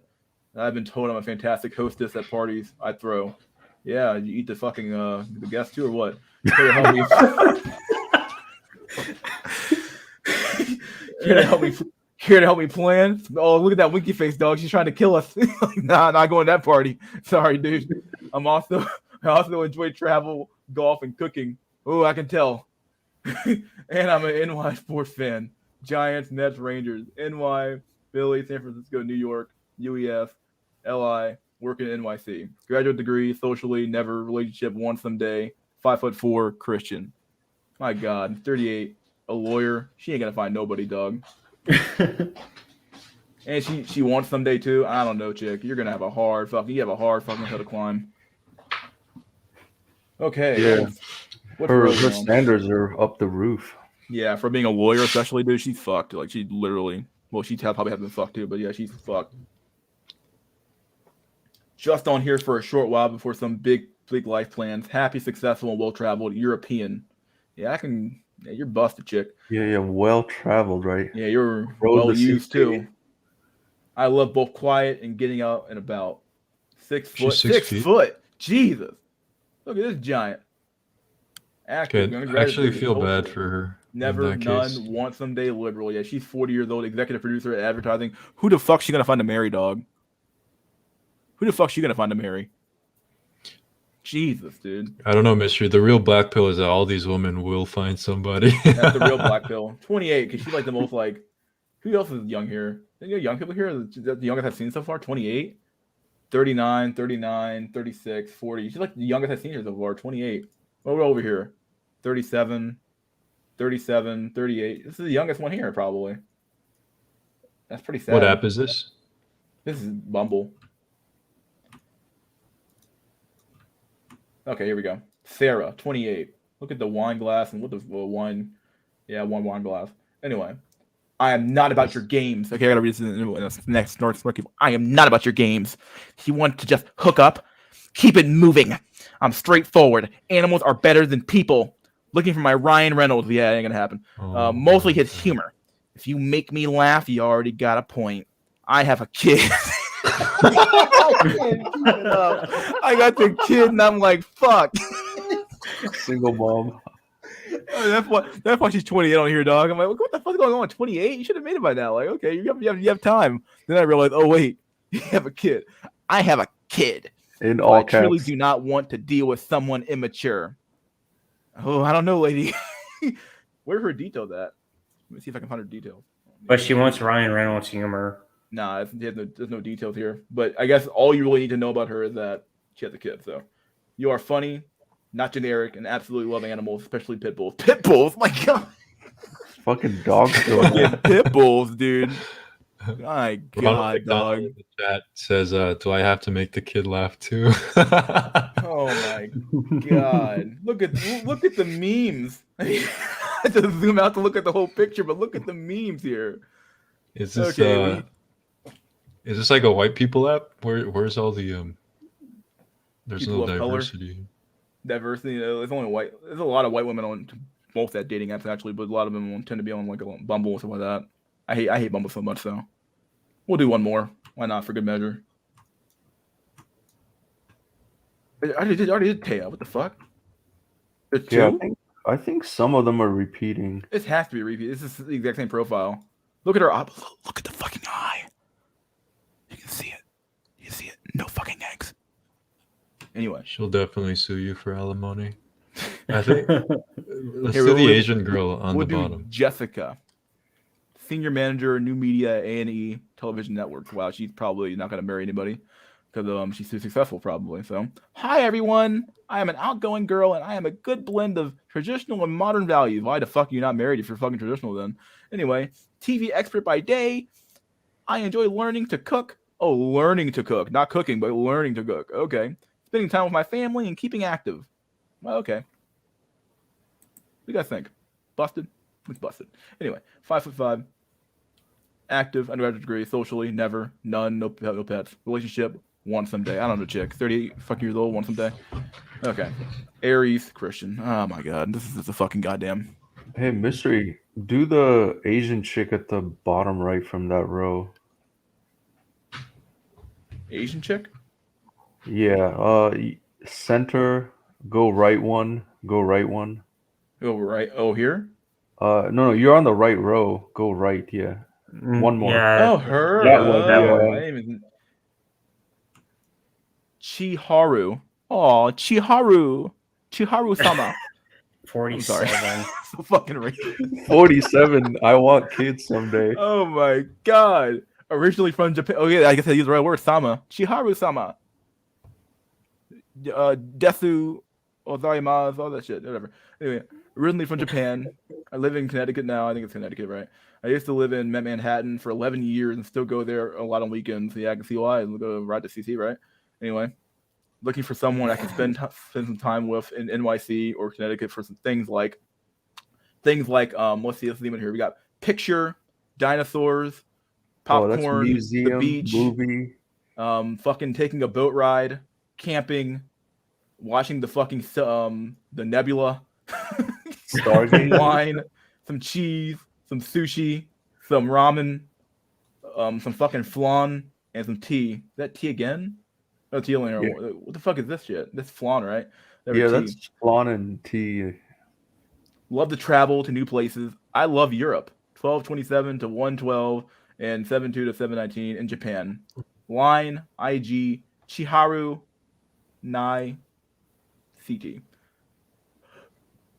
Chiharu-san, what do you want, Chiharu? Tell us what you want. Socially, never. Undergraduate degree, none. 5'2", relationship. Oh, I want someday. Oh my god.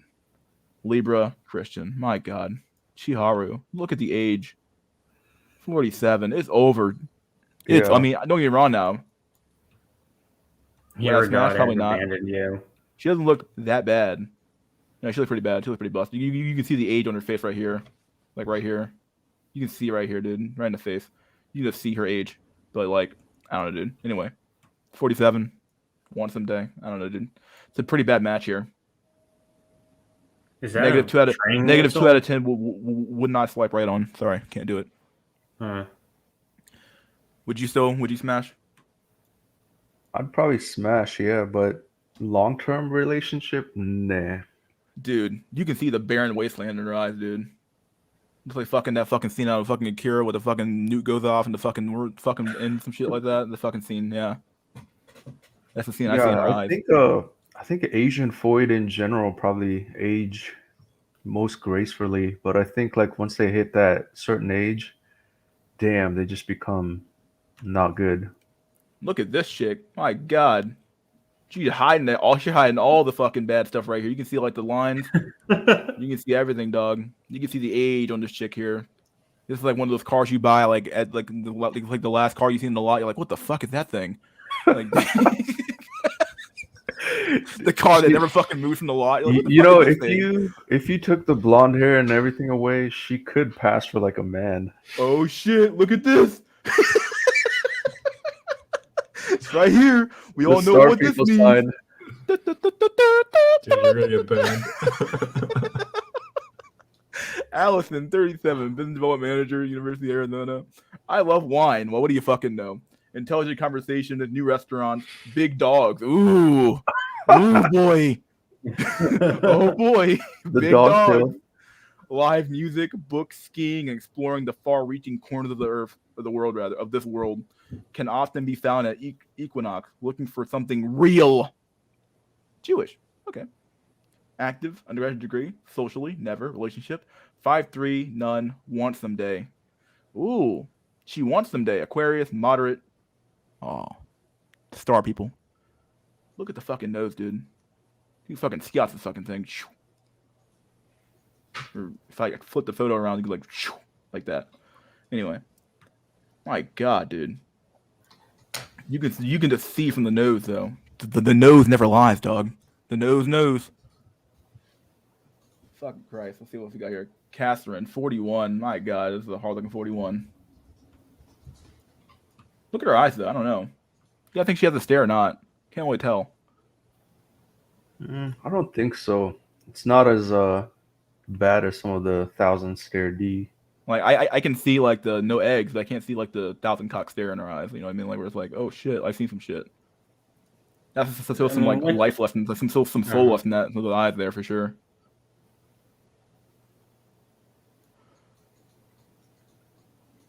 Juice, juice detected. Oh, I really think that's a dude. It might be, dude. It might definitely be. I don't know. Yeah, low key, she could pass off as a man. So we have Catherine, preschool teacher. These those make me the saddest actually, because these chicks have to like look at other kids. And it's like, oh shit, they have kids and you don't. I'm like, I don't know. Creative, independent, and hardworking. Divorced mama of 2. Damn. At least you got the kids out of the way, I guess. I gave her that. So have and want more. Whoa. She wants more, dude. Whoa, lady. You had your fucking hit at the fucking plate. Get the fuck off the plate. Like, you're done. Like you hit 2 fucking doubles and you're done. You get the fuck out of here. You hit dubs. You gotta get out of here. Collector of vintage curiosities. What's that even fucking mean? What? All right, we'll take it. Maker of bits and pieces of flair for the interior design and fashion. A girl that gets my hands dirty gardening or doing a demo and renovation projects. Love food, wine, and great music. Never smokes, 5'2", sometimes works out, undergraduate degree, socially, dogs, relationship, have and want more. Literal cancer. Oh my god. What do you fucking know? Literal cancer. She's cancer and she is cancer. Mama of 2. Fucking Christ, dog. Well, there you go. I'm gonna stop it there. What the fuck, dude? That's some crap. I'm not stopping the stream, but stopping that fucking that meme. It's a good meme for long-term use for sure. There's your trophy. Oh my god! I actually have a few like one-offs here to show. Here we go. Here we have another fucking picture of Here we go. Look at this one here. There's a man. Let's play again, guys. Man or woman? Dude, it's a dude right away. My Gaydar's like, watch out for that shit. Look at this thing, dude. You can even see like 5 o'clock shadow on the one picture. I'm sorry. Oh boy. Rose, 29. I'm an aspiring writer who's working as a barista at Starbucks. What a traditional fucking meme here. I'm an aspiring writer who works as a barista at Starbucks. What do you fucking know? This is the rest of them, dude. Like to throw down in the kitchen. I'm also transgender. At least she's not lying, or I'm sorry, he's not lying about it. Socially distant with math. 5'11". Oh boy. Sometimes undergraduate degree. Never. Transgender female. Want someday. What? What? How do you want someday? What do you mean want someday? Are you gonna like what? You trying to get with a? What are we talking about here? Want someday? Relationship, none. Pisces, liberal. Juice. What the fuck's going on, dude? Juice detected. Juice detected, dog. And she wants some. Well, sorry, he wants some kids someday, apparently. So I don't know what's going on here, but. So wait, these 2 things here do not compute. You have transgender female and want someday. Maybe adopt someday. That's what it should say, but I don't know what's going to happen, dog.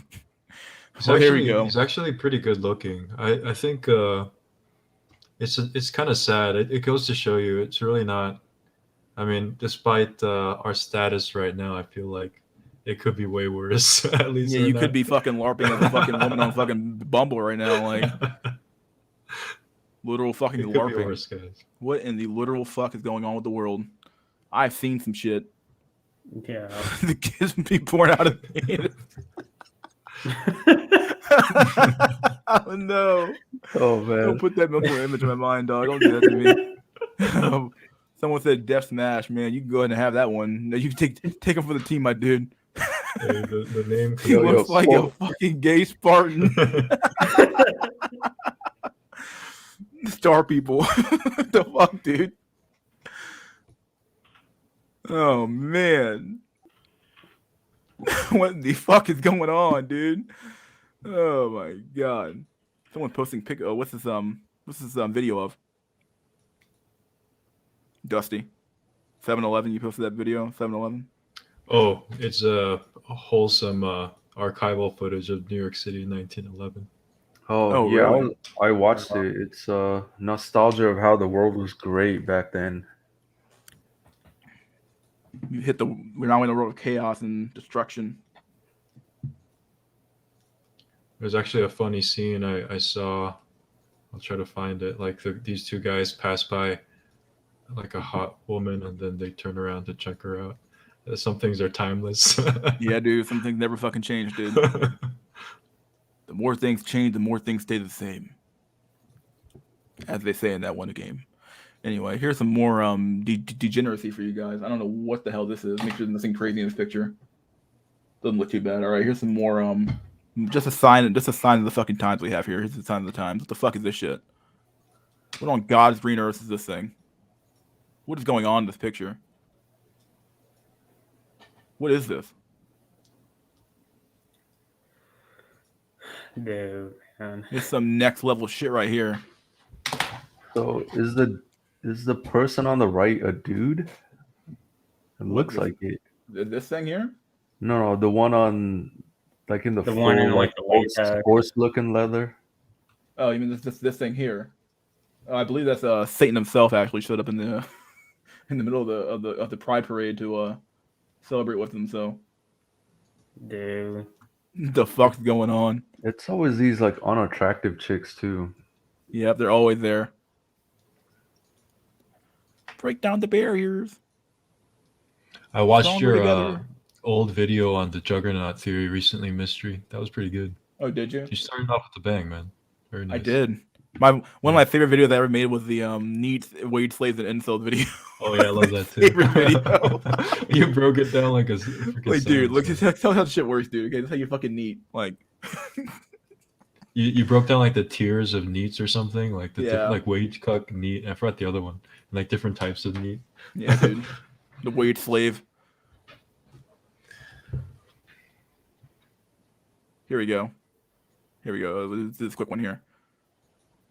Sharuti, my God, look at the knockers on that thing. Look, Jesus Christ. 29. She, her, environmental energy rev.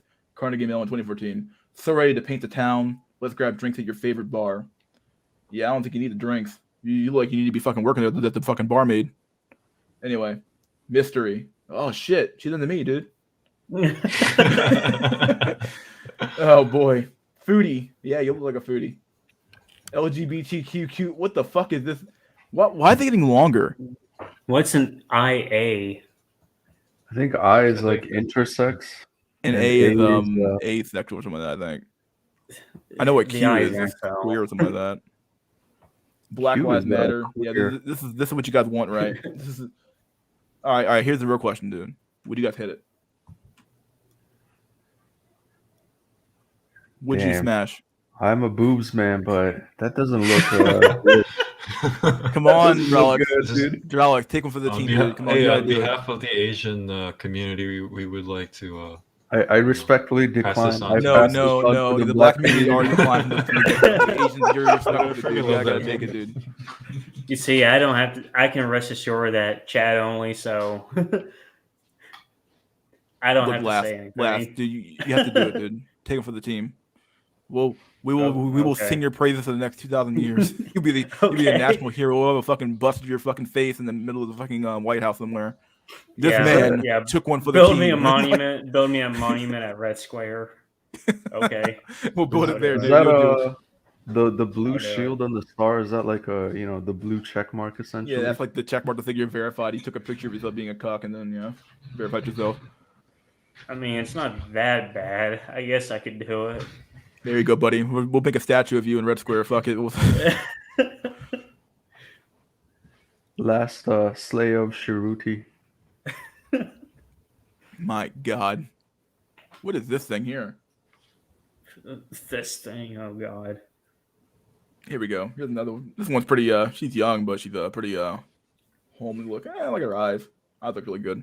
Anyway, let's go. Haley, 23, Virginia Western. The fuck? Anyway, look at the eyes. Pretty nice eyes. Anyway, Aries, ENFJ, artist, cat mama. Oh, smiley face. Optimist, in Enneagram. Is that what it is? Enneagram 2? Number 2, Gold Heart, BLM, Trans Lives Matter, Pro-Choice. Don't swipe right if you don't like chubby girls. All right, come on. Who wants to take this one? Take it for the team. Wait, Yeah, what was the? You know, I'm it's not not gonna that. lie. No, flag? it's not. It's not that. Like, yeah, but honestly, like everything, like in the profile is like, I don't care, man. I'm not wasting my time with those. Come on, dude. Like- Someone take it for the like- team. Trans Yeah, I'd lives still hit matter. it. All right, I there think you she go. looks We got a half few. that too. We email down here, Ron McDonald trying to kill our fucking vibe, fucking chat only. You fuck out of here, dude. You're killing the vibe, dog. You're killing the vibe. for one day, I am Chad. You're killing the vibe.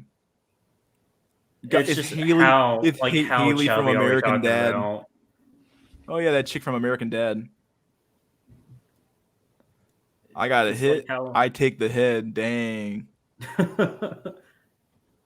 That's a respectable position actually. Yeah, I But they're mean, if she lost some weight, she'd definitely be like a high tier Becky. She lost Dude, if weight she to lost even weight- even close to you. She's Well, leaving you chubby's like in a kind of second. vague. Okay, roasty. That's so true, dude. They took the Cupid logo and made it that. Yeah, pretty good. Okay, blowjob only though. Dang, come on, Ronald. There you go, Ronald. Take him for the team. Perfect.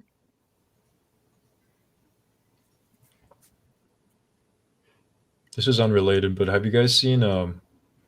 I saw a video of a recreation of Emperor Nero. You guys know who Nero is? Yeah, no, Yeah. no. Crazy fuck, right? Have you guys seen a picture of him before? Like, there's a bust of him. Yeah, I've Yeah, seen the he's picture like, before. yeah. Yeah, and they like colorized it. He's got like red hair. He's like the ultimate neckbeard back then. Yeah. What It's an just crazy artist, guys, thinking with about it. me.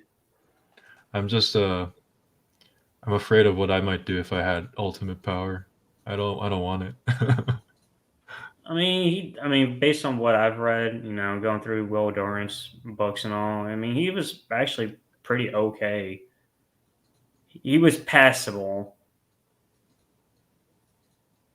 And he did do a few on, you know, matricide and. But Was who he didn't? worse than Caligula?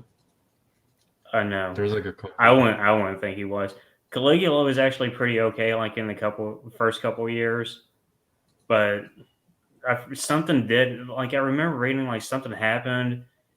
Like he just got increasingly paranoid, and like he probably had like like some Psychotic break or something congenital like that. disease. Like he went to war with Poseidon and brought back a bunch of seashells. Yo, this Based. channel's legit, man. I know there are like a bunch of stories of him, like he would bring all of the senior senators and stuff, the royalty from Rome to like a banquet, and then he would just like choose a random senator, like his wife, and then just take her, and they would have to pretend like nothing happened afterwards when they came back. He would just kill like random people. Eventually, and he would like do weird stuff like make the password to his like the Praetorian Guard like penis, and so that they would have to say penis every time they came up to him. Eventually, they got fed up, and he got sliced in half by one of the guards. What a way to go, dude. What a way to go! Sliced in fucking half. I don't know. My favorite emperor is Hadrian. Trajan was the best. Trajan was the best. I think if we're talking emperors, I would say Genghis Khan, man. Yeah, I was The talking Khan. Roman emperor. Yeah, Oh, okay, yeah. I mean, what is it like? 1/3 of all Asians are like descended from Definitely Genghis related Khan. to- So it was funny because on the community tab, I posted like a 74-year-old roastie finally retired from the sex worker, and she probably sucked on 500,000 dicks. And so one of the discussions went into, it's like, oh man, imagine slaying like 5,000 pussies or 500,000 pussies, And I was like, oh yeah, I think Genghis Khan might have actually slayed more. And then your point last, like, I think it's like almost 70% of rice can trace back lineage to Genghis Khan, So there, supposedly. so there's your motivation. Just Genghis Khan Max. Yeah, and then the discussion went into it's probable that it could happen in our lifetime. And I brought up the Putin cells pushing back the German cells back in WW2. It's like the mass grape as they push them back to Germany. Well, I was talking with the Del Panda or whatever he's called now about this, like how fried fetus delicious. fried feet, yeah, whatever, Whatever he goes by now, exactly. No, about how wars and geopolitics also have a major impact on like the sexual market too. Oh hell yeah. Yeah, like it's actually pretty horrible, like what the Putin cells did when they were at the tail end of World War II.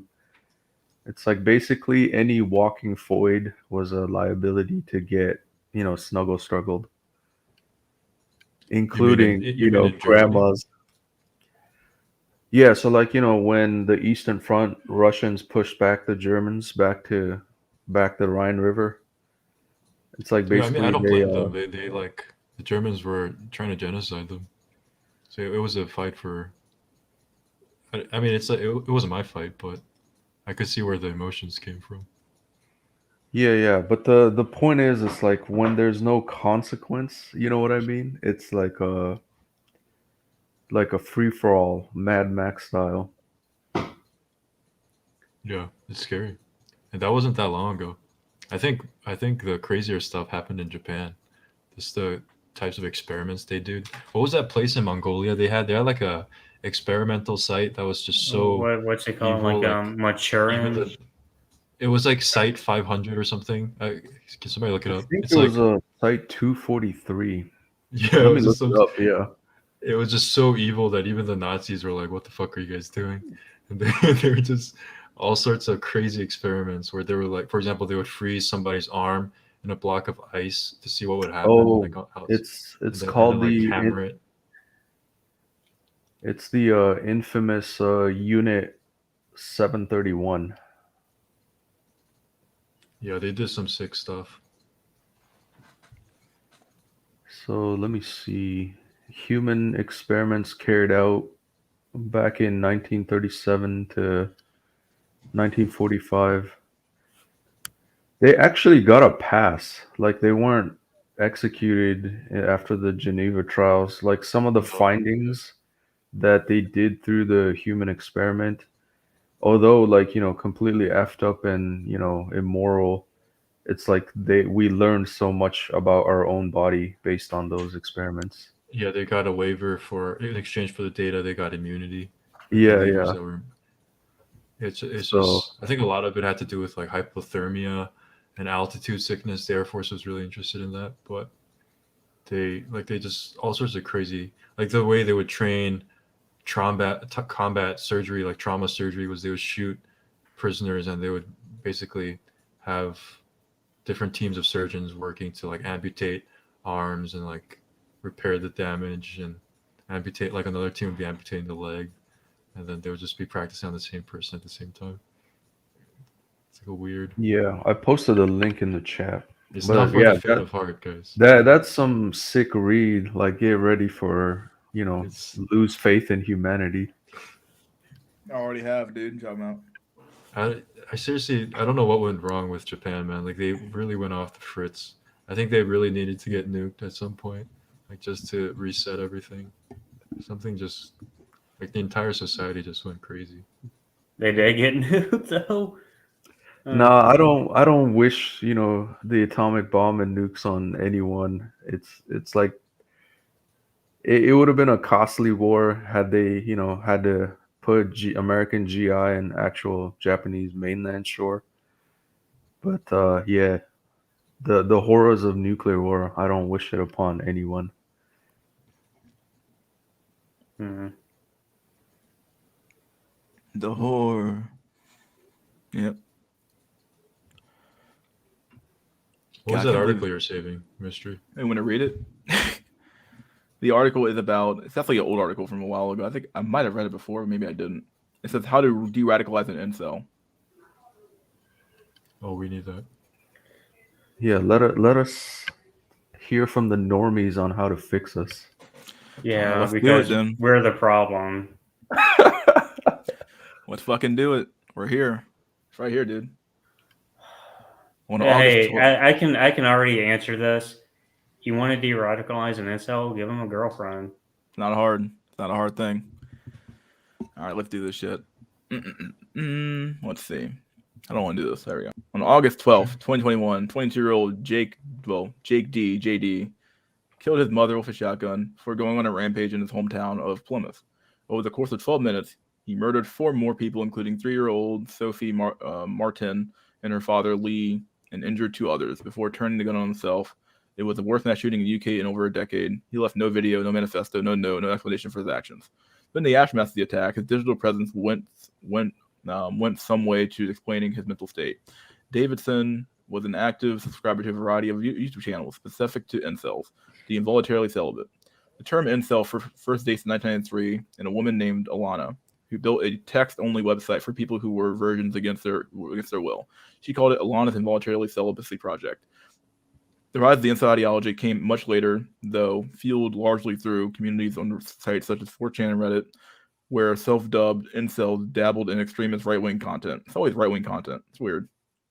Unbridled levels of sexism, misogyny brewed in these corners of the internet. For most, women were just sex objects, deserving of control and domination.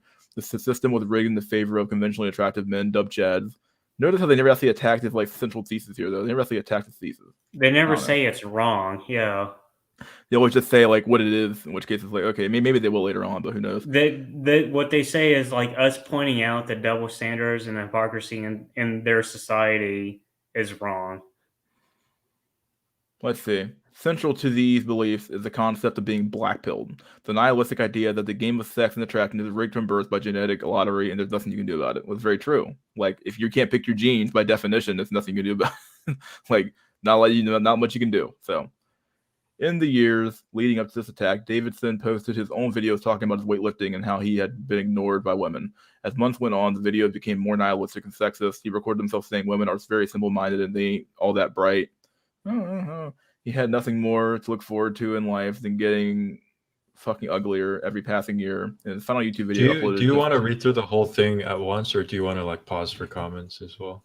Let me get to this paragraph and we can pause for comments. Okay. In this final YouTube video uploaded just 2 weeks before the attack, he talked about getting blackpilled 8 days before he posted an Incel exit subreddit to the Incel exit subreddit for people looking to leave the Incel community. Oh, so that this one could exist, but the one before can't exist. That's weird.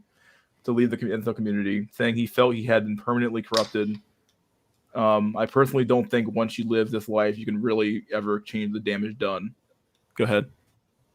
Well, first of all, I think this guy might have actually been literally schizophrenic, but I think what they point out here that the black pill focuses a lot on looks, I think is actually, we're starting to get some more nuance with a lot of what First is doing, but I think it is true to a certain extent. The early black pill focus on all the face and LMS videos, and I think we're realizing now that it's not necessarily all about looks. There are other aspects to it that might make or break you. That you can, one of the big things we talked about in this stream was the lack of social connection. Yeah. For example. Well, yeah, the black pill is a whole socioeconomic, the black pill isn't just about looks. You could say that looks is a main factor because that's how the whole ball game gets started. But that also affects the whole socioeconomic infrastructure itself because the studies show that better looking men have better jobs, taller men have better high paid jobs, they have better long lasting marriages and better sex lives. So you can't say the black pill and looksism isn't true, but then you have all these studies that say it is true, and that it's all interconnected, man. Yeah, it's all together. You can't ignore one part of it. I just gotta say, multivariable. I just gotta say that the looks and your genetics is the basis for other things, right? Like you said last, like if you're good looking, you'll tend to have better jobs, better opportunities. So it's like it really does boil down to your genetics, really. Let's see, keep going here. Depression and suicide are common themes in these communities, and sometimes acts of violence and suicide can be heavily interlinked. On some threads where incels discuss killing themselves or self-deletion, others often tell them to not go down alone. Violent incel burst on the scene in 2014, Isla Vista terror attack when 22-year-old ER murdered 6 people before taking his own life. In the build-up, he released a YouTube video and a manifesto justifying his actions as a way to punish women for rejecting him. In a particularly graphic section, he talked about his desire to put all women in concentration camps. As many as 52 people have been killed in incel-driven terror attacks since Isla Vista, and with many citing Roger as a direct inspiration. In one of the deadliest attacks, Alec Manassian, or AAM rather, murdered 10 people in Toronto, Canada, in a vehicular ramming attack. After posting on Facebook, the incel rebellion has already begun. We will overthrow the Chads and Stacy's all hail stream and ER. What the? This reads like a punchline, dude. The fuck is going on? Oh my god. I just like to ask the question: how many people have been killed by Chads and Chadrones and Shangs?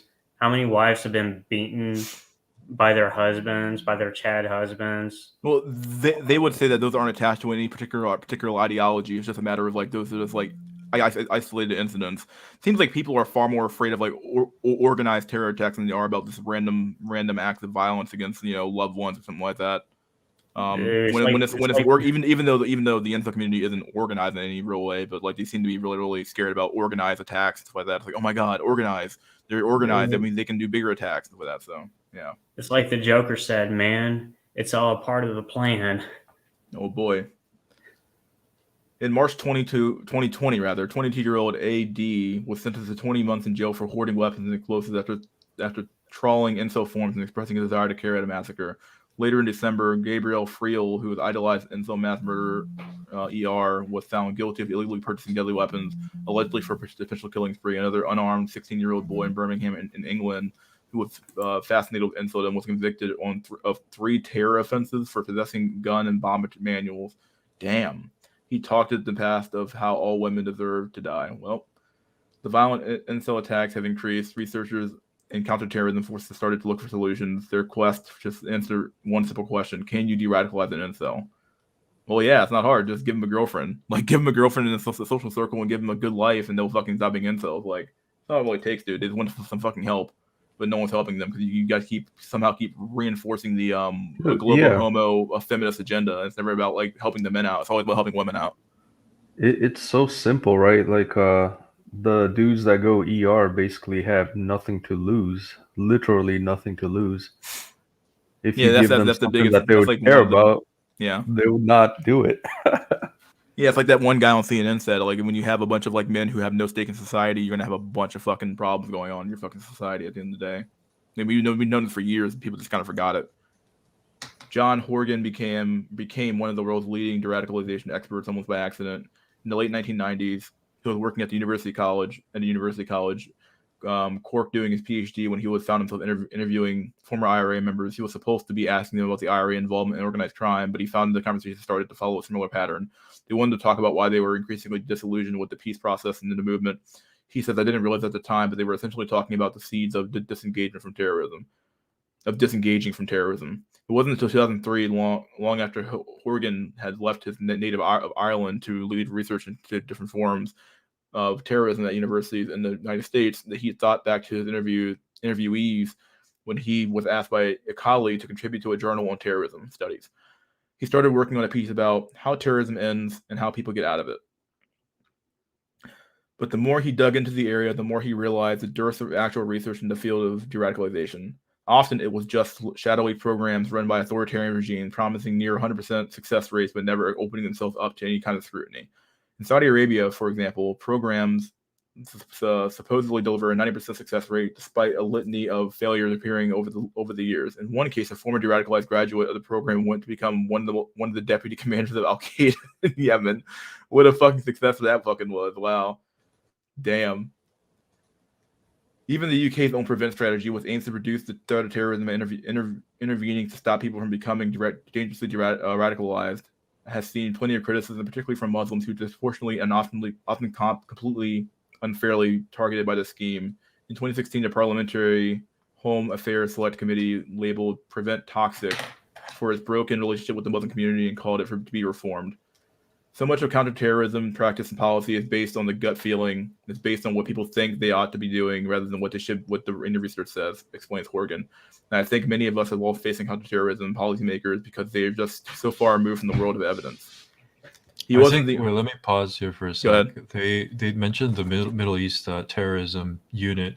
And I think basically a lot of these so-called radical organizations they start with like a seed of truth to them. Like, for example, I think one of the last acts America did, like leaving Afghanistan, was didn't they kill like an entire family, like with children and everything, like in a car? I think they were like aid workers or something, but they literally bombed an entire family. And I think this sort of thing was what maybe convinced was it like a British counterterrorism expert that joined them? What was it? I missed that part. Where they like switched sides? It was the guy who had been formerly de-radicalized who joined. Yeah. So I think that's what it comes down to. Like, you have to be able to help persuade them without antagonizing them. Yeah, very true. Did I read this already? Yeah, I did read that. Okay.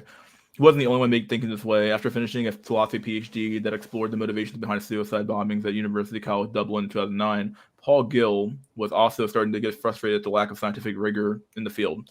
He also as he puts it, scores of researchers presented new conceptual models, but were never able to provide the evidence to back them up. In 2010, Horgan and Gill joined forces at Penn State University to try to solve that. Their aim was to filter through all the data they could find about terrorist backstories, histories, personalities, past crimes, and more to try to build up patterns to find a constellation of factors that drive someone towards extremism and terrorism. They hoped this would enable them to reverse engineer the process to bring someone back from the brink or stop them from being drawn down the rabbit hole of extremism in the first place. Although both of them from Ireland are from Ireland, their backgrounds are very different. Horgan grew up in County Kerry, and as far as from the conflict in Northern Ireland as you could get from the island. He says his interest in the area was purely academic. Gill, on the other hand, grew up hearing about retaliation killings on the news. It was a sort of constant backdrop of noise that was going on, he says. So you had to do a lot of self-learning to figure out what was going on. The work started with the undergraduates sifting through open source information on people who had been convicted of offenses associated with the provisional IRA. But in 2011, it grew into a groundbreaking government-funded project examining the backgrounds and personal histories of lone actor terrorist.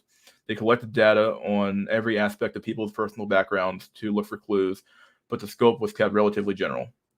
Then an ER killed 6 people in Isla Vista. At first, Horgan didn't know what to make of the news. I remember people in my world looking at that and thinking this is very strange and it's likely a one-off, he recalls. It wasn't until a few years when AM killed the pedestrians in Toronto, that's when people like myself started to think there was clearly something here. As awareness of the world of incels grew, Horgan became one of the leading experts on incels and de-radicalization. He started by asking why, if it's such a growing community, so few actually commit violent acts. Out of the many, why do we have so few? I mean, that's the fundamental question that I'm obsessed with in my research, he explains. But there wasn't one single trigger that made him choose to start researching incels. It doesn't happen like that, Horgan tells me. And this is exactly how all terrorist disengagement works, by the way. There's no aha moment. Often it's just the right place at the right time. Just goes to show you, though, like, there's not that many people doing anything bad in this community. Like, it goes to show you, like, for any community out there, it's always going to be out there. You're always going to have your fucking crazies at the end of the day. So. Yeah, it's in any kind of industry or, organization. Like, even Al-Qaeda in the beginning was just some fringe. Like, there's like billions of Muslims in the world, but 99.9% of them don't want to chop your head off for being. Yeah, they don't care. They want to live in their little sand huts and do nothing, Yeah. Do nothing really, basically. So, yeah. So it's that 0.1% that gives a bad rep to everyone. He secured funding from the U.S. and about the dangers of incel-inspired terrorism by pioneering research project on the issue. He wanted to basically compare the kinds of messaging found in the manifesto of people like ER and others with nonviolent incels. Horgan explains, "We're trying to find a recipe for prevention. If you can understand the difference between violent and nonviolent extremists, then you can work out the triggers for violence. If you can do that, you can help pull people off in the rabbit hole. But despite $250,000 in funding, that's all you got? That's not, like, okay, that's not a lot of money. The project is stuck in neutral, awaiting an ethics review before it can get underway. In the past, incels have been dismissed as a fringe great, but Horgan is adamant about the threat they pose. Studies have found that lone actor attacks, of which incels are part, have killed more people and are a bigger threat to the world than other forms of terror. It's not going away, Horgan says. There's evidence to suggest it's growing with respect to acts of public targeted violence. Incel-inspired violence is a threat to public safety, so we have no choice but to take it seriously. Until 1997, the perception among the public and politicians and researchers was that becoming a violent extremist was pretty much a one-way street, Horgan says. You're in it until you're captured or dead. The field of de-radicalization has its roots in races of right-wing violence in Scandinavia, patterns, perpetrators, and responses. A book published that year by Norwegian researchers Tor Bjorgo, who had been studying neo-Nazi groups in his native country and began to see a pattern of members choosing to leave the country or leave the movement. Today, de-radicalization is such a catch-all term for three very different processes. First, there's the de-radicalization itself, the ability to get someone, either a convicted terrorist or at-risk extremist, to disavow the entire movement they were part of. Then there's disengagement, more focused on how to stop that person from committing violence rather than trying to help them change their overall view. Finally, there's prevention, essentially applying the lessons of the other two to understand how you can stop people from becoming extremists in the first place. Around the same time as Horgan and Gill were gathering data on routes into violent extremism, Daniel Kohler was working on how to reverse engineer the information to build a message to de-radicalize someone in the first place. It's fraught with difficulty. Convincing someone to engage from violence or more than just to leave them behind extremist movements altogether is a tall order. Just putting one foot down, put one foot wrong during a process can be enough to completely break everything. See, the problem I have with this entire article is that the reason why people become radicalized, at least in my opinion, is that they were told, especially in the I community, incel community, is that they were told things that hey, if you just do these things, you'll be fine, and then they do those things, and then it doesn't work out for them. And I think that that's part of the problem, is that there's a mismatch between like their expectations and reality. Is that these men were told that, hey, if you just work hard, keep your mind to grind, keep your head to the grindstone, you work hard, you stay out of trouble, you do the right things, you'll end up with a nice wife and nice, two kids and a wife and a nice big house in the suburbs, and you'll live like your grandparents did. And then those kids arrived at adulthood, and that shit didn't happen to them. So like, I mean, basically, they've had a feminism and a global homo propaganda fucking shoved down their throat for the last their whole fucking life, and they were taught to be a nice little cuck. And then when they arrive at the finish line with all this knowledge and know-how in their hands, and then they get here and they're like, what? And there's nothing here waiting for me at all. And you expect people to walk out of that system, and you expect people to appreciate the system that you created that gave them nothing. Like, this is the system that these people created. Like, the politicians made all this stuff happen. Your parents made this stuff happen. The whole society kowtowed to women and feminism and global homo propaganda, all this crap like that, LGBT stuff, what we're gonna call it. All this stuff came out, and people just kowtowed to it and said, yes, this is fine. All the kids accepted it and moved on. And the kids arrived to reality, the real world of life, and all of a sudden there's nothing here for them. It's like, what do you mean? I did everything you told me to do, and there's nothing here. These people were lied to. I think that's probably half the reason why all these people were fucking angry at the end of the day. They were lied to at the end of the day. I think that being said, I don't think this applies to the vast majority of people. Even with that understanding, that we wouldn't carry out any acts of violence. I'm not saying the violence is like. I just understand how people become radicalized. I don't understand the violence part of it, but the radicalization part of it, and like why you would like completely like go against the propaganda you've been shoved down your throat. Because like, what is a radical if not somebody who's outside of the system, and to some extent, like the system has been created and you're playing this game, and the radical is the guy who's not playing the game anymore. He's either LDAR or he's not playing at all.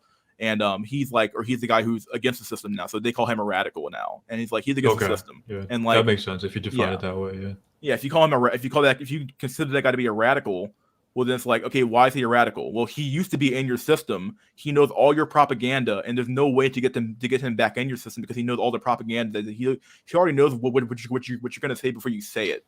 It's sort of like I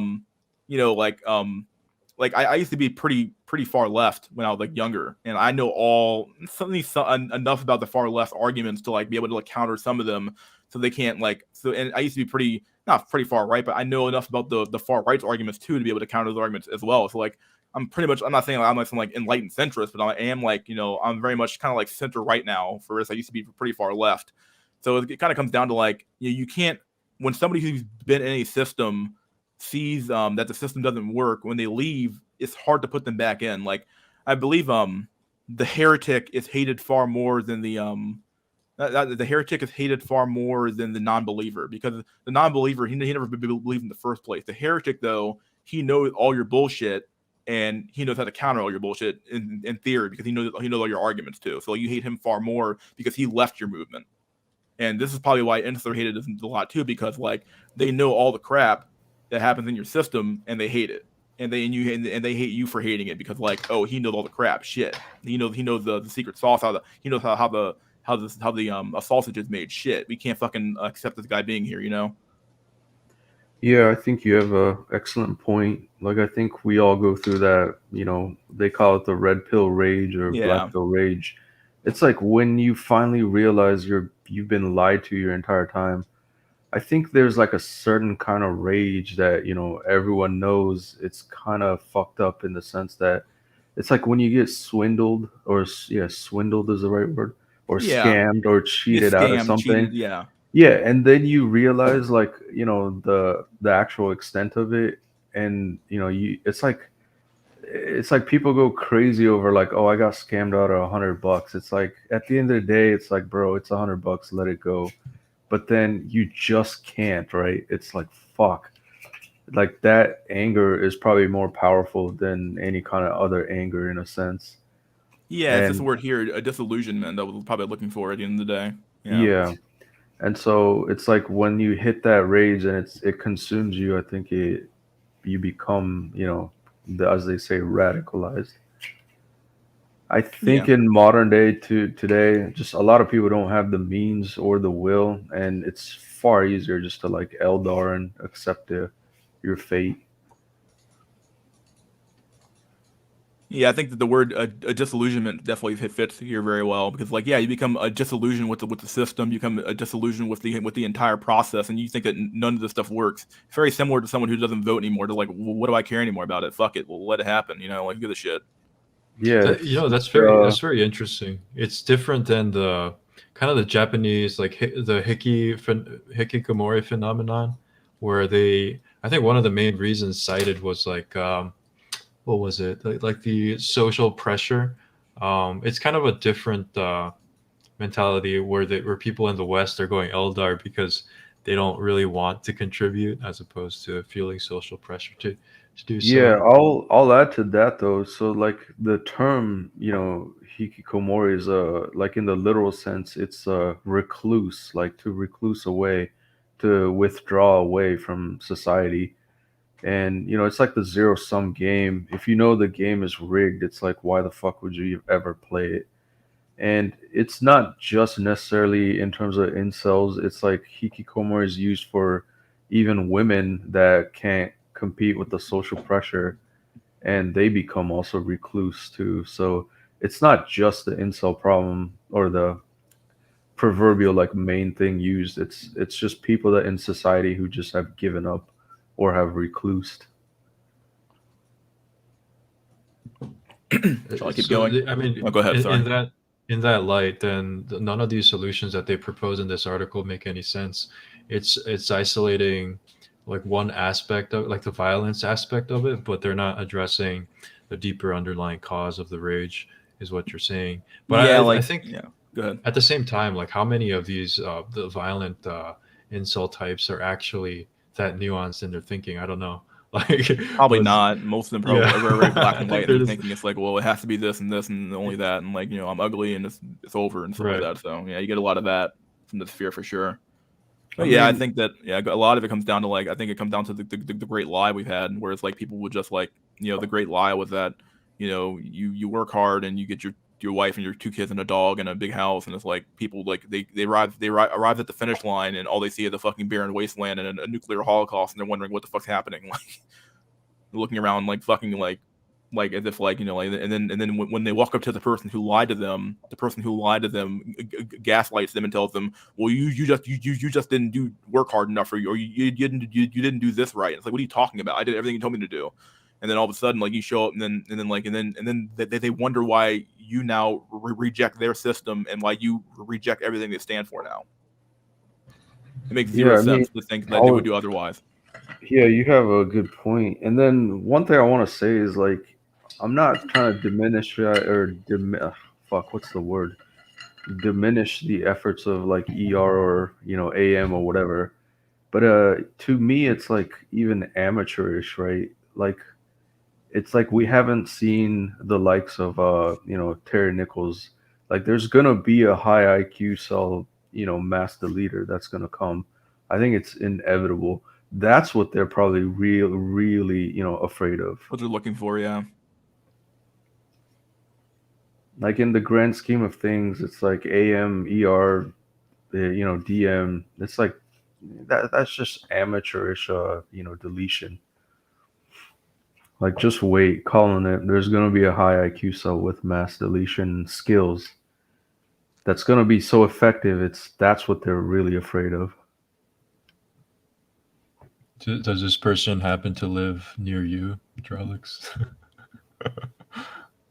I would guess they would probably either come from the UK or US. Although lately, you know, Australia is such a fucking cocked Australia place.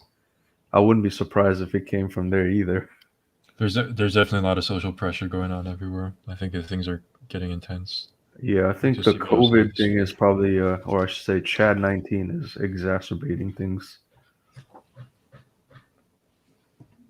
In 2014, Kohler founded the German Institute of Radicalization and De-radicalization Studies, GERDS, an associated peer-reviewed journal for de-radicalization. The first thing he learned is that the drive for someone to become an extremist is constituted by the right array of push and pull factors.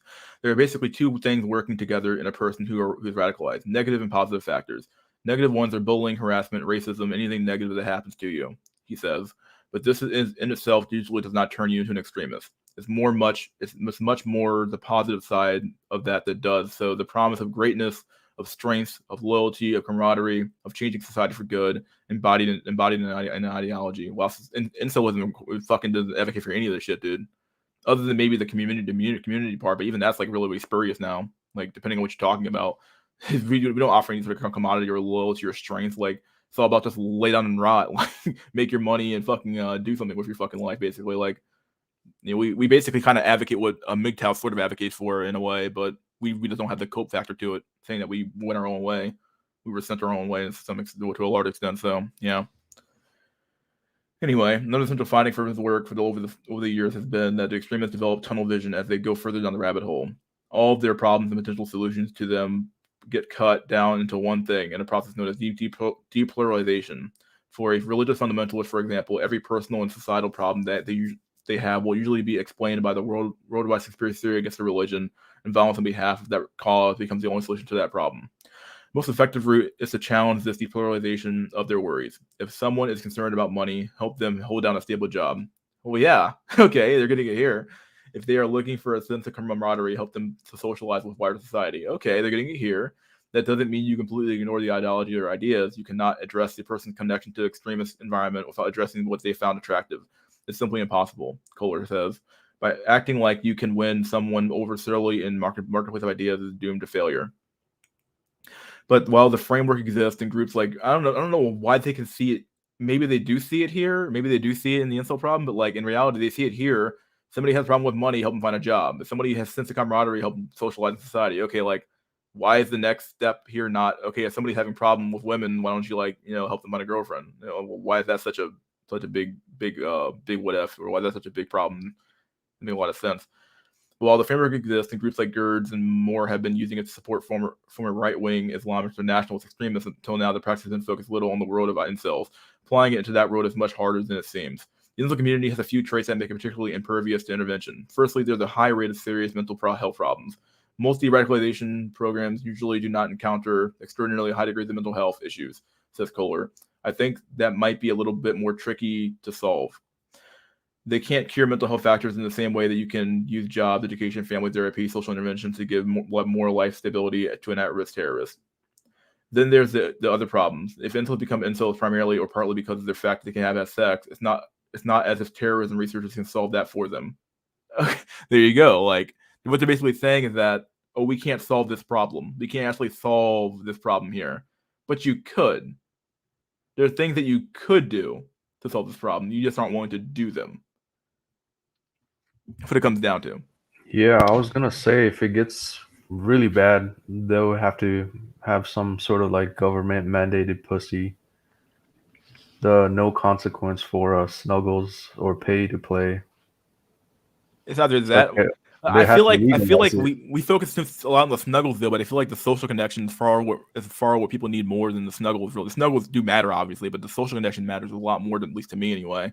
Not having any sort of social connection or friends or girlfriend or kids or anything like that. What are you living Yeah, for at that point? Like, but the problem is that, like, how do you address those factors? How do you find someone a friend? Okay, like, do you set up groups? Like, like there's things they could do.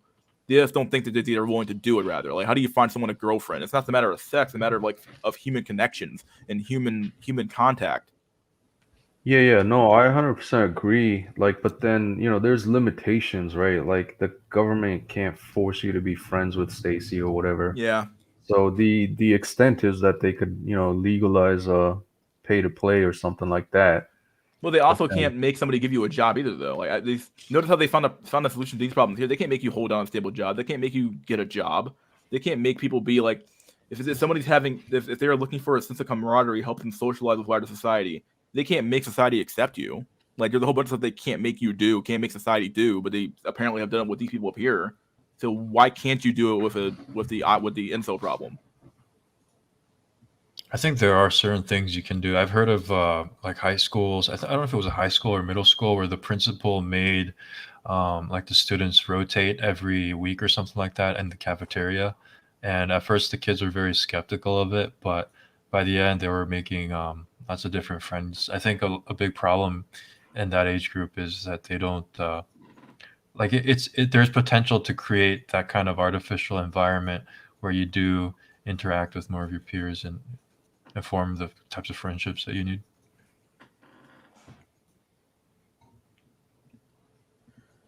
Where did I stop at here? I think I stopped here. You can't cure mental health factors in the same way you can use job education. Did I read that already? Oh yeah, it's not as if terrorism research can solve that problem for them. Okay.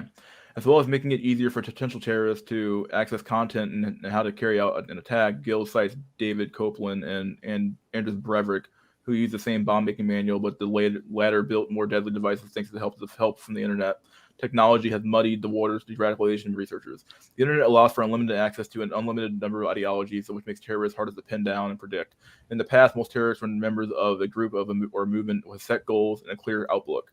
Now extremists will mix elements of QAnon conspiracy theories, far-right extremism, and incel ideology into their own personalized mix.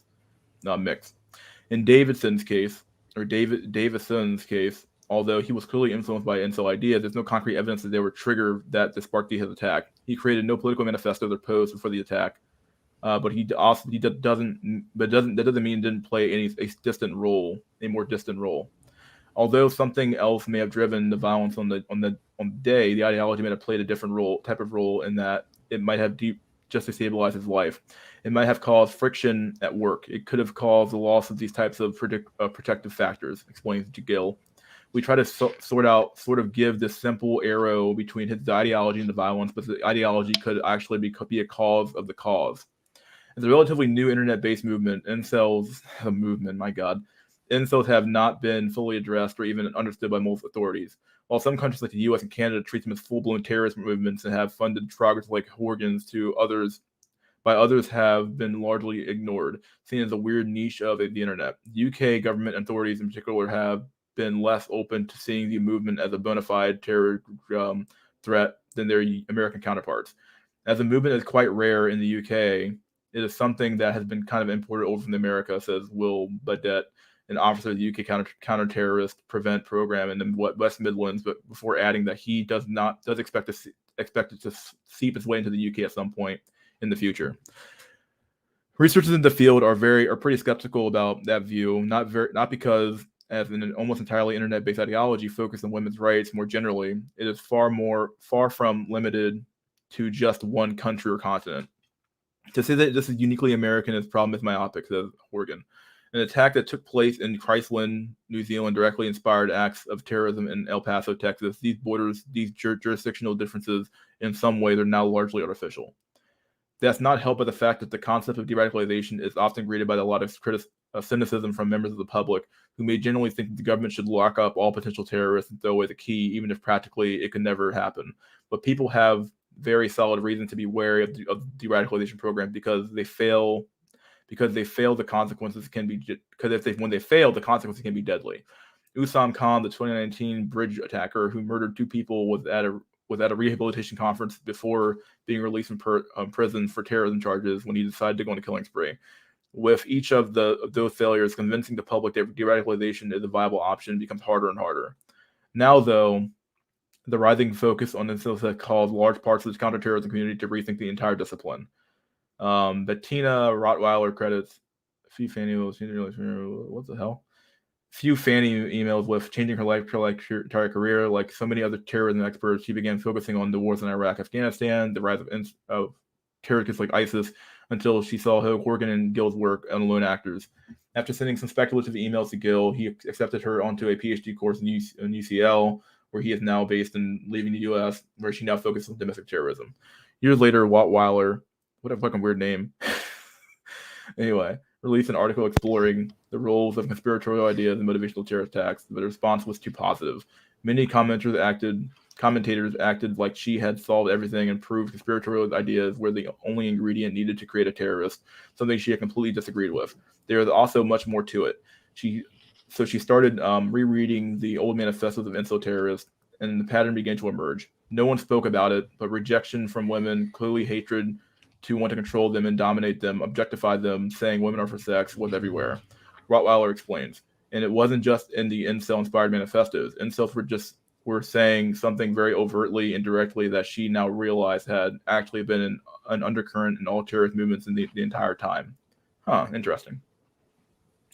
With the support of Paul Gill, she ran a study in the role of misogyny played in violent extremism, which has now been released as a preprint. She found that those with strong misogynistic attitudes were 20% more likely to have violent extremist attitudes, and 42 and 40% were more likely to justify terrorist violence and show willingness to commit violence, respectively. They also wanted to understand how misogyny can be one of the drivers that makes someone prone to becoming violent. They found that misogynistic attitudes in men were also triggers for 2 other things: hypermasculinity and a violent desire for revenge. The former, the sense of wanting to be needing to achieve some sort of heightened stereotypical masculine ideal, usually because for whatever reason you aren't fulfilling the ideal currently, leads many to become violent. Because for them, violence makes you look strong and powerful and gives you dominance, as Rottweiler puts it. In terms of revenge drivers, if misogynistic attitudes leaves you feeling entitled to control over women, it can manifest in a desire to violently take revenge on society that is not denying it to you. In the case of the incel terrorist, for example, you may have someone who, because they feel inadequate over their lack of sex, wants to reassert their masculinity through violence. That, alongside the desire for revenge on those around them who are achieving that ideal, mixed with misogynistic attitudes, can also lead to dehumanizing of women, leaving you heavily at risk of becoming violent. Within your society, often you just don't see the wood for the trees. Explain Rottweiler. You're just blind to sexism because it's so around you because it's so deeply ingrained in our society. My God. He was far from the only one rethinking the role of misogyny and terrorism in the aftermath of the rise of incels. Let's see. Anybody have anything to say? First of all, Rottweiler? It's like a dog, right? Yeah, it's a dog. We're being lectured by a dog. Rottweiler. I was like, what the fuck kind of last name is that? Like, okay, whatever, dude. Yo, I was just thinking, what was the org name? Like, or whoever these professors in this void that studies, like, wouldn't we be the gold mine of standard? Like, she'll be looking for to study. Like, our videos would be mystery lives. SNI would be like dissected. Yeah, You know what I mean? probably. It's like, who is this mystery? Who is this? See, that's the Dusty problem though. Jones? Where does the misogynistic attitude come from though? Like, they never ask that question. They just assume that, like, oh, well, they're misogynist, therefore they're wrong. Okay, well, who made them misogynistic? Are they just naturally misogynistic, or do they have a cause to it? No, if someone's naturally a misogynist, okay, fine. But if somebody was driven to that position by something happening to them or some other type of like trauma that happened to them, why aren't you addressing that? Like, why are you only addressing the fact that, oh, they're misogynists, therefore they're bad people? Okay, well, like, they might be, for all we know. Okay, who gives a shit? Okay, but why don't you address? Okay, well, what caused them to hate women effectively, to become misogynistic? Like, why is that never addressed? Yeah, I feel like the word misogynist and toxic masculinity, it's like what the fuck does that word even mean anything? It's like it's so overused, It's trivialized. stretched for sure, and it includes stuff like if you don't support women being in the special forces or something, you're a misogynist. Yeah, stretch It's to like so the nth massive. degree. Yeah, Yeah, it's like the go-to insult for men. Insult Yeah, buzzword next to incel, really, because incel become the new buzzword now. but But like when it comes to actual I don't hate women. Like I think it's a I'm more common. like I mean, do you guys? disappointed in women than I am fucking hatred. Is it, Like, God, I think Medicam brings it up all the time. Like a lot of us don't hate women. It's just they don't like us for whatever reason. yeah. yeah. If anything, I feel like the gynocentric society is fucking misandrous. Like they have zero understanding of the opposite gender. If you the same with the word problematic, yeah, that word fucking got overused to hell and back. Okay, let's see. I already read that part. Our government-backed study in the UK earlier this year projects Starlight. My God, what a horrible name for a project. Anyway, look into the role domestic violence can play after pressure from author and journalist Joan Smith, who penned a book on the issue, Homegrown, How Domestic... I'm not reading all that shit. While full results are yet to be published, its furling findings are stark. Almost 40% of adult referrals to government's prevent programs had a history of domestic abuse, either as perpetrators, witnesses, or victims, or all three. As Nazir Afzal, a solicitor and former chief crown prosecutor, once explained it, the first victim of extremist or terrorist is the woman in his home. But Okay, wait. Can Go I ahead. ask you something? Okay, so I don't. Sometimes I wonder if I am a misogynist. Like, what if you had like a serious illness that required a surgery, like a life or death surgery? Would you like for me personally? I don't think I would ever let a woman surgeon operate on me. I don't know. That might be misogynist. What do you think? I don't know, dude.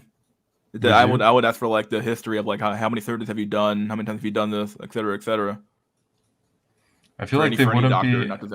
not just for her, but any doctor would have asked that question too. So Yeah, it's interesting. Because I mean, if what's the difference between that and like trusting maybe like a female police officer? She went through the same training and whatever, but would you trust her to handle a situation like a high stakes situation? depends. If it's like a negotiation, maybe, but if it's like literally trying to subdue a criminal, probably not. I'm just telling you, it's true. I wouldn't Yeah, trust. Yeah, I think when it comes to like intellectual things, definitely I think even men and women are capable, equally. But yeah, when it just if there's that physical element, I don't think it's equal. It can't be equal, right? Like I think like a male and a female police officer, when it comes to like say administrative shit, like I don't think it matters. But then if we're talking about like trying to apprehend some, violent offender, it's like, yeah, you need the 6'2" Chads to go up front, right? It's like a 5'2" woman isn't gonna quote unquote subdue this violent offender. I'm also thinking of like dexterity, manual dexterity, and like spatial visualization skills. Isn't it proven like men are able to navigate like visual spaces better in their minds or something? Yep, And I think I can't remember. It might have been in Scientific America, but like I do remember reading. So its studies kind of even backed up with you know, from ancient times, men have always been like, you know, the hunter gatherer. So they would leave the settlement, they would in search of food and prey, and so they're much more acute to you know, spatial awareness. Like, oh, I took like, you know, 3 valleys up north, I need to go 4 valleys south to get back to the settlement or whatever. And so, you know, it's that kind of like a meme joke. Asian women can't drive too. So it's, I think men are naturally probably better at like, you know, visual and spatial acuity over women.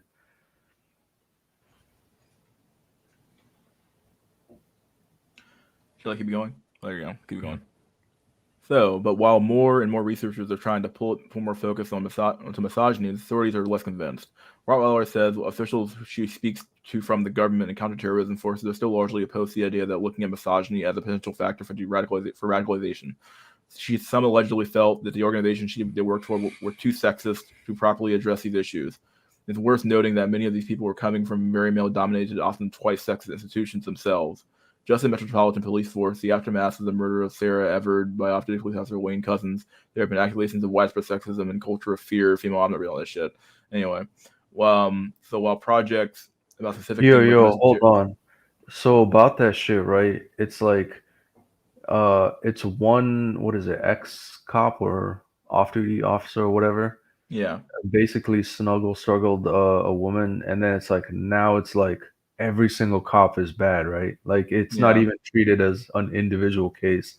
It's like, oh, there's one bad apple. Like literally every man that's breathing now is terrible. Like What the people tend to fucking do, man. logic, dude. It's so retarded. What people tend to fucking do.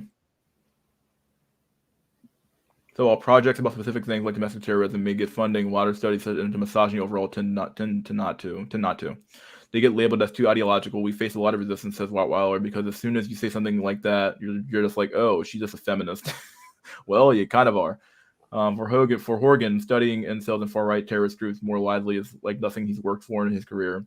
I have people call him an apartment chair saying I should be deported and fired. She says that's kind of persistent threat I've never experienced as a researcher before, but it's very real. For him, it's an indicator of just how big these problems are becoming and just how widespread they already are. But it's rising political extremism and even more just misogyny itself. It's terrorists that are at the sharp end of problems that affect every corner of society in different ways.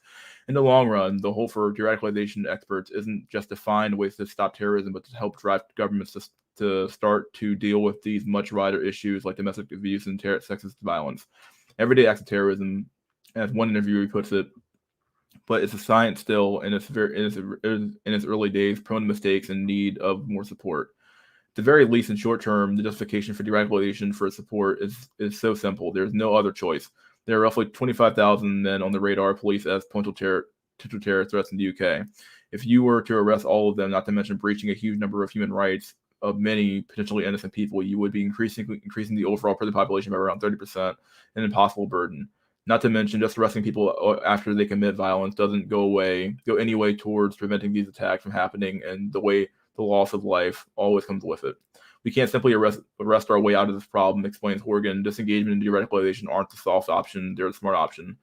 The sooner we realize that, the sooner we get on with the building the evidence base for doing stuff in reality. Well, there you go.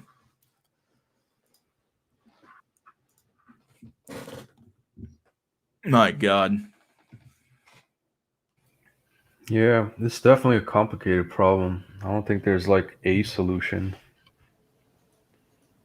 you definitely deserve a sip of water for that mystery. Yeah, I definitely do. I mean, all the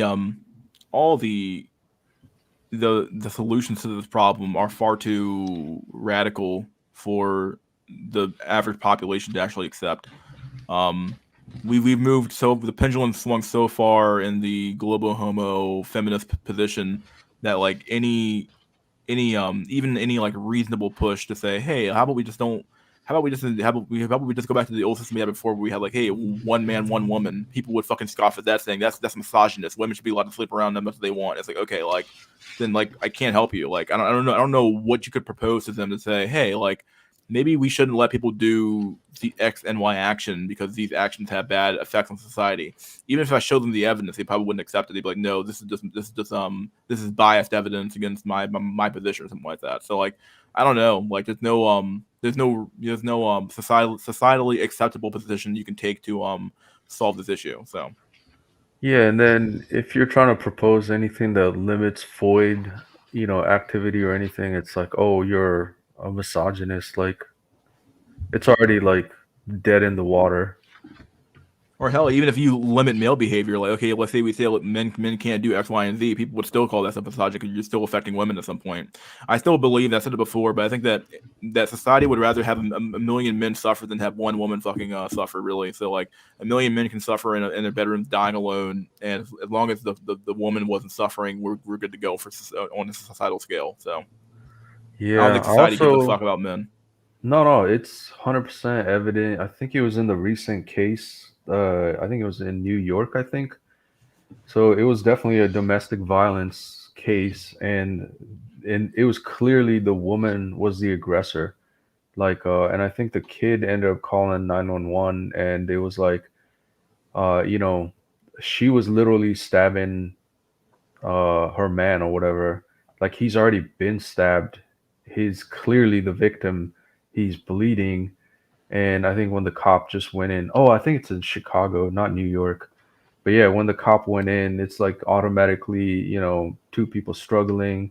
There's a knife. He just shot the dude, like cold blood, killed the guy when clearly he was the victim. It's like Yeah. already a bias. It's like, oh no, it's the guy's fault. Like everything, 100%. Men are the fault. Like fucking retarded. Yeah, I think there's like some calls to definitely like investigate that officer and you know. I actually think there's no need to. I think the problem will solve itself. It's essentially in the same sphere as the rest of the social justice movement. Essentially, it's a fight that can only come out of, we kind of talked about this before, but it's a fight that comes out of a generation of abundance where you can nitpick about issues like that, microaggressions, misogyny, whatever, profiling, all this stuff that are seen as in line with the greater arc of progress. But in reality, it's only possible to contemplate, like it's only possible to debate having women in the draft or in special forces in a time where we're not being attacked, where we're at peace and everything, we have enough food on the shelves.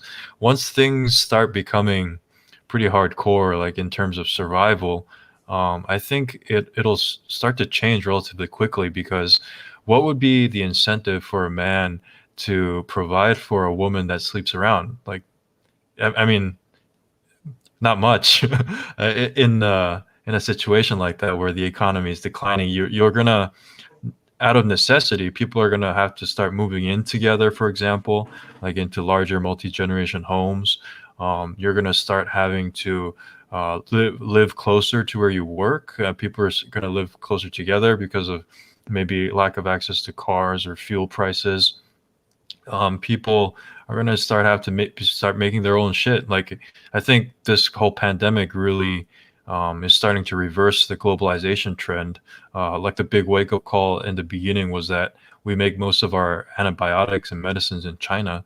And I think it's going to change slowly, but I think it's eventually going to come to a point where the whole container issue, the different trade imbalances, all of that is going to kind of come to a head, and we start making stuff in America again, however crappy the quality. I think if we do foresee an economic decline, this sort of issue would solve itself. That's my thesis right now, anyway. Yeah, I kind of agree. Nature tends to, rebalance itself. It's always trying to get to what's the word? Homeostasis. Equilibrium, I believe. Yeah, or yeah, Because like what equilibrium. woman, like the woman we saw earlier, like with the green hair and the huge nose rings and shit like that, like it's basically a power trip. Like if you think about it, it's basically flaunting the fact like they're saying basically I can do whatever I want and I can still get a man, or I can still, you know, have society provide for me. But it's not. This is a delusion that only happens right now when you know she Yeah, does I have a was gonna safety net. say, the Dusty, do you watch what's that guy's name? Taylor the Fiend?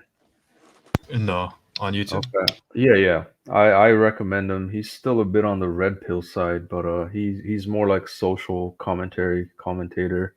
Like he goes over Reddit subreddits and TikTok videos of, Foyd degeneracy. The latest one was literally, I think she actually even looked like the girl the from the picture earlier, the green hair, fat glasses, nose ring. But her TikTok was literally like, "Oh yeah, like I love men. I love abusing men. It's such a power trip. Like I destroy their ego, and then sometimes I just put my head against their shoulder to give them that little love tap." Damn. And I was just like, it's pretty enraging, but it's like, yeah, this is exactly the state of fucking dating, and I can totally understand why like a lot of men have checked out from dating because you got Foids like them too. But then ultimately, it's like the sign, right? It's like they can afford to do these kind of behaviors. Yeah, I mean they can, but it's only because, you know, if they have a kid, so what? Like the government will provide for it. You know, like if like because of the sexual market value, there's gonna be somebody willing to provide for her. Yeah, and like I don't know, was it you, Mystery? Like we've talked about this before, but like women are not a net positive on, the tax base in society. So it's like eventually like this, social welfare bullshit where, Uncle Sam's gonna take care of your fourth bastard child.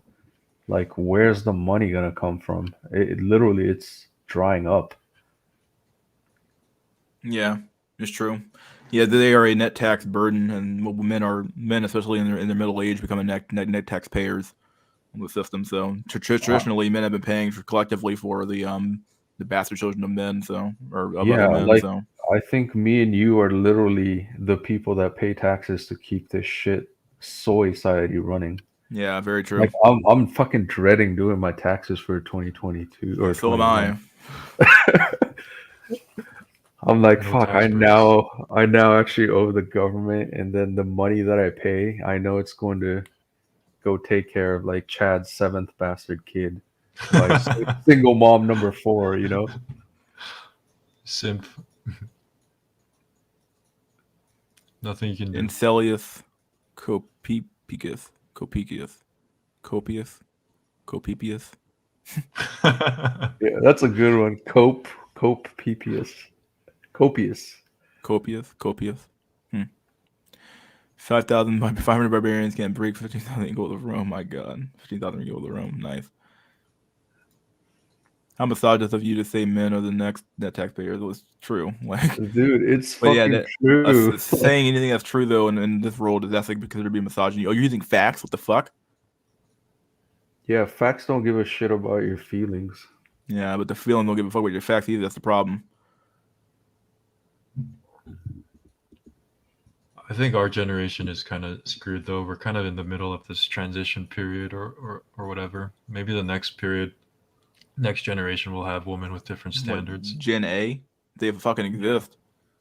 I mean, it's gonna be basically look like when women have to start seriously worrying about their safety, not like the college campus safety, but like life or death safety on the street, or you know, economic safety, like literally being homeless.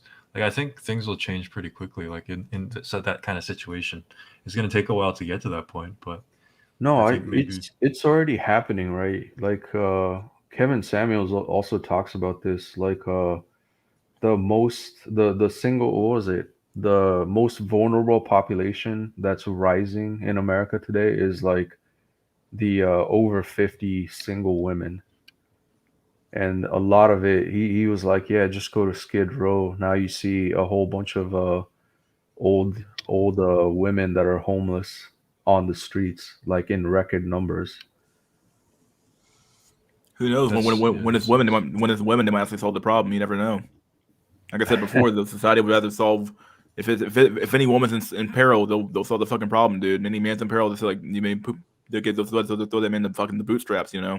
So Yeah, and I guess he has a point. Like he's like, women can't afford to be single. Like as in, it's almost kind of like a necessity now. I wouldn't just say women. It's like you need that dual household income to even survive. I guess even in the West.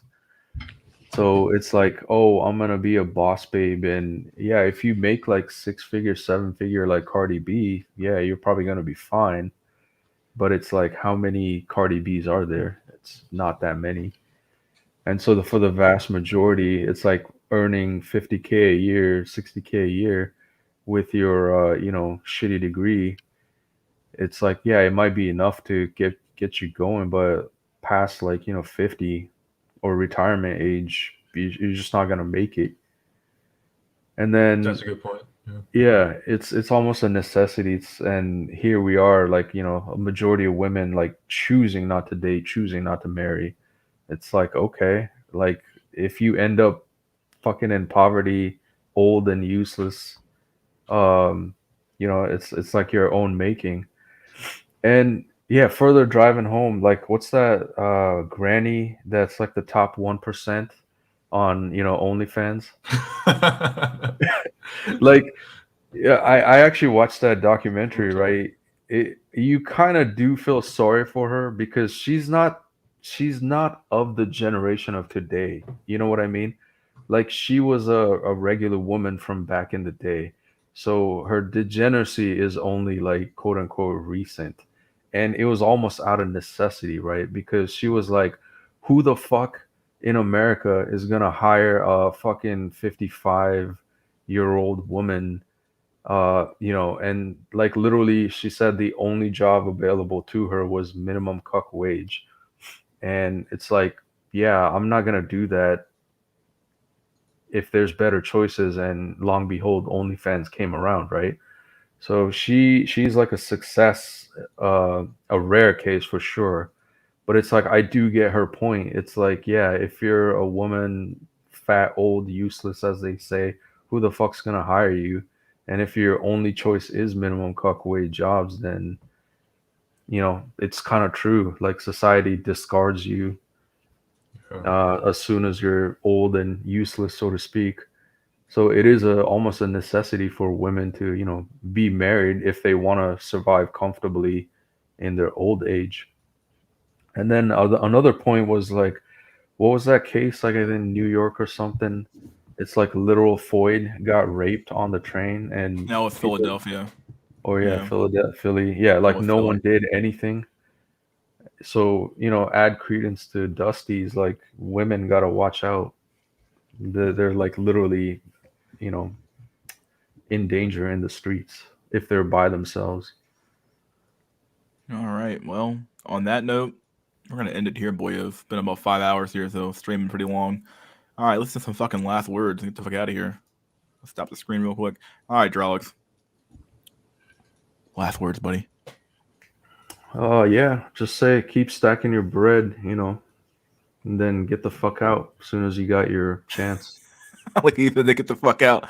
There you go, buddy. All right, my dude. See you next time. Peace. Peace out, buddy. Mr. Dusty Jones, Esquire. Last word. Yo, thank you for having me. It was a pleasure. It was fun all around, man. Keep it up. No Are you problem, here buddy. next week? I'll be here tomorrow, actually. Just probably be a little less intense, but yeah, we'll do some stream tomorrow for sure. Always do Saturday and Sunday typically, so. All right, man.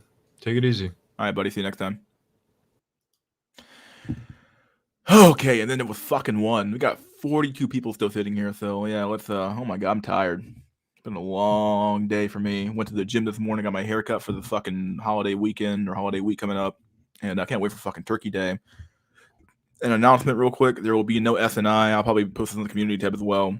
No SNI on that week of Thanksgiving. So that weekend I'll be out. with family and stuff. I might do a Sunday stream actually. 'Cause I'll be home by Sunday. So I'm fucking hiccuping right now. But yeah, I'll probably do a Sunday stream and no Saturday stream. No Saturday stream at all that week. So I'll be home. My mom's house. So Apple Moonshine, the best cope. Yeah, that sounds like a fucking good cope actually. Dang. Wish I had some alcohol right now. I don't have any alcohol on me right now. I have some wine. I don't have any hard alcohol. But yeah, hope you guys enjoyed the stream. Did you enjoy the stream? You guys, you doing the stream or what? Jim Max preparing for turkey. Yeah, that's what I'm doing too. I'm trying to fucking prepare for that turkey. Come on my fucking stomach, dude. Cannot fucking wait. Can't wait for fucking turkey, dude. Turkey, and then we're having Cornish hens and fucking ham and all that shit. Can't wait for all that shit, dude. Oh yeah, don't forget to like the stream if you're still here. Like the stream. Leave a few comments if you have anything to say. Otherwise than that, and yeah, leave some comments. Subscribe if you're a new viewer or watcher. Subscribe to the channel for sure. If you like the stuff you're seeing here, or not, or if you hate the stuff you're seeing here, maybe you can hate watch. And yeah, instead of dude, it's stream, dude. Can't be in that fucking food coma. Yeah, dude. Fuck. Oh boy, oh boy, oh boy. Glad everybody enjoyed it. 9 votes in, but yeah, glad people enjoyed. Can't wait to fucking play some games tonight before I go to sleep. So yeah, I think you should change the name, move away from Incel. I thought about it. The name SNI changed so fucking it works so fucking well though. So what should I change it to? You want to give me an idea? I'll change it, dude. But I haven't decided what I want to change it to yet.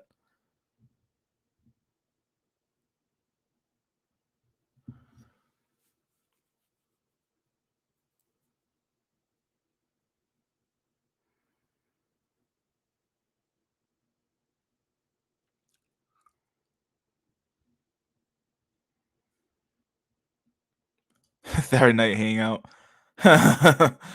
Something innocuous. That might actually work. Kind of like that. SNI for life.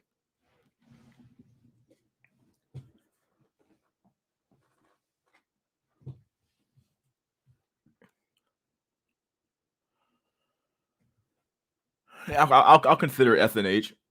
SNI is best to taunt the glowies.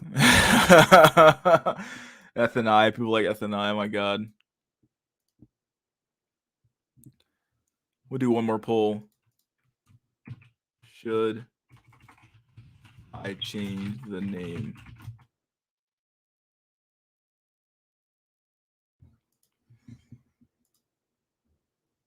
Saturday night cope. That could work. SNC. I like. Anyone here like Saturday night cope? I do like cope. I do like that one there. Pretty good. Got a lot of no's. Because how often do I really discuss info topics at all anymore? Like, it's real here. We get on so many fucking rabbit holes.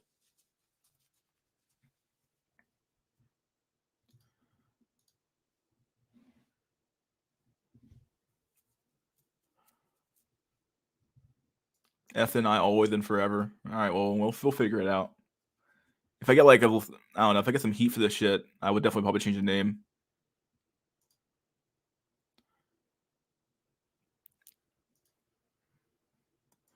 SNC sounds good. Yeah, I do like SNC. Sounds good, not gonna lie. Cope is incel lingo. Yeah, they would at least know. The police wouldn't do shit anyway, but yeah, please arrest yourself. Just self-defense, yeah.